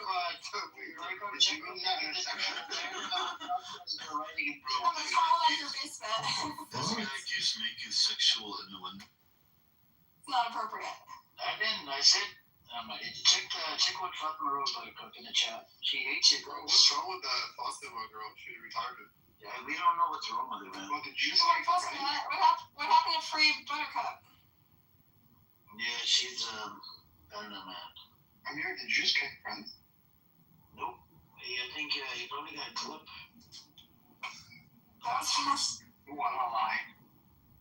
Yeah, I Maybe somebody read it.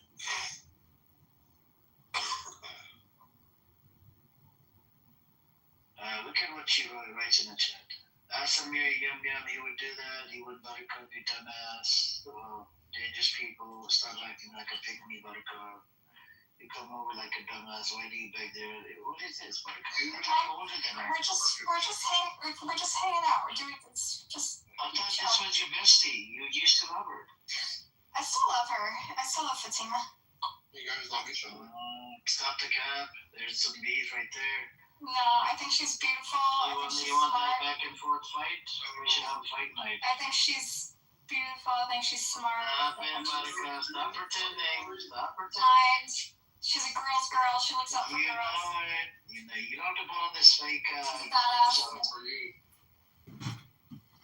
There. She don't. You don't. This is all hypotheticals, Fatima. Calm down. It's fine. There's no 80-year-old curse. It's okay.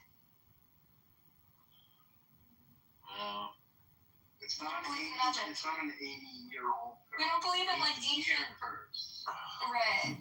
We don't believe in that. Hold on. The Torah definitely has magic in it. Like it literally says Moses. I don't believe in the Torah. I'm an atheist. I'm just saying, like we as a too. I'm an ethnic and cultural Jew, but I don't believe in God or anything. I'm not religious. That's good. Monica, what can I ask you this? Look, not in a wrong way. I'm just wondering, what connects you to the other Jewish people?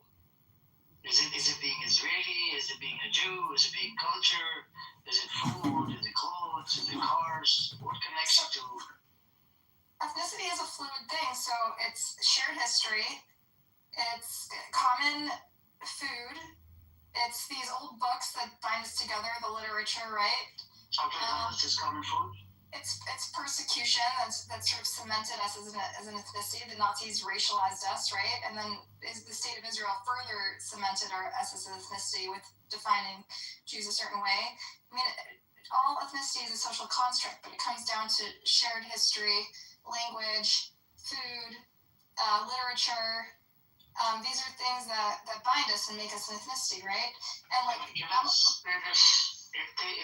the Holocaust did not happen, right? Do you think that would have still established the state of Israel? I doubt it. I think there would be immigration there, but people always immigrate and move around the world. That's just normal. Yeah, but they would still want to establish a state, right? Like a Jewish nation or something, right? I think the I don't know. Who knows? Who knows? We can hypothesize forever, but I do think the Holocaust did make the case that the Jews are, it did sort of reinforce sort of the philosophy that like Jews are not safe even when they assimilate. They're always vulnerable, So it did give them a lot of clout. So you're going based on the identity because the Jews sort of like racialize you guys as Jews. No, it's not. No, I just. Listen, okay, where are you from? Are you Pakistani? Like, there's people who ethnicity it comes down to having a shared experience, right? And history. And when all of your like the way Palestinians became a people because they experienced the Nakba, right? That's a shared history, a shared event that you have a collective memory, right? Palestinians before the Nakba. Right, exactly. And then they experienced the Nakba. So these things reinforce peoplehood, right? This is how ethnicities evolve. Okay? And every sociologist and history has always said that ethnicity is socially constructed and it's based on shared history, collective memory, shared food, language, old books. I don't know what else you want from us. We literally have all the markers of an ethnicity. No, but I'm asking you. So, religion. Can you give me the food? Can you give me the Can you give me the list of food that you're talking about that connects you to being a Jew? Yeah, so historically we eat something hot on Saturday morning, and because of the Shabbat, we're not supposed to cook, they keep it warm overnight in a warm oven, and so this is something Jews. No, but that's according to religious practice, right? Let's say you don't believe in religion. Yeah, that's religion. Yeah, but ethnicity, shared religion also informs ethnicity, right? No, we're not talking. We're not. Yeah. No, explain to you the fluidity of ethnicity. I agree with you. Shared religion absolutely does establish or reinforce ethnicity, right? Jeez. But when you Look how old take that yourself room out is of that in religion, Max's right? So profile. you're taking yourself out of that ethnicity or a component of that ethnicity, at the very least. Well, I'm not practicing, but I'm culturally Jewish. It's not like I don't. Okay, so this is a room for settler violence in Amir's house with this Pakistani Muslim terrorist promoting piece of shit Amir.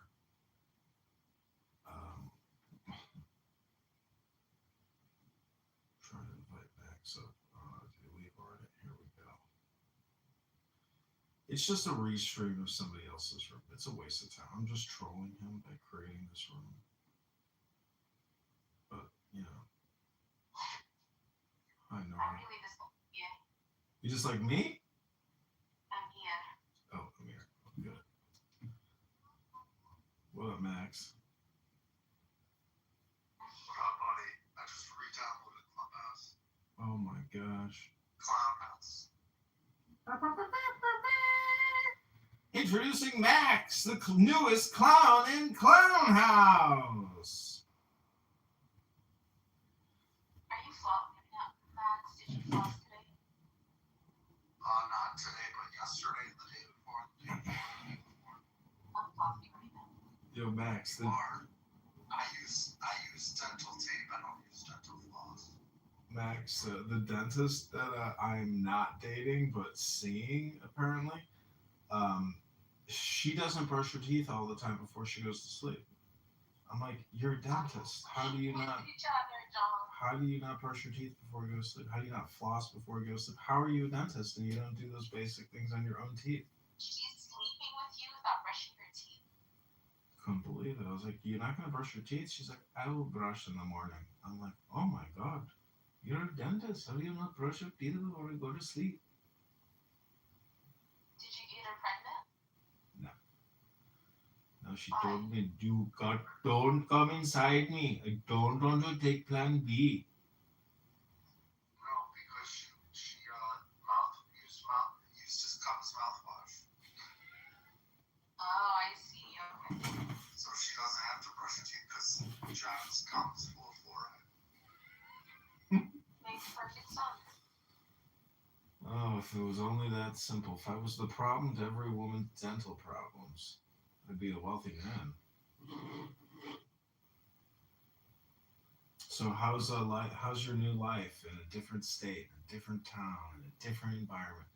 No more 777. No more 777, but there's parts that I miss. But tonight was great because my brother and I cooked a whole Israeli meal with, he made homemade baba ganoush, and I made Max, you want to baba ganoush too? and I made what's it called? Like kebabs, basically in a food processor. I put blended parsley and zucchini and onion and chicken and all these spices and olive oil, and made just amazing, basically these chicken like meatball type things in the oven. They were delicious. And my brother made homemade pita bread. That was good, but it wasn't like the best pita bread ever. How do you feel about olives? Olives I like, I don't love, but I like blue cheese olives and a martini. That's the best type of olive, is a blue cheese olive. Or I like black olives, not on pizza, but I like black olives. I just heard the word Israeli and then followed it by baba ganoush. Why? Because it's Middle Eastern. I mean, do you consider baba ganoush as a Jewish food? The Middle Eastern food. What would you say it is?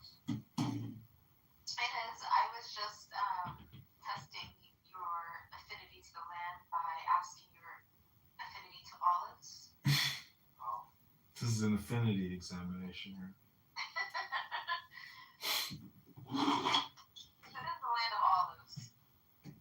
So Max, Nora and I have been on this stupid app all fucking day long like losers. And all Dawn has been productive. I like didn't watch Young Sheldon today, so it was productive. this girl loves Young Sheldon. Unfortunately. Do you like my scar? I don't see it. I thought that's cleavage. Not on my chest, on my chin. Max, what I'm trying to say is, what the hell was I gonna say? Well, anyways, I've recorded and clipped Nora all day long on this stupid app, and this is the final show. Call the FBI and report Amir the terrorist promoter. John, let me ask you this. Have you actually interacted with the FBI because of Clubhouse? Not verbally, but on X I have, yeah. I've actually interacted with the FBI because of Clubhouse in 2021. Well, it was a long time ago. How do you know that they were the FBI and not impersonating? No, I contacted the FBI. Oh, what's the phone number?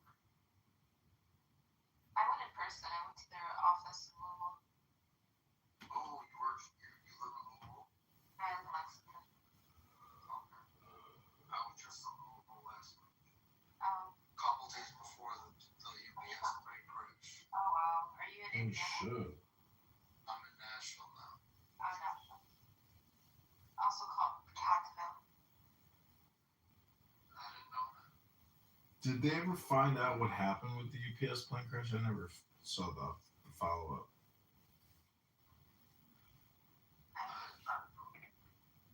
Let me Google it. I didn't go to the FBI to tell them to investigate it more.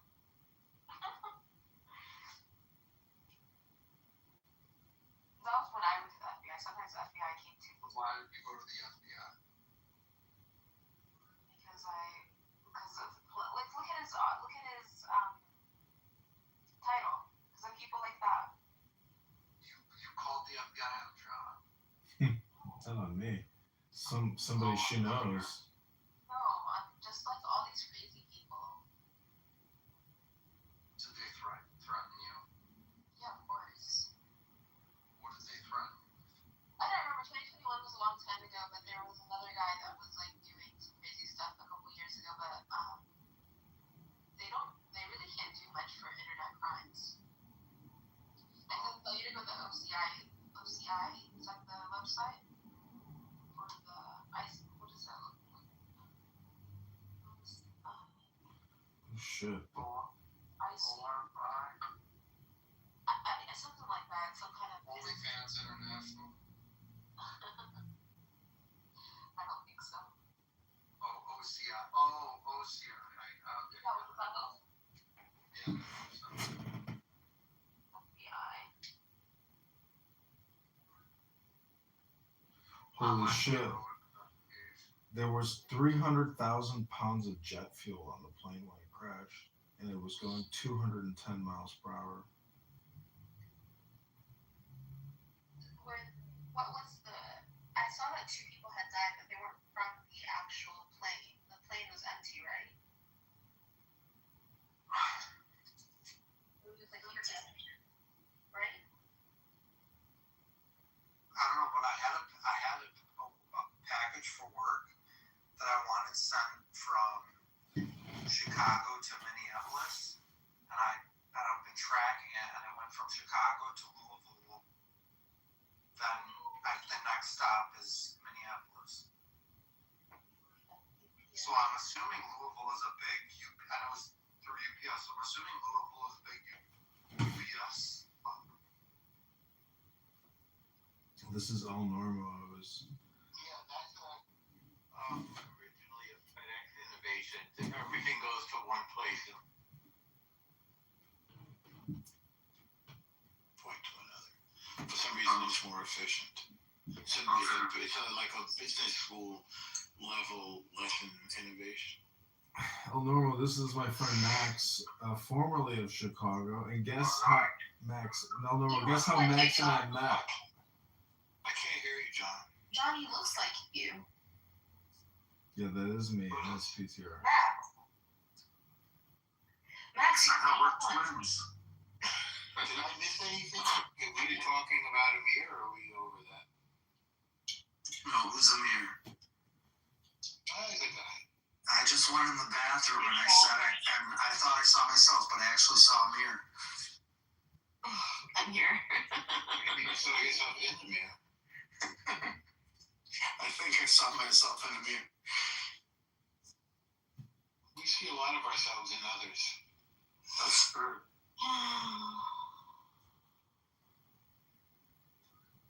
I'm glad you invited me, John. Yeah, can you hear me? Is this better? Yeah. I spoke to them briefly, but they were. It's such an encounter with La La Land.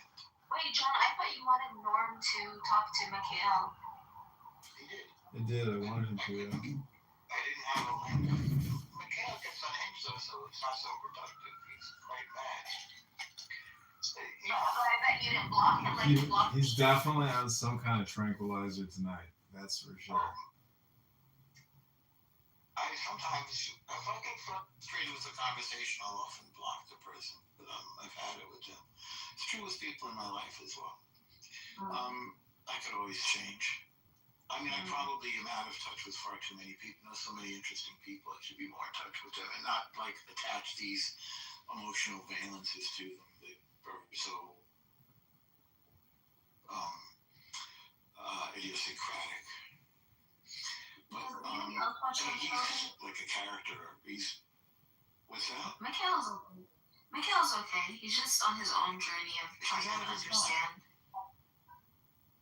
I mean, do you blame us when someone believes our mom? Racism. No, he doesn't. Yeah, Did he do that to me, I've seen him scream the N-word. I've seen him scream the N-word for hours at a time. Well, people say, I think he has a bad relationship with his father. And so he reacts to his father died in Gaza. Well, so he says. But it must have been a bad relationship. I think there's a lot of child abuse in this world. And then it gets passed on and it makes the next generation very violent and murderous and crazy. And he really reacts to me, possibly, I think, because I'm older. Also because I'm Jewish. Matt, are you Jewish as well? He hates black people too. And he hates black people, gay people. Who was that, Max? Yeah, I think I've heard of it. In the Jewish secret meetings where we control the banks in the world. And the media. And the weather. And the doors that like cut Nura's face open. Well, made me walk into the door or trip into a door. This is not your retarded Jews! And you're flying on stage. This is being retarded. You just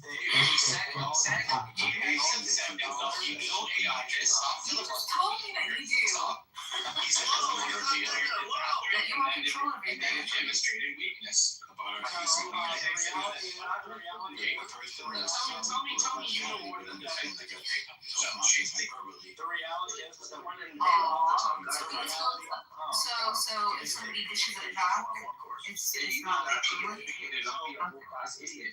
Yeah, I think the only like this guy who was one mocks himself. Afghanistan tomorrow. Where it is considered charming and mocks And they all use my dollar and they're cocks. Come on, try.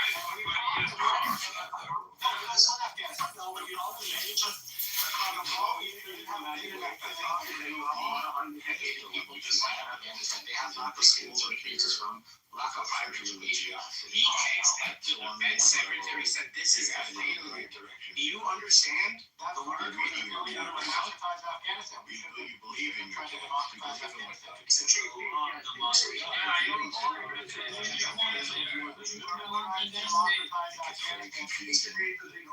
I just wish that he didn't do the voodoo on me that made me trick and cut my face or someone. I have to pay you bunch of people that when I wipe my ass and I look at it, it literally looks like you see body and you like, oh, I don't want to incense. We shouldn't have done Afghanistan. You're right, because you guys are retarded again. It's true. Or, you're on house faggots up north. You're just a bag. I brought some for you. You're our fuck faggots. Selling furniture. I don't sell furniture. Furniture sales. My husband used to sell it, and I had a You think I'm a furniture salesman? I don't really know how to use it. My father loved it. Yeah, it's great stuff. It's very good. I mean, it is great. No, the only smoke that I tolerate is a little bit. My dad used to also do the same thing. Like, I love it. I love the smell of old. I wish my house was smoky, but You're a parent, and you pretend to look like on the apple day. I mean, I don't know where the parts are for that par coil and the part. And I had this You might get a little burner for $19. I know I had all the stuff, and I had like the most amazing smelling wood, but I think somebody accidentally threw it away. So That's what happened to me. yeah, it sucks.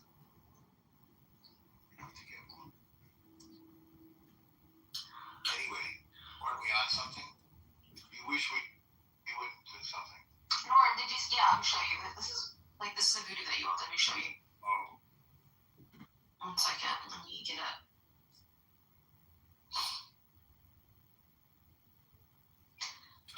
Oh, Elnora, you got to see Max's dad's business. It's called Pronunciation Workshop, and he teaches.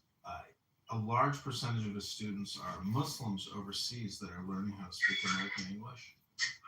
And anyways, I'm just close to the thing. I'm getting most of your. So Norm, why did you do this voodoo on me? ATR. I'm not sure which food.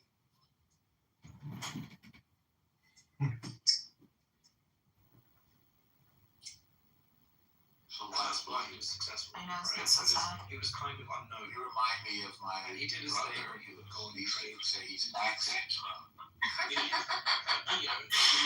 So sad. He was talking to me. So that is one of the real examples. I had that not only once. I was, maybe this once. I tried it for the joke that you play is like, Norm, why'd you do this? That's why I say that one just now when this guy is non-Muslim, he was perspective of understanding in everything that's wrong is from the Jew. One evildoer. Yeah. Hmm. Okay. You revere us as the people who we are. On your book. You think about it as a lot. I think about Jesus. That's new for you, right? No. No. You thought about Jesus before the Pharaoh shall remain unnamed. Came up in my Insta feed. Huh? Why do you come in your Insta feed? I said, why would he come in your Insta feed? That's funny. Say again. You said he took into your Insta feed. Yo, so nigga, I ain't going. Y'all can have this shit. At the end of the day, I know what I was laughing at. Are you just like trolling me right now? No, I'm not. Maybe Max, if you mute up, because I think you're feeding back into Max's open mic. Why would John? You want to mute Max? I said, why would he come in your Insta feed? Oh, it's weird. I guess because the Insta feed is reading my contacts from here. I'm seeing. I got permanently banned on Instagram. What a surprise. You're welcome. I'm sure you had nothing to do with it. No, I control all the media. Exactly. But it's just weird. I have to write about this. This is a little bit like Jean-Paul Sartre's anti-Semite Jew, like one can't exist without the other. Because You do realize Palestinians are Semitic people, right? Oh, that's not a really meaningful term, Semitic people. Okay, They speak a don't Semitic say language. Don't say anti-Jewish. Don't say anti-Semitic. Say anti-Jewish, which I'm not. Well, anti-Semitic has a particular meaning in the dictionary. It means anti-Jew. Then why not just say anti-Jew? I sometimes do, but also words have meanings, and I uphold their meanings. Yeah, words have meanings. Even if you don't understand them. It's like the word, there's no butter in a buttercup, and there's no cup either, but that's the name of that flower. So you can say, well, why don't you just call it flower petal yellow? You could, but that's not its name. So after 200 years or so, things have names, 150 years. But I don't know why it would bother you that there's a word for Jew hate. I mean, you don't identify yourself as... No, it bothers me that you're with other sides. I don't like that you're raising... It bothers me that what? It bothers me that you're raising sides. We're not erasing. We're not disputing. You speak a Semitic language. It's not that we speak a Semitic language. We're Semites. We're just like... Well, Semite isn't really a category of person. It's a language children category. of Shem. What? It's the children of Shem. No. Yeah. That's some misunderstanding of the Bible or the Torah or the Quran, whatever you read. It's not what we're talking about. We're talking about people who speak one of or several of 5 major languages. Hebrew, Aramaic, Arabic, Amharic, and Phoenician. The children of Shem, according to the Bible, were Elam, Ashur, Arphaxad, Lud, and Aram, also along with other unnamed sons and daughters from this lineage of the nations of the Middle East, like the Assyrians, Elamites, and Hebrews, eventually emerged. Arpachshad is a key figure in the line, and his descendants, Eber, and the ancestor of the Hebrews, and Jesus is traced back through this line in the New Testament. Yeah. So we're not really going to the Bible for our definitions, though it's an important divine document. Shem is the ancestor of the Semitic peoples, a term derived from his name. We go to science when we want to understand scientific matters. We don't go to Shem. As a scientist, I reject your science. You want to do Bible science? You want to rub frankincense and myrrh on people when they get sick? Probably better than the hospital.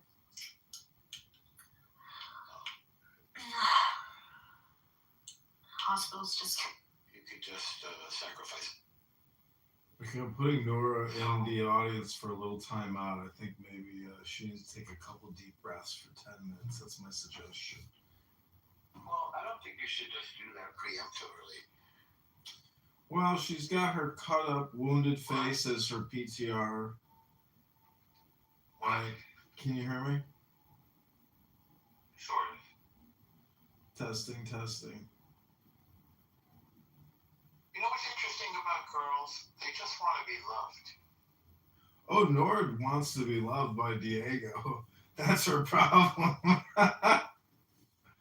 I asked her question. We were playing the tarot game today, looking at tarot cards, and all her questions was, how much longer till I get to see Diego again? Does Diego still love me? Questions like that. And so part of the rules of my house was that she couldn't repeat herself. And anytime she repeated herself, I would, play the symbols. And I played the symbols multiple times. But it was a fun game, I thought. You two are a good match, by the way. If you have compassion. Did you read her Tanya?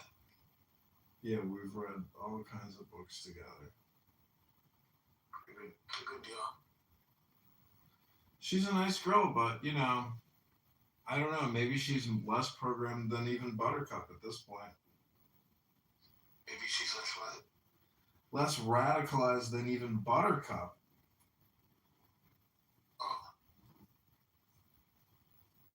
I know.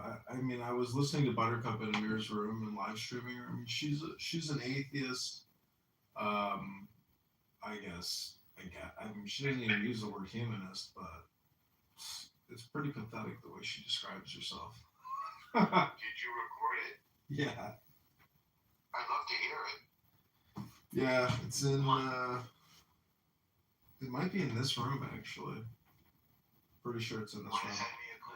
Well, when this room ends, you can just go back and click on your profile and then listen to the Amir room prior to us speaking here. Okay.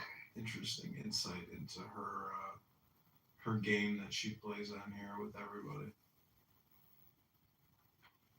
The game of pretending to have the best interest of the Jewish people in mind, when in fact she wants to destroy us. I would just call it her social game, you know, because let's be honest, she's not going anywhere, and this is just a pathetic waste of her time, and so you know that's what I say. I mean, if you listen to the way she describes herself, you can have more compassion because you realize how stupid she is. She doesn't read books. She sat there and questioned Mikhail, can you teach me this? Can you show me this? How do I get this? And I just kept writing in the chat. Buttercup. Yeah, I said, Buttercup, you gotta read a book, stupid. And then she's like, kick John. He's being mean. Philosophy. Mikhail was going on. She claims that she's a philosopher. Well, Mikhail was going on. I think she was going out with him for a minute. They were talking about her butthole and black holes. Prince was saying he was going to copulate with her and show so he could see her black hole. I mean, anyways, it's just a joke, Norm. I mean, I'm not joking. Like this is what these people talk about. It is what it is. But anyways, Max, I know Max here from Chabad, and we've been friends for I don't know. Is this Max Rex? No, this is Gruber. Well, hello to you. If you're a friend of John, then you're okay in my book. Yeah, Max is a Talmud Chacham. His dad married a gorgeous woman who converted, and his dad is a world-famous speech therapist that teaches non-native English speakers how to speak English. There's no bigotry against you, Nora. You're going to be able to come back up here. Just raise your hand. But I just put you in the timeout because, I felt like you could use... That was a little abusive. To put her in the goo? Let her back up because I'm curious about this picture. Why her face is She tripped. split open. She tripped and hit the screen door of her house. Norm did voodoo. Oh, there you go.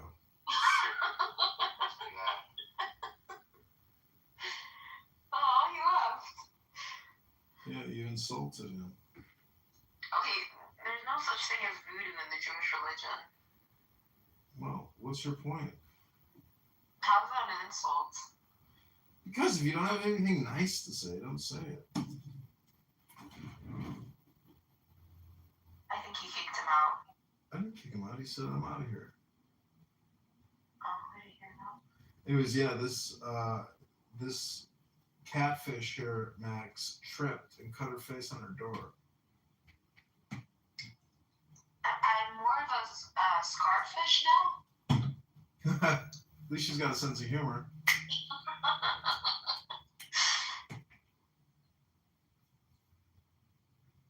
So, Max, are you working out? Because I just ate a large cheese pizza by myself. I mean, I didn't go to the gym today, but... I asked you if you were going to eat pizza today earlier. You've had pizza for 3 nights in a row. Oh, no. Don't remind me.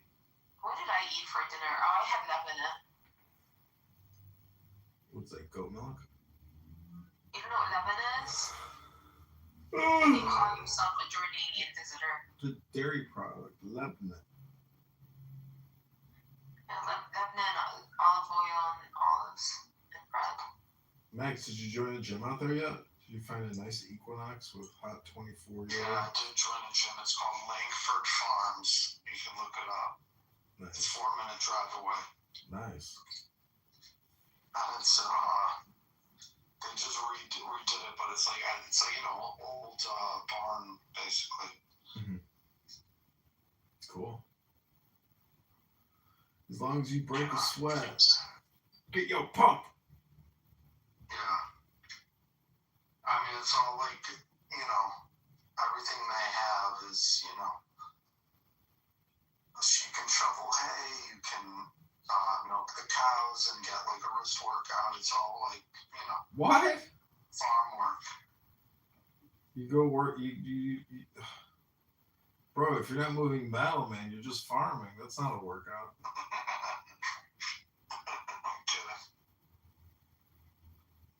Well, I always encourage Nori here to go to the gym. I used to work out regularly, John, and then I injured my face. Yeah. Okay? So what? You still need to go to the gym and work out. You can't be in Clubhouse all day long talking all day long. It's exercise for my face.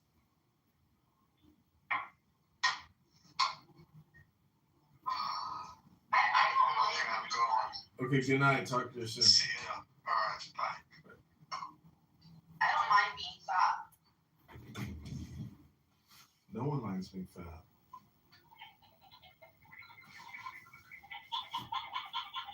Are you brushing your teeth? Yeah, even brushing my teeth is a sport. My face is numb. Painful.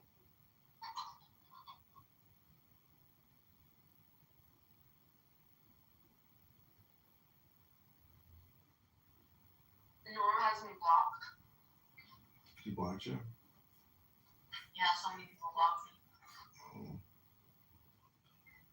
I wonder why.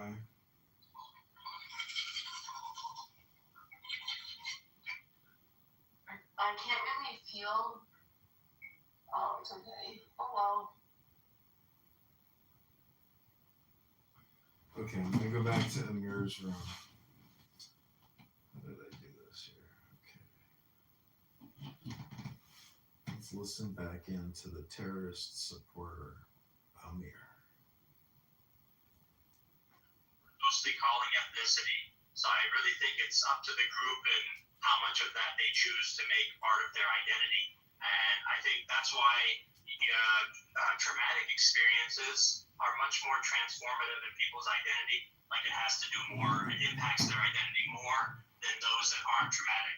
And so I think that's where you have groups forming with stronger, so-called boundaries. But yeah, I can't see that there's a shared history there. A lot of the nation states are built on completely fictional grounds, right? They're totally made up stories about who we are and what our history is so that we can unite. Look at America.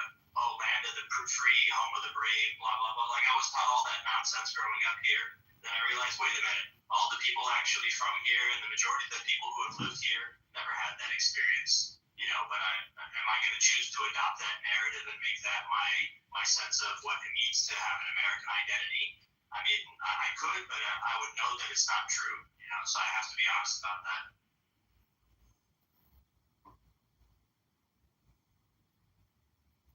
Thank you. That was really prescient observation. I don't even understand why the fuck do you guys care?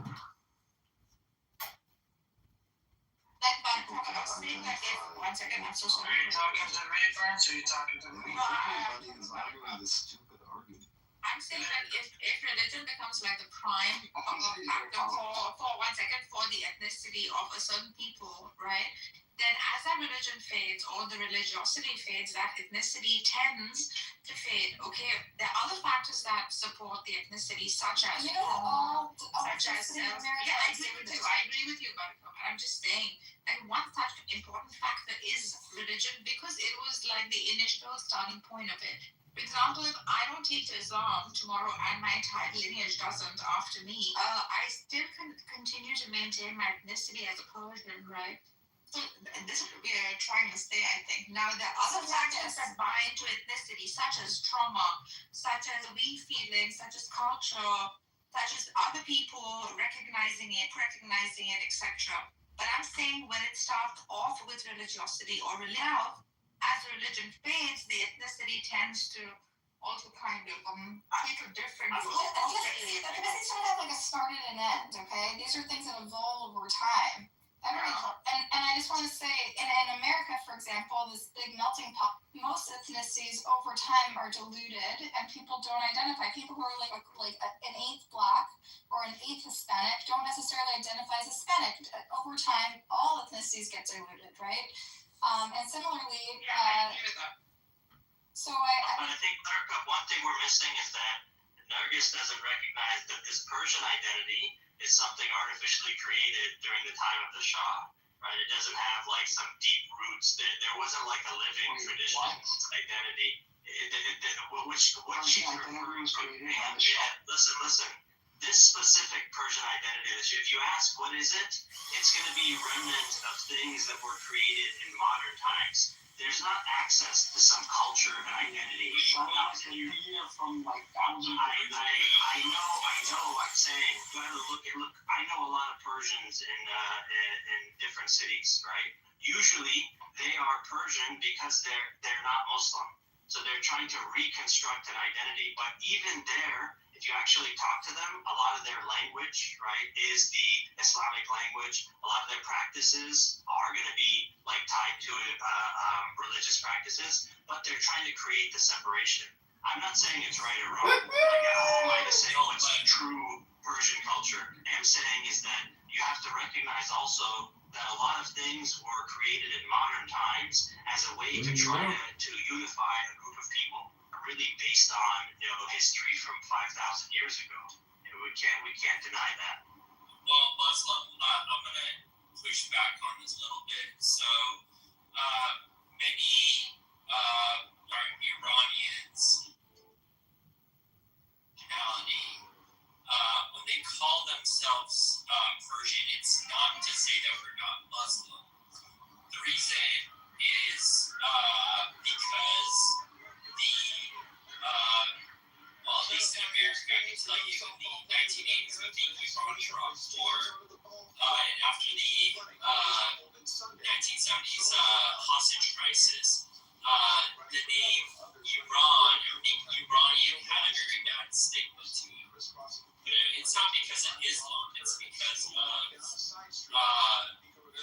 just as... You want to say we're not Arab? That's what we're doing. The good guys were the bad guys. No, you're saying we're not Arab. In the 1980s, Iraq was the good guy, and Iran was the bad guy. Okay?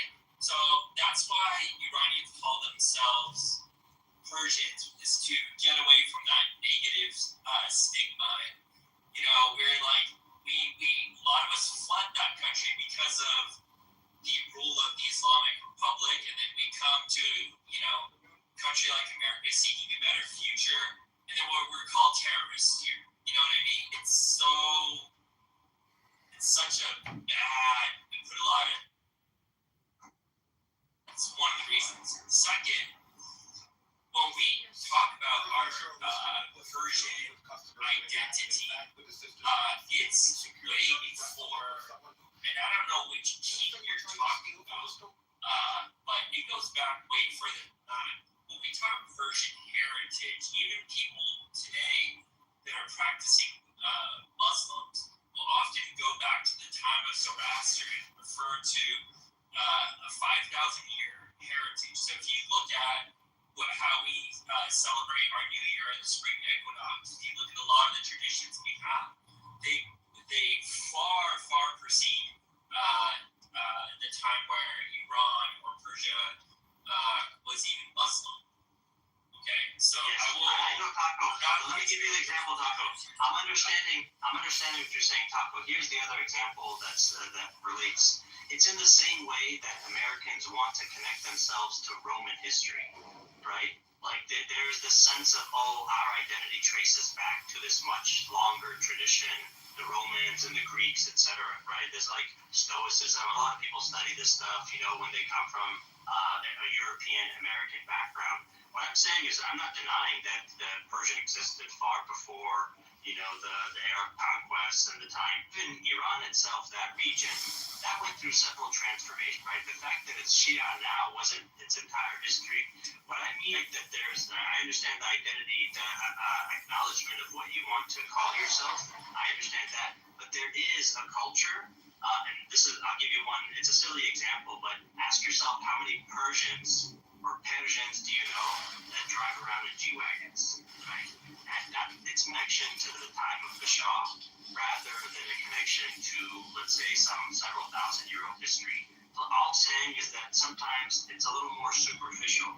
And it's usually because you're trying to create a new identity. And most of the identities, most of world identity today, especially the nation-state identity, is completely artificial. Like it's constructed on top of actual tradition and culture in a way to formulate this thing that could unite a group of people, with artificial boundaries. It's a way to organize ourselves. That was really smart, Taco. That was really smart. Like in America, it's like you read Philip Roth, you like Woody Allen, you have Woody Allen glasses, you talk with your hands. These are all like superficial things that make you Jewish. You become a doctor or a lawyer. These are all like kind of superficial constructs, which is just the way we like humans, as the human species, like to categorize ourselves, right? Yeah. No, I have a question for you. It seems I'm just gonna take a guess here, but are you? Huh? Oh, how's it going? Just did a little live show tonight. Are you swiping right on Hinge? I did a little live show on Christian nationalism. Well, what's your topics about? It was about Christian nationalism. I did with my buddy Bill. We did a whole show about the history of Christian nationalisms. And, it was good. Well, what do you think? George Bush, Dick Cheney are the outcomes of Christian nationalism? No, I talked about how basically I think we do need, the cultures are religious and largely, there aren't really secular cultures, right? And Stalin is the example of this, right? That like Stalin, it's like you get secular religion if you try to, secularize things, it really doesn't work. And so, it was interesting. I meet a lot of T.S. Eliot.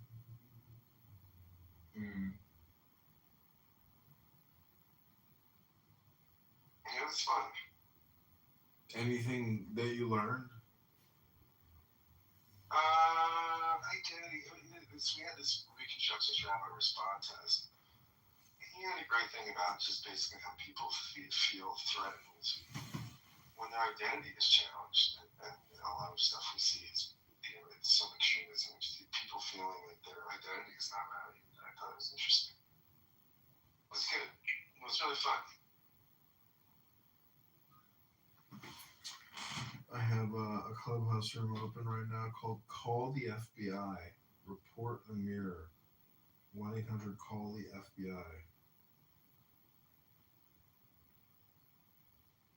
Nice. But anyways, yeah, my campaign marches on. But November 18th we have 4 Did you like my hearings. intro of you at the room the other day? Yeah, it was good. I got kicked out of there today for claiming that Marshall claimed that he was a communist and a socialist. Yeah, you weren't in there, but I got kicked out. And then I spammed the Facebook Messenger chat with my donation link and then quoted what Marshall said in a room, and Gary got furious. Totally worth it, though. Marshall is the dumbest, somewhat nice guy you've ever met. Not that much of a gentleman. I mean, he can go off on people, and he has horrible listening skills, and he's, something's off with him, but. I love when you said stank and rankin. Yeah, that's what he is. He's stinking reggae. He's got fucking meth mouth. He's got fucking dry flakes coming off his lips, probably dandruff. Dude, you're pretty funny, buddy. You said a lot Lots of freckles. I mean, see, you gotta roast people because otherwise shit gets boring, dude. People need to get made fun of. I mean, I've been in enough situations where if people weren't willing to make fun of people, it would have been just miserable. I guess that German term, Schadenfreude, taking joy in somebody else's misery or suffering or something. It was like some sick. Like comedy is a little sick and twisted, because you're laughing at somebody else's expense. Anyways, well, I'll be looking forward to watching your Christian nationalism. Alan Watts was always claiming that the Bible's a very dangerous book and we have to be on the watch out for Christian nationalists. But they never seem to become a problem unless they just blend it right in. Wait, but I'm going to send you the link. I'm going to put the audio version up. I'm going to do a better audio than this, but here's the link to it. We got 26 views so far. That's not bad. This is a TV station filmed it. The local TV station filmed it. Oh wow.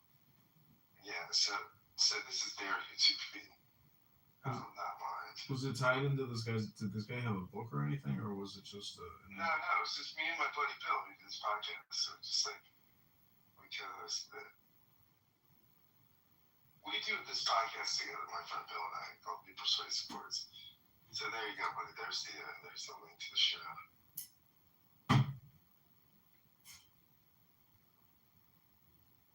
That's a pretty good picture. Are you gonna download it? Yeah, I'll probably download it and put it on my own YouTube channel. Let's see. Well, you want to live stream this tomorrow? You want to live stream the audio tomorrow on YouTube, on Clubhouse? Yeah, whatever. Is this guy Jewish? What's that? Is this guy Jewish? No. We had a rabbi respond. Why is he wearing a kippah? Oh, the rabbi. The guy's a rabbi. They responded to the rabbi, yeah. Oh. No comments yet? I'm going to be the first to comment. How about, very interesting, Scott. Yeah, say it's nice to see you get off Clownhouse, get in the real world. Nat TV serves as a community media hub. Vermont's 25 community media centers. Wow, cool. They have this. They did a great job videoing, but their audio was just a little desktop audio, so I could show you I'll text you my audio. You should have live streamed it onto Clownhouse. So what I did was, Bill had a little sound system, a little portable sound system, not portable, but a little PA system he'd set up in the fellowship hall, synagogue or church or whatever. And so I have a Zoom H6 audio recorder. So I plugged that into the mics that we were using. So that video is not getting the sound directly off the mics we're using. Mm-hmm. It's just picking up the room audio. So I plugged into the soundboard itself and got it and it cleaned up the audio. So I have a really nice audio copy. Well, if you want to get more views, this is how I've done it over the years, is just post it to Reddit. I can mass post it for you, but I'll just post it to all the Christian Reddit threads, and it should get you some views. Give you more search engine juice. But it'll get you views right out of Reddit. A lot of people use Reddit. And then you should create a room about it on Clubhouse and then live stream the audio and break it down and clip it. Yeah, you could clip it. You could sit there and stream yourself watching it and then clip the audio of you listening to it, for consequential parts. Or I clipped Clubhouse all day long I did a tarot card reading room. A lot of romance questions from pathetic girls. Nice. Ain't never getting that guy back because he's already taken. And you got to get to the gym. Wow, this morning I got up this morning. I did 200 push-ups, 205 push-ups, and sets like 30. Like I got to like, and then and then I did 10 minutes of like some cardio, and then I did 10 minutes of yoga. Nice. My road workout. On the road again. Scott's a Christian man on the road again. I got a big Jew coming on the podcast Thursday. Spreading the word of the gospel for Christ again. Scott's gonna bring big Jesus back from the dead. No, I'm bigger than Jesus. Well, why is Uncle Steve so sensitive about, atheists essentially just believing in, believing that the book club is just fantasy. It's all just science fiction. What's the deal with Uncle Steve? I mean, he lost his marriage, he lost his career, he lost his faith, and now he's living in the lifestyle, hanging out with young African American men. It's a lifestyle. What happened? He lost his great integrity. He lost his great integrity.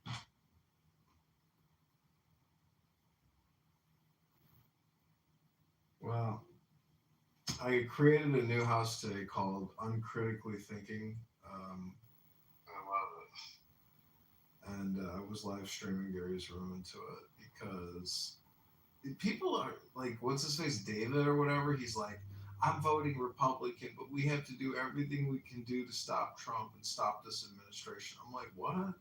How are you voting? How are you claiming you're a Republican, but you want to destroy the government? Dude, people are not handling Trump well. Not even close. Trump has people up at night. They can't stop thinking about this guy. Their whole lives have essentially become one orange melange. And he's just getting started, man. They're going to expand capacity for these deportations. They really think they can achieve 20 million. They're going to have $1 million a month turnover? What? Do you believe that? They're like buying up all this like warehouse facilities so they can, they're going to literally take over an Amazon warehouse, multiple Amazon warehouse facilities so they can do $1 million. Like, how is that possible? Anyways. Big career opportunity. Big opportunities ahead of you. That's what people in the IRS told me, kept telling me, oh, this is a great career, so many opportunities ahead of you. These fucking people have been parasiting off the government for like 40 years. Full pensions, never left the job, just still sitting there doing nothing every day. Maxing out at GS14, Series 30. GS14. Getting paid the salary of a motherfucking 5-star general, 40 years at the IRS.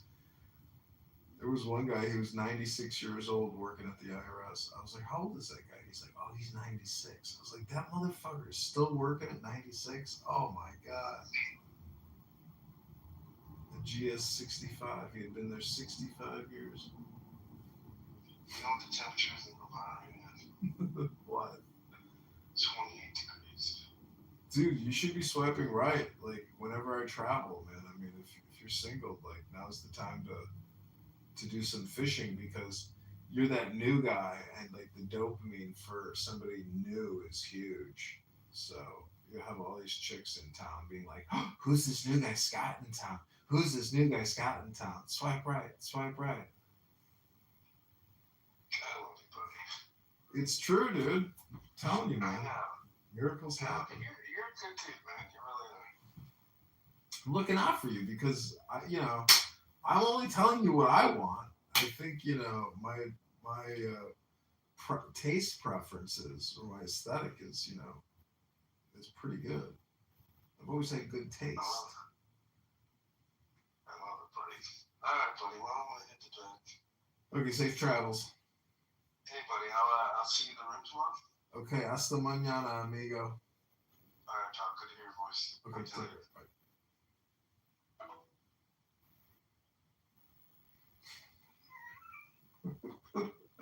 This is the show that never ends. Yes, it goes on and on, my friends.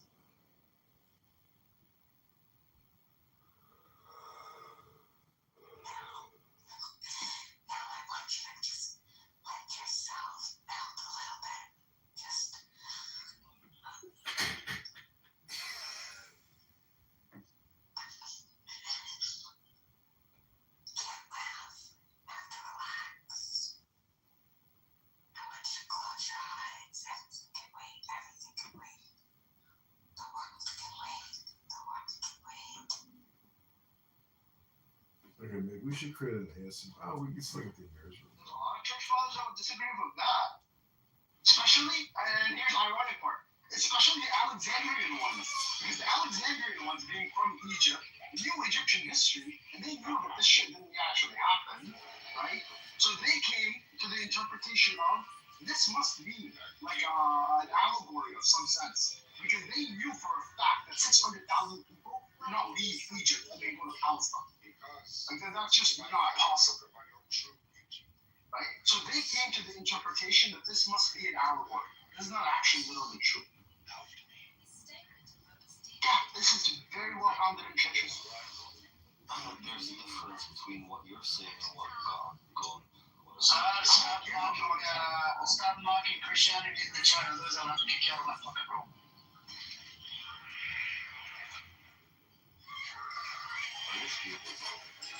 Sure.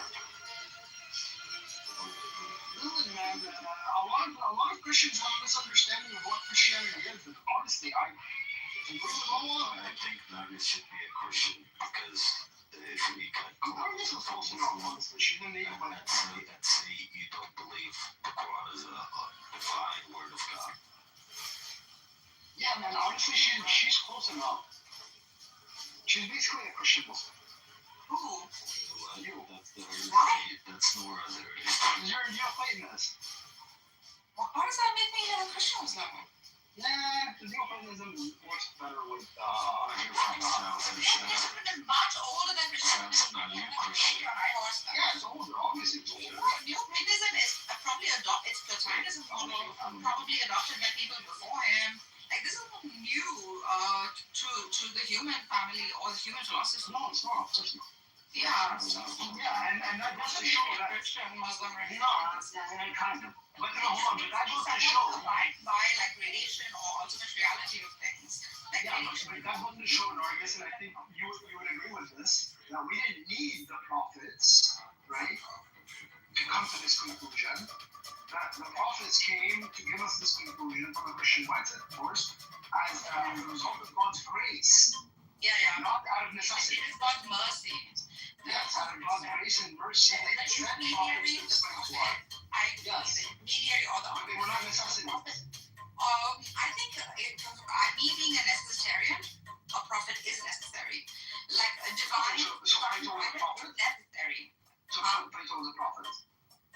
Yeah, sure. Yeah, I think. No.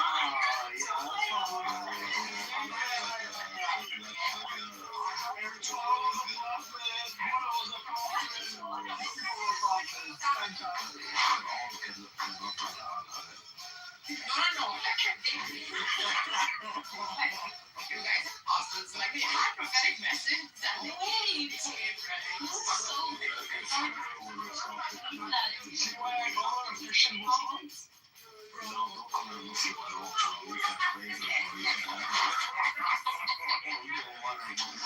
We don't want our.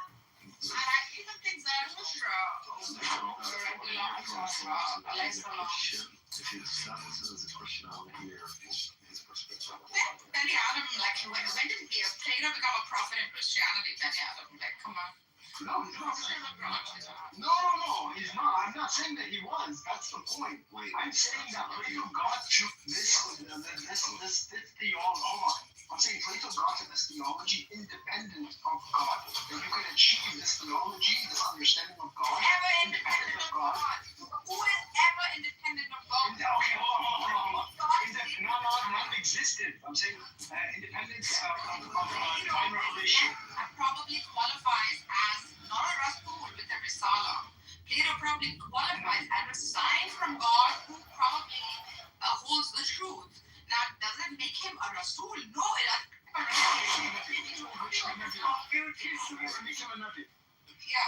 Yeah, that's what prophet is. A sort of messenger. But not a Rasul with a Risala. Okay, fine. Yeah. It's a nabi. And no one's free of divine inspiration. Like, I don't know, as a Christian, Wait, you have divine inspiration. Hold on, Daniel. You have divine inspiration. Yeah, Ben has divine inspiration. No, don't talk about it. You have divine I inspiration. know. When did I say I have divine inspiration? You just said everybody has divine I inspiration. did not say everybody. You literally said that. No, I did not. I don't make such statements and I cannot provide evidence. Have you ever met somebody with divine inspiration? I met someone with some divine inspiration is not revelation. So you're gonna get lectured. You're gonna shoot yourself in the foot right here. No. Yeah, she's gonna send Mikhail. Mikhail.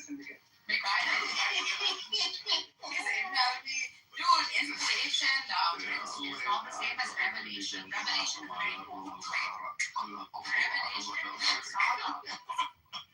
Listen, you fool, Prince. I'm not. Inspiration is tajalli. Okay, revelation. It's wahi. No. Revelation.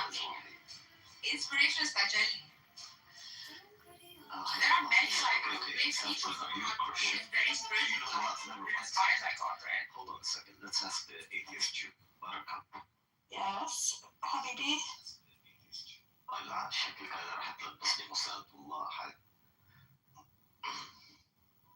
What do you say? Anyway, now I guess I want to ask you why is it religion? No rules. Oh my God, Samson. No rules makes us spiritual. Samson. The Majusiness in us makes us spiritual. Please, we don't have to have this conversation because no, it's this yeah, but discussion. Sadly, my 23andMe provided me as most Arab, so I don't know how to face this. Abusive, John. What do you mean abusive? My lineage is so Arab. Which denomination do you belong to? Another listen. The reason why it's no rules, Samson. That's really what makes us spiritual. Wait, I thought it was a Christian. Picture because of the picture. No, I remember him saying he was a Christian, but maybe I was wrong. Maybe he's a Jew, Christian Jew, whatever. I think He can be anything he wants. What are those people called? The Christian Jews? They like Hebrew Israelites. No. Oh, he's not. God bless it. That Trump is actually playing, in instances, but I think they're actually playing three-dimensional chess here. I think too much talking, because I'm thinking about that in the audience as well. I'm like, well, they need better surrogates. And he's principled about fair democracy and never force people to be Muslims. I love his story, to be honest.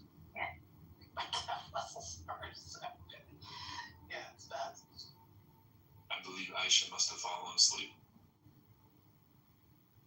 Just because I'm on mute and I'm listening? Jeez. Long duration. I was just like, what's going on? Landed TV, she said, fuck you. I know what that. See that, boy? Well, I was offering earlier to what's her name, Elena. She needed some prescription drugs, and you know how cheap prescription drugs here in Canada, right across the border. Yeah, I have a long problem with Canadian drugs, so I'd rather not get into it. Okay, because I said whatever you need, I'm like, listen, I can pick it up here and just fucking put it in the No, I understand. There was a time when I was taking a med from there, and when I started taking the U.S. version of it worked better. Actually, or do you think there's a placebo? I think it's the same ingredients by FDA. Yeah. There was placebo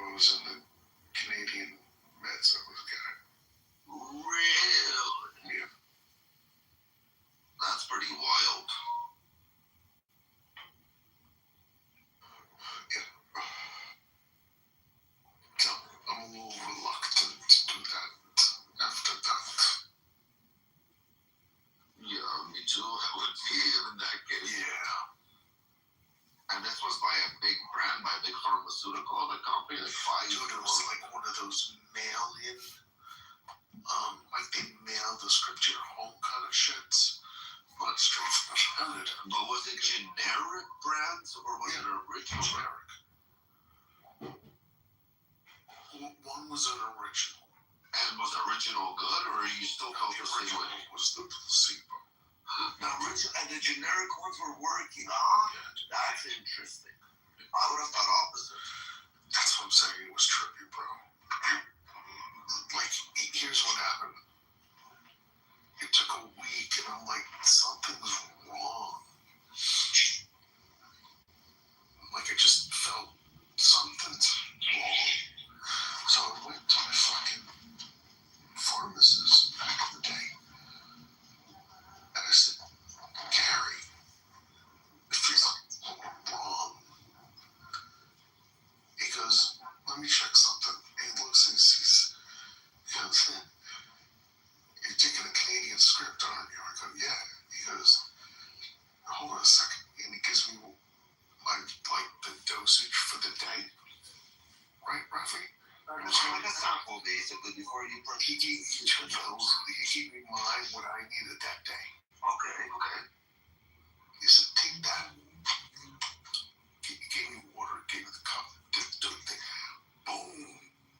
Shit was working. He goes, I go, what the fuck is going on? He goes, you know, we know about that. So it's a known thing. Yeah. Well, wait, I really gotta know this. How are you on your first name basis with your pharmacist? This was back. You remember back in the day when you knew your pharmacist? No. Oh, shit. No. Okay. There used to be a time when you mean like on a first name basis? Your pharmacist used to be like your family doctor. You only go to one place. Are you fucking kidding me? Yes. Really? Yes.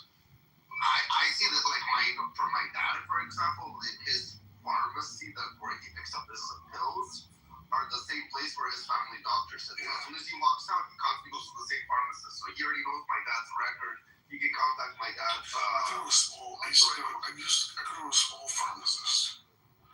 Small guy. I mean, he did well, but he was a small pharmacist. It was like a family shop. Yeah, it was a family. Was he like 5'5"? 5'6"? Said it was small? Yeah. Well, he needs Trent or something. This Canadian. Shut the fuck up.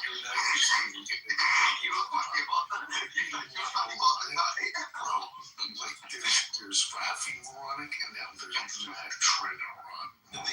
Wait, are you saying the Canadian, like, their scripts are, like, not as much? What were you saying? Bro, I took my pharmaceuticals, like, from my head, and anxiety and shit, and it was not working. I'm like, something's off. He goes, what's wrong? I go, I'm not happy, alright? I'm not me. Like, I want to hurt someone. He's like, so he goes into the thing, and he knew the med that probably was off. And so he goes, yeah, hold on, try this, which was basically me taking it for the first time.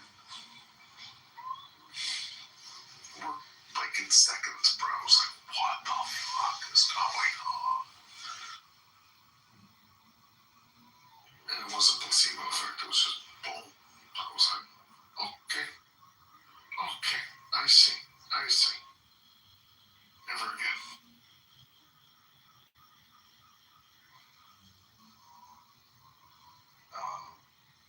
Seth, I'm a certified speakerhead. You were certified trend speaker. Oh, that too, but I love speakers. I love them. As long as you're not a certified dickhead, you're fine.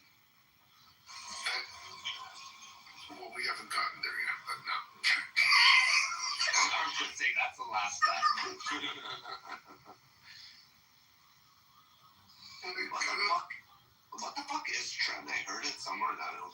It's horse steroids. And then guys take it fucking sick. Oh, I don't remember if I heard it somewhere else or just not said it so many times in the fucking room. I'm having deja vu.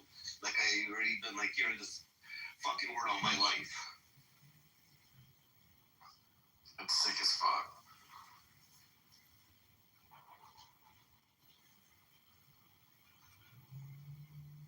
I'm going home for holidays, and I need to fit every single.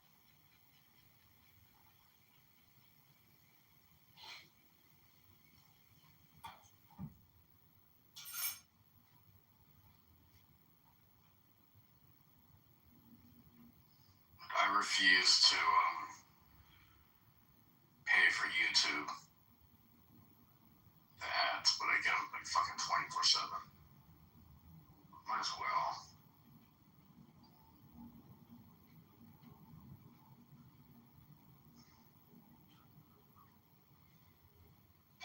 So are you gonna go gamble? Play cards somewhere? Am I gonna go gamble? Why am I gambling? I don't know. You just so you can make money. Oh yeah, I gotta do that. That's a good point. When you go, I just need $20. Give it back to you. Like, yeah, that's how it works.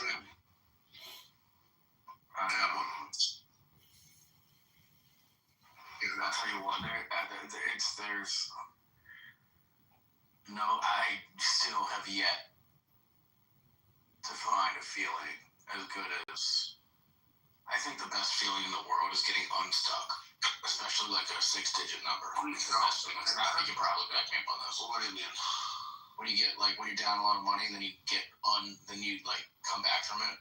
Yeah, but fuck, it's the best. And then like making like fucking $100,000 a night, that's fucking sick as fuck, dude. Yeah, that's one every fucking 6-7 months, and again, you have to be 1 in a million to hit it like that. No, I mean, you just go and run it. It's not in one night. You do it in fucking a week, 2-3 weeks. Doable. When was the last time you did it? Let's say, Matt. I did it in June of this year. Yeah. And the time prior to it, to be honest. That would have been August the previous year. So almost a physical year. Yeah. Actually, no, it would have been February that year. Not 100, but it was like 60.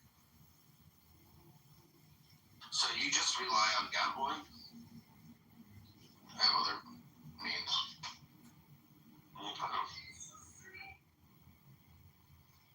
What's the most you lost in one day? Ooh, that's a tough one. I'm trying to cap it, but it's tough. One day, if I lose, I mean, there have been games where the poker, I mean, I've lost 60,000 before. It's not fun. But you get numb to it. But it hurts. It still stings. But like the amount of money, it just like doesn't really even matter, man. Sometimes I get fucking pissed off for losing $20. I was playing a house game at my friend's place. It was a family game. It's like his family. Just a home game. Yeah. We're sitting, we're playing. Okay, so there's my brother hosts games. Again, You want to have muddy messaging. That doesn't make sense to me at all. And like the number one thing that you should want to do, because the number one thing that's going to make a difference here is public opinion broadly. Okay, you are trying to win public opinion. The way that people feel is the amount of pressure that you can put on Republicans. Trump is historically unpopular right now. Keep pushing in that direction. And if you have muddy messaging, it makes it hard for the people to be on your side. And instead of training their fire on the other side, there's infighting. So what he could have done if he knew this was coming to an end was he could have made a grand gesture. He could have basically said, we decided that we weren't going to put the American people through hell. Not on Thanksgiving, not during Christmas. So we found a way to give people a rest, a bit of a break in a hard time because Donald Trump is ruining everything he touches. And we're going to keep fighting for the American people. But right now, we're not going to take food out of our hands. Sorry. And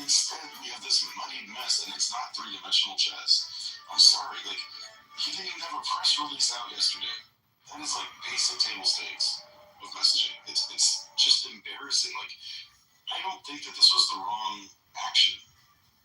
I actually think it's the right action, and it's just terribly delivered. If I were, again, if this was a normal time and we were in normal situations, I would get it, right? But we are not in normal times, and this is what I think we're forgetting. We are not living in normal times. We are not living in a normal political situation, and I think we are thinking as though we are under normal protocols and normal policies of how normal political times look. It's not normal, guys. It's just not. And when you have rogue ass senators that are doing rogue ass shit because they just don't give a fuck, that's what's going to happen. And we just gotta be okay with it. They're not on messaging with the Democrats. Fetterman has already shown his ass that he's not been on message with the Democrats from day fucking one. This is the same motherfucker that went to the goddamn inauguration in damn a sweatsuit. Are we okay? What are we talking about? This is the same friggin' fool that literally has not been on message since day one. And you are expecting him to be on message now. What are we talking about? I think there's Really?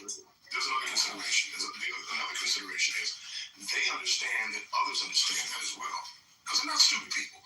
So they understand that others understand that you can use those things to your advantage. Whereas other things that others believe that they are weaknesses, you can use them as strengths. I know this seems a bit far-fetched, but it's not really when you think about it. If I'm playing political theater, I'm going to use those things to my advantage. I'm going to be looking disheveled or sounding like you're not on code or you're not. You can use those things to your advantage if you flush them out. If you actually have a plan, if you're strategic, you can consider this, but this can be a degree of political theater that you can use to your advantage. So I think there's another, and I think the assumption that they don't give a fuck is, that's, there's a case to be made there, but there's also a case to be made in the other direction too. Maybe because they're leaving, they want to leave the party, and they do give a fuck, and they're trying to do what they think is going to help the party. It's awfully suspicious that those 8 people, or the 7 and 1 people are going to leave at the end of these terms and not running again. That's too specific not to take that into consideration. Yeah, the only problem that I have with that, and everything that you said was 100% correct. The only problem with that is that, time is of the essence. And when you look at the paper, you look at social media, you look at the conversation and the national discourse, it doesn't look good. And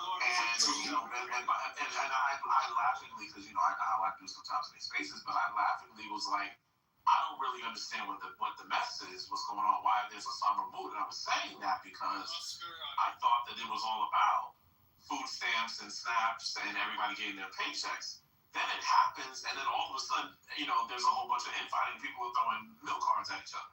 It just doesn't make any sense, and it's a bad look.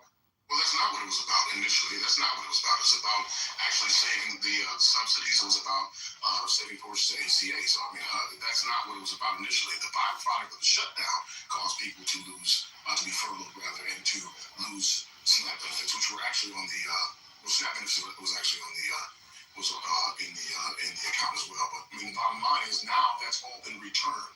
So, but that's not because of poor messaging, to Aaron's point, and to CEO's point, that's not been the messaging. That's not what's being talked about. What's being talked about is that they didn't hold out long enough because there's segments of the constituency that aren't considering the other ones. That are considering that there are still people who were furloughed and did not have their job. But there are people who are going to eat. There are people who are going to have their jobs back at least. Well, now they'll have them, they'll have them even past January. But in January, this can come back to the floor. They can start, whatever process or whatever strategy they want to implement up until that point and bring this back. They have the opportunity to do the exact same thing at the end of January. And it's not like we're talking about that's a year from now. We're talking about 2 months from now. I think the strategy is brilliant. I just don't think it's. I don't think it's been. Explained well enough. But maybe, just maybe, there is because they've done what they should do to this point. Maybe there's a point to that. That's all I'm suggesting. I don't think it's. I don't actually know, but I'm saying maybe there's actually something to this as well, especially when there is another option on the other side of it, and it's not even that far away. So hopefully, I think your wish cast thing. Like I just. Like Schumer doesn't have the track record of three-dimensional chess. Like Schumer, like and even still, like answer me this: like if he had come out and said, like if he knew this was coming, which I think they probably did, and I think CEO's right about that they basically decided that the inflection point at which they were going to stop getting political benefit, and it was going to either plateau or start to move the other direction, was starting to appear, and they already, I think that he did have some impact on the election, and it was time for a different move. Tell me why it wouldn't have been better to say Donald Trump has put us in an impossible position. Either we let the poorest Americans go hungry leading up into Thanksgiving, federal workers not have paychecks to be able to make their mortgages and car notes and everything else, or we hold out for healthcare. It's an impossible choice, and I want you to know that this impossible choice is because your president doesn't love the American people, but we do. So we've kicked the can down the road. We're going to fight another day. And like, how would that kind of messaging not be better than what they just did? That can be true. Everything that what you just said can be true, and that's where I disagree with Quinn on the very last point that he made, because I turned on my TV and everything that I saw on social media, it was the conversation of what I heard from people on the Democratic side, whether it was Hakeem Jeffries, it was staff benefits, and it was people getting their paychecks. That was a main talking point in the conversation, and that the Republicans are holding it up. So now, we waited we waited all this time for that. You guys come back to the table. You're not able to get anything other than anything in your favor, and then on top of that, there's infighting and there's all this other stuff. None of this makes any sense. But there isn't. But they did get something. They got furloughed workers back, and no one is going to lose their job, which wasn't the case prior to that. There was talk of people losing their jobs permanently.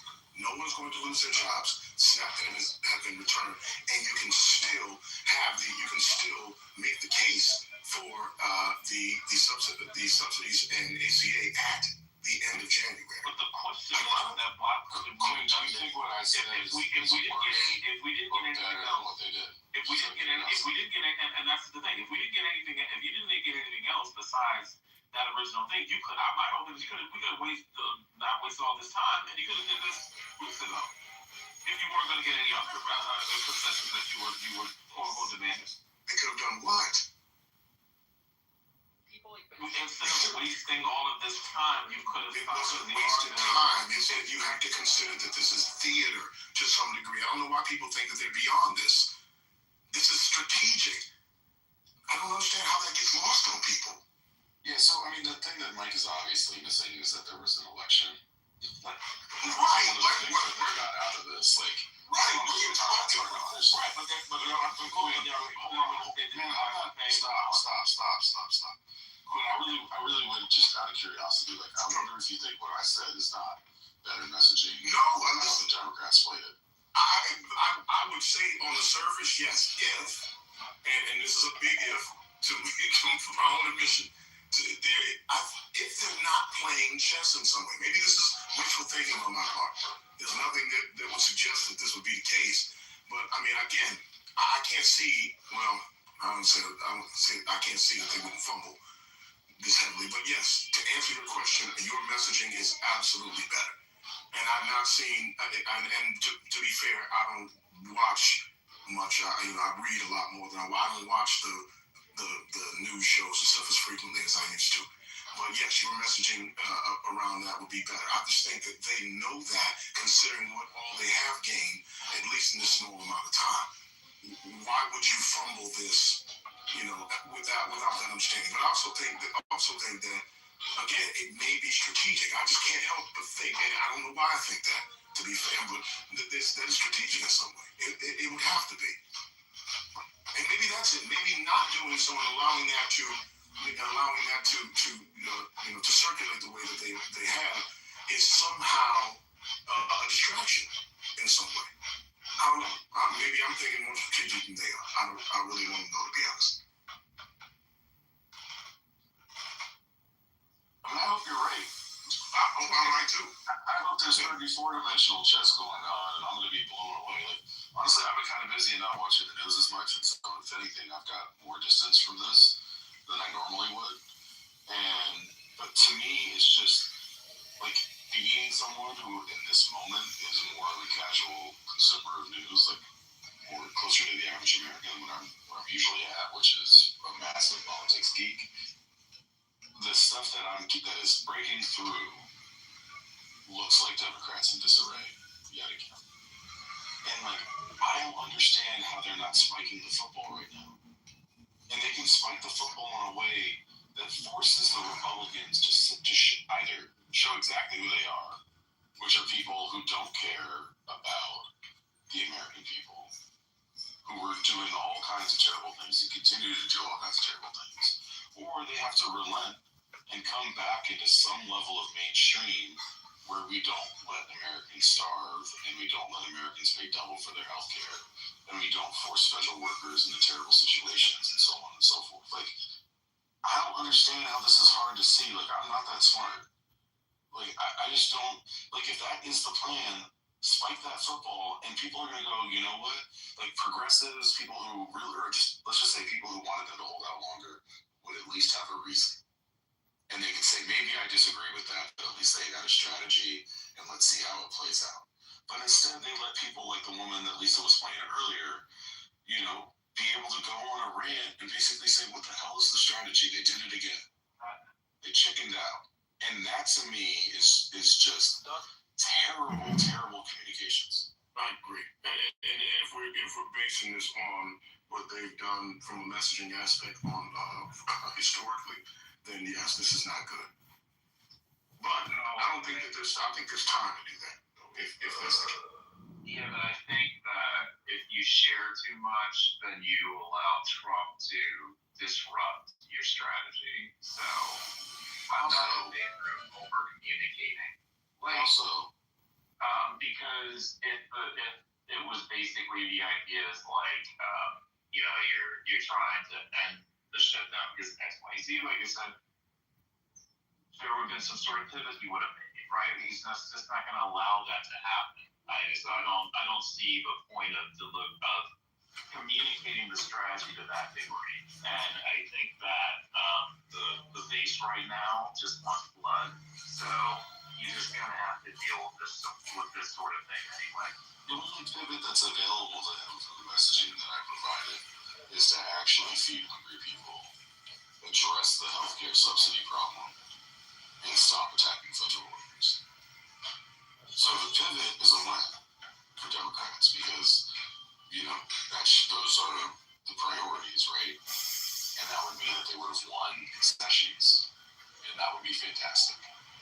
The only other pivot that, he could do is what he tends to do, which is, pardon 70 people like Giuliani.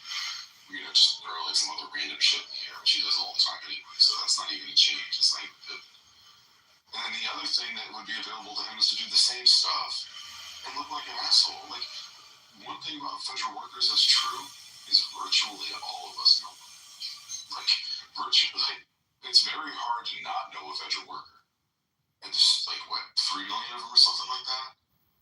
Like, they're in every community across the country. Like, this is not a hard thing to do. And so, if you care about people, and Democrats largely do care about people, saying that you took care of people seems like an obvious thing to do. And that's not central to their messaging. Like, how can that not be central to your messaging? You just helped people. Tell the world that you helped them. I don't understand. Because, it's not even political theater because you did. Like, you literally did take pressure off of people who didn't deserve to be harmed. Why would you say that? Because the question that some people are going to rise, even though you're right, is why did it take 40 days? Because you you had an election. But we were playing politics. Of course. What else you think it would be? Yeah, but you don't want to say that. You don't want to say right, you don't want to come out and say that. playing checkers and y'all playing chess right But it's also that the conditions also changed, right? Like there is a congressionally mandated fund for SNAP that in the event of a shutdown is supposed to be tapped into because Congress agreed that starving people during a shutdown is bad. And Donald Trump in his infinite wisdom decided that starving people is good. Yeah, that was a condition that shifted. So say that, and like the fact that they were planning on cutting all these jobs and hurting people, and you saved those jobs in at least a semi-permanent way. Say that. Like that's a good reason to change your tune and to take care of people. Like you don't have to be three-dimensional chess when like the truth is on your side. You can make it plain, and the people who think in three-dimensional chess, right? People in messaging, we call this people who consider future consequences, or they're high CFC, okay? People who consider long-term will understand it. And people who are low CFC, like, I'm trying to buy Thanksgiving dinner. Can I do that or not? Or my Thanksgiving meal, like, can I do that or not? Right? Who are low CFC are just like, what's right in front of me right now? Can I survive? Can I do what needs to be done? Everyone would understand that. And at least it would be a good argument, even if there's like always going to be someone on the left who's going to like say you didn't push hard enough. That's always going to happen. There's always going to be someone in the center who's going to go, we shouldn't have done it at all. That's always going to happen. There's always going to be people on the flanks. But at least for the vast majority of people, you could make a good argument. And that also would work with independents. Like I can't see the hole in what I'm saying. If you can know the hole. All right, so here's I think what it from. By not over communicating, her current position is we oppose this deal on principle, but won't keep the government shut. That is having your cake and eating it too. If they over-explained it, then you run the risk of exposing the stagecraft and confirming it was political theater. Right. So they didn't say that, and they're continuing to do, and you're going to take a little bit of flack for it, but it's worth what you're risking. Because there was going to be a risk somewhere. You were going to risk something. You were not going to come out of it clean in any way. Even if they were to do what you're suggesting, and you still don't come out of it clean. There's still going to be someone who says you didn't do this the right way. You held on, and people are not eating, and you held on, and people aren't getting their medical benefits, and you held on, and people are not able to, people are still out of work. And this is the holiday season. I fucking hate government. This is horrible. And now everybody's taking a hit. You gotta make some choices. And sometimes you gotta make some hard ones. The only place I don't have any divergence is with what Aaron is saying. If, in fact, we have to entertain that, they're just not doing what I think that they're doing. Or what I'm suggesting that they may be doing. I don't think they're doing. I don't know what they're doing. Yeah, but I think that's also the point. Part of the problem is that their quote-unquote stagecraft would have exposed. Namely, it has them coming out and saying that he knew the whole time. So either Maggie Hassan is like, I don't know, secretly a saboteur, or she's telling the truth, and he did know the whole time, and he just wanted to like play it off like he was for it because he's more worried about his own reputation than leading the party. And how popular is she? There's not oh my God. Like, it's not a good look. It's not a good look. The way that he did it, like he hasn't even put out a press release. Like he hasn't even tried to frame it himself. So just the simple fact of like the way messaging works, particularly in today's day and age, where if you're not pushing the message or be like someone else is, and it's not going to be to your benefit, like just that alone is a mistake. It is a mistake in today's, environment to do that kind of stuff. And this is the thing that I don't understand is, yes, you're going to have some people complain because there's a lot of human beings, in the U.S. There's going to be human beings who complain. But if you keep most of your people together and you build political will because people understand what you're for you can actually build real sustainable power. And the problem with the way Democrats have done things, and this isn't even a left or a right thing, right? This is a stylistic thing, not a policy thing, is that they're constantly acting like they don't need to worry about that like gut reaction to the politics. And the gut reaction is actually what matters most, especially the way politics is done today. And so they should have people who like gut reaction are like, yes, I get why they did what they did. Because I've got a federal worker in my life too. And I don't want them to hurt. Like, that's not hard. There, can you see it? It's there. It looks wrong. You know, my brain can't quite get a handle on the movement. I'm used to seeing a car. I'll also say this, it's also not too late for them to do this. Like, the one thing that is true is that they do have time. Another thing that's true is that the Republicans aren't going to change anytime soon. Like, Donald Trump is losing his shit. Like, he's losing his marbles. Like, that guy is falling steadily into some kind of decline, some kind of sundown or something. I don't know what's going on, but it's not good. And the Republicans are all sitting there like shell-shocked trying to figure out how to like stay on message when the message is not something you can stay on because it's rambling.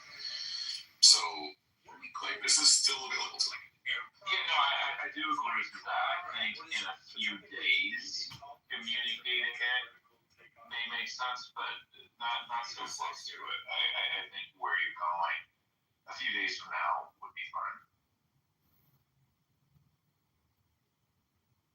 I mean, but then you've now let the Bernies and the AOCs and even the Mikey Sherrills repeat. Like, it's not just people on the left. Like, you've got Mark Kelly, who is like very by the book, but not able to answer a question straight about whether or not Schumer should still be the leader. So you're putting out different messaging that feeds into the Democrats and disarray messaging. And another thing that they could have done was when Schumer realized, and I said this last night, but or maybe 2 nights ago, I don't remember when it was, but like if Pelosi's in charge and she knows that her caucus isn't going to hold the line, I bet you anything she would have had 25 votes for this and a much better plan. Like, hey, we're going to lose this, right? Like, we're not holding the line anymore. Like, 8 people are out. So we got 2 choices. We can have 8 people do it and we can fight each other. Or we can have 25 people come out and say we're doing this intentionally, and we got the best deal we were going to get, and we're going to get another deal in January. There's a huge difference though between Schumer and Pelosi. Schumer one's good and one's shit. No, not that. Schumer is never going to be louder than Bernie and AOC, etc. He's never going like if he's competing for messaging, he's always going to lose 100% of the time. So he is better off letting them say what they're going to say and getting all that out and trying to win the long game on the messaging, right? So have a narrative, end of this week, have a long term, but let them go ahead and get all their stuff out. Because he can never win the message on it. Whereas Pelosi could always win the messaging in the moment. Schumer has never won the long game of messaging, and Pelosi almost always has. Because she actually has like real political instincts. Like, she understands the way the winds are blowing, and she always understood that when she had the votes, she would act like she had the votes, and when she didn't, she would act like she didn't. And she knew where her people were, and she established enough trust and enough consistency that her people were willing to like sit down and shut up when needed, right? To trust the process and to understand that she was doing the best that she possibly could. And Schumer does not have that confidence because he's a shitty leader. He's not good at it. Like, when you hear him speak, half the time it doesn't land. It doesn't make any sense. He's got negative charisma, and Pelosi wasn't a good speaker. Like, in terms of like her oration, right? Like, she wasn't charismatic. And I just don't understand. Like CEO, you're in comms, right? Explain not putting out a press release. I think the strategy was allow them to get it out of her system because whatever you're gonna have is just gonna get slammed and terrorized. So sometimes the most effective thing to do in crisis communication is literally to say nothing. We've done that with clients many times because basically whatever you put out is just going to be a bone that gets destroyed, right? So sometimes it is better to be silent. So you think in this case, it was better to be silent? I think in this case, you're going to get Bernie and all these people and all this stuff out of her system. And if he has, I'm now making an assumption, if he has a long-term communication strategy, he'll be better off playing that game than having tried to compete in the moment immediately. So again, I disagree. I disagree with you, and here's part of it, right? So Bernie has been consistent for, if anything, his entire career. Like Bernie has been playing the same note for 40, 50 years. And that note is that he's for working people. And if Schumer had come out and said, whether we're talking about Bernie on my left, who's been a stalwart fighter for the working man his entire career, who, I'm saying this to you, my friend, there were a lot of working people who were being hurt by the government being shut down. And while I know you might not agree with this choice, know that I'm doing it because I'm aligned with you. That would have been good. Bernie would have could have said, at least our values are the same, even if our tactics diverge. And that would have been so much better. And he could have said the same thing with people in the center. Because, if Mark Warner and Tim Kaine are on the same side of something, you got plenty of room to talk to both the center and the left. Bernie would never do that. Bernie always wants to put Democrats' heads on the stake, just like a lot of you guys on the left. It's always the Dems' fault. They don't have a backbone. If they would not have shut the government down and just gave in the beginning, there would have been a problem. We knew the Republicans were not going to move from their position because they do not care about American suffering. And so the Dems decided that they were going to play this out to the election. This has happened where they have sent these 8 or 6 senators out there to open back up the government so they can continue to fight while staying on messages that they did not consent to this deal. Because had they done what you said, Your Honor, people would have still called them spineless.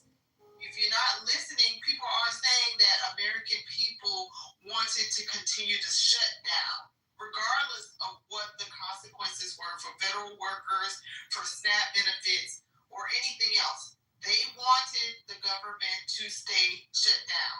So had Schumer came out and said exactly what you said, everybody would have been doing the same thing you're doing now, saying that he's feckless, he's spineless, he just gave in to the Democrats, they're not going to do this. There is no winning for some of the Americans for Democrats. It doesn't matter what Republicans do, they're going to turn their ire to Democrats every single time, regardless of what decision that they make. Instead of having rumors about Republicans don't care about American people, they would have allowed the government to stay shut down.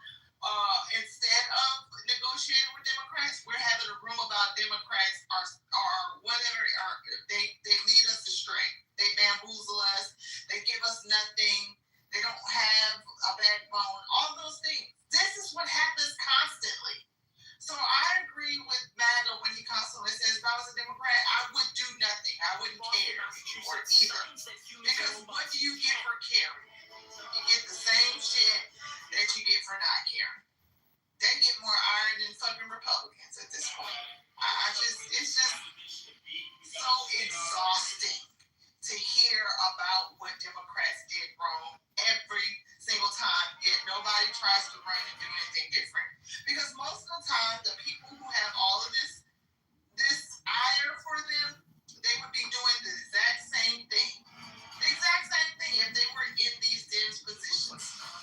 Well, I don't believe any of this stuff that people are saying at all. They just say things because, first of all, again, like I say, it's 100%.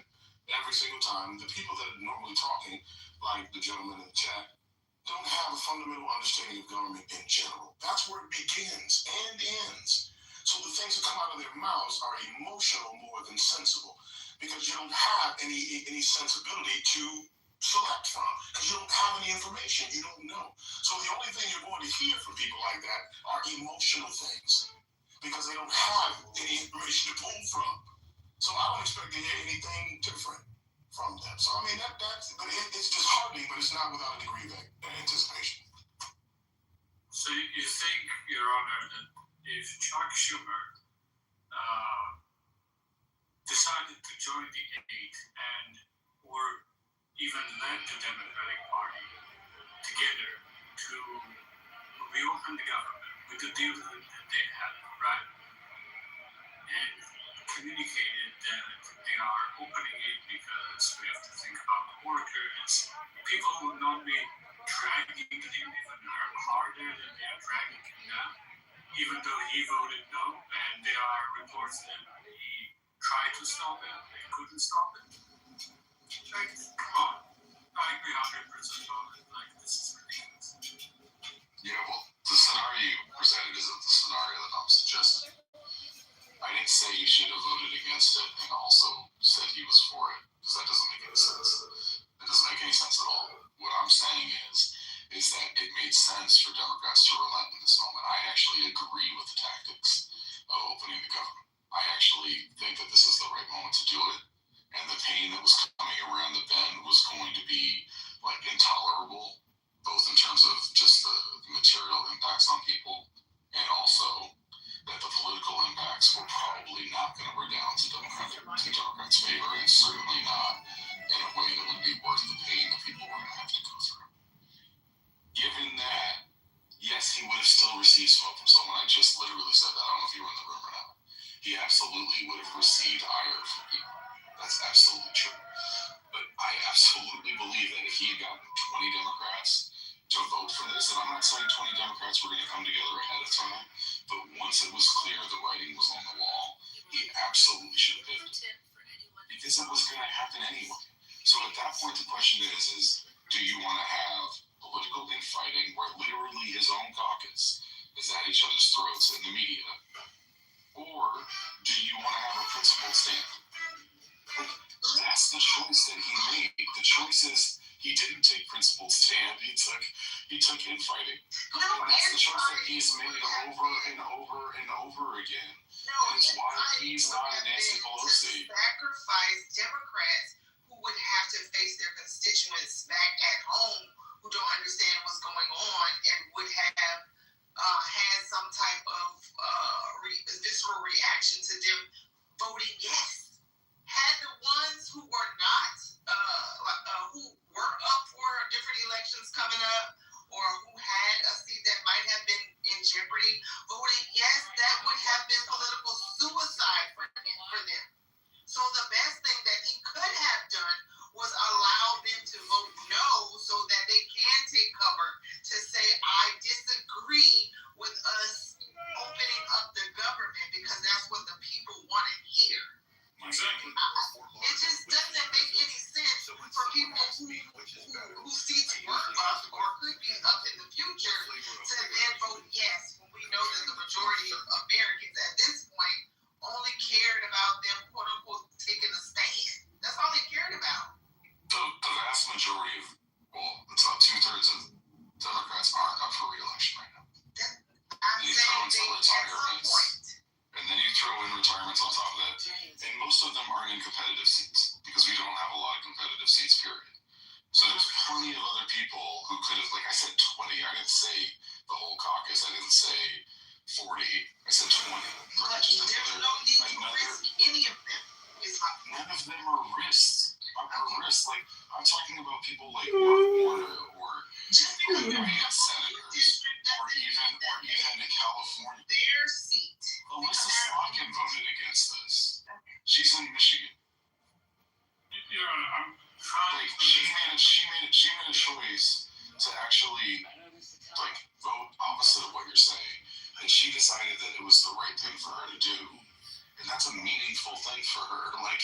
And she's absolutely in a seat that potentially could be at risk at some point. So So what are we saying? You think Alyssa Slotkin doesn't know what's best for Alyssa Slotkin? She's been one of the most talented politicians in recent memory. I don't love everything about her, but she's very, very good. I don't understand the logic on it. What's the difference between 8 and 20? Isn't that in a fracture the party? I would think so. I don't. So 8 people fractures the party. 20 people would not fracture the party. You know what the problem? Like I really am getting tired of you strawmanning me. Like first off, we've been on here enough and friendly enough for you to not strawman me with like. I didn't say well, okay, let me explain the strawman. Okay, so I don't talk to me if you want. I am if you would let me finish. So it's the same thing. It's not a question of 8 versus 20. The question is 20 making a principled stand who are able to articulate to the American people why this is the right choice to make versus 8 people who are presented as defectors where you've got one side of the party fighting tooth and nail with the other side of the party where it's not even like the normal sides, right? Like some of these are center versus center and left versus left, where there's no clear messaging that is coming out to the point where on Chuck Schumer's own website, he doesn't even have a press release out. It is unclear what the strategy is here. And you've got a whole bunch of amped up Americans who are like out in the streets, who are like trying to make change in their communities because they're fed up with stuff that's going on, and you're not leading them. So what I'm saying is the question is leadership versus not leadership. And what he did, where apparently he knew, but also was against it, but maybe tried to fight it, but muddy, is not leading.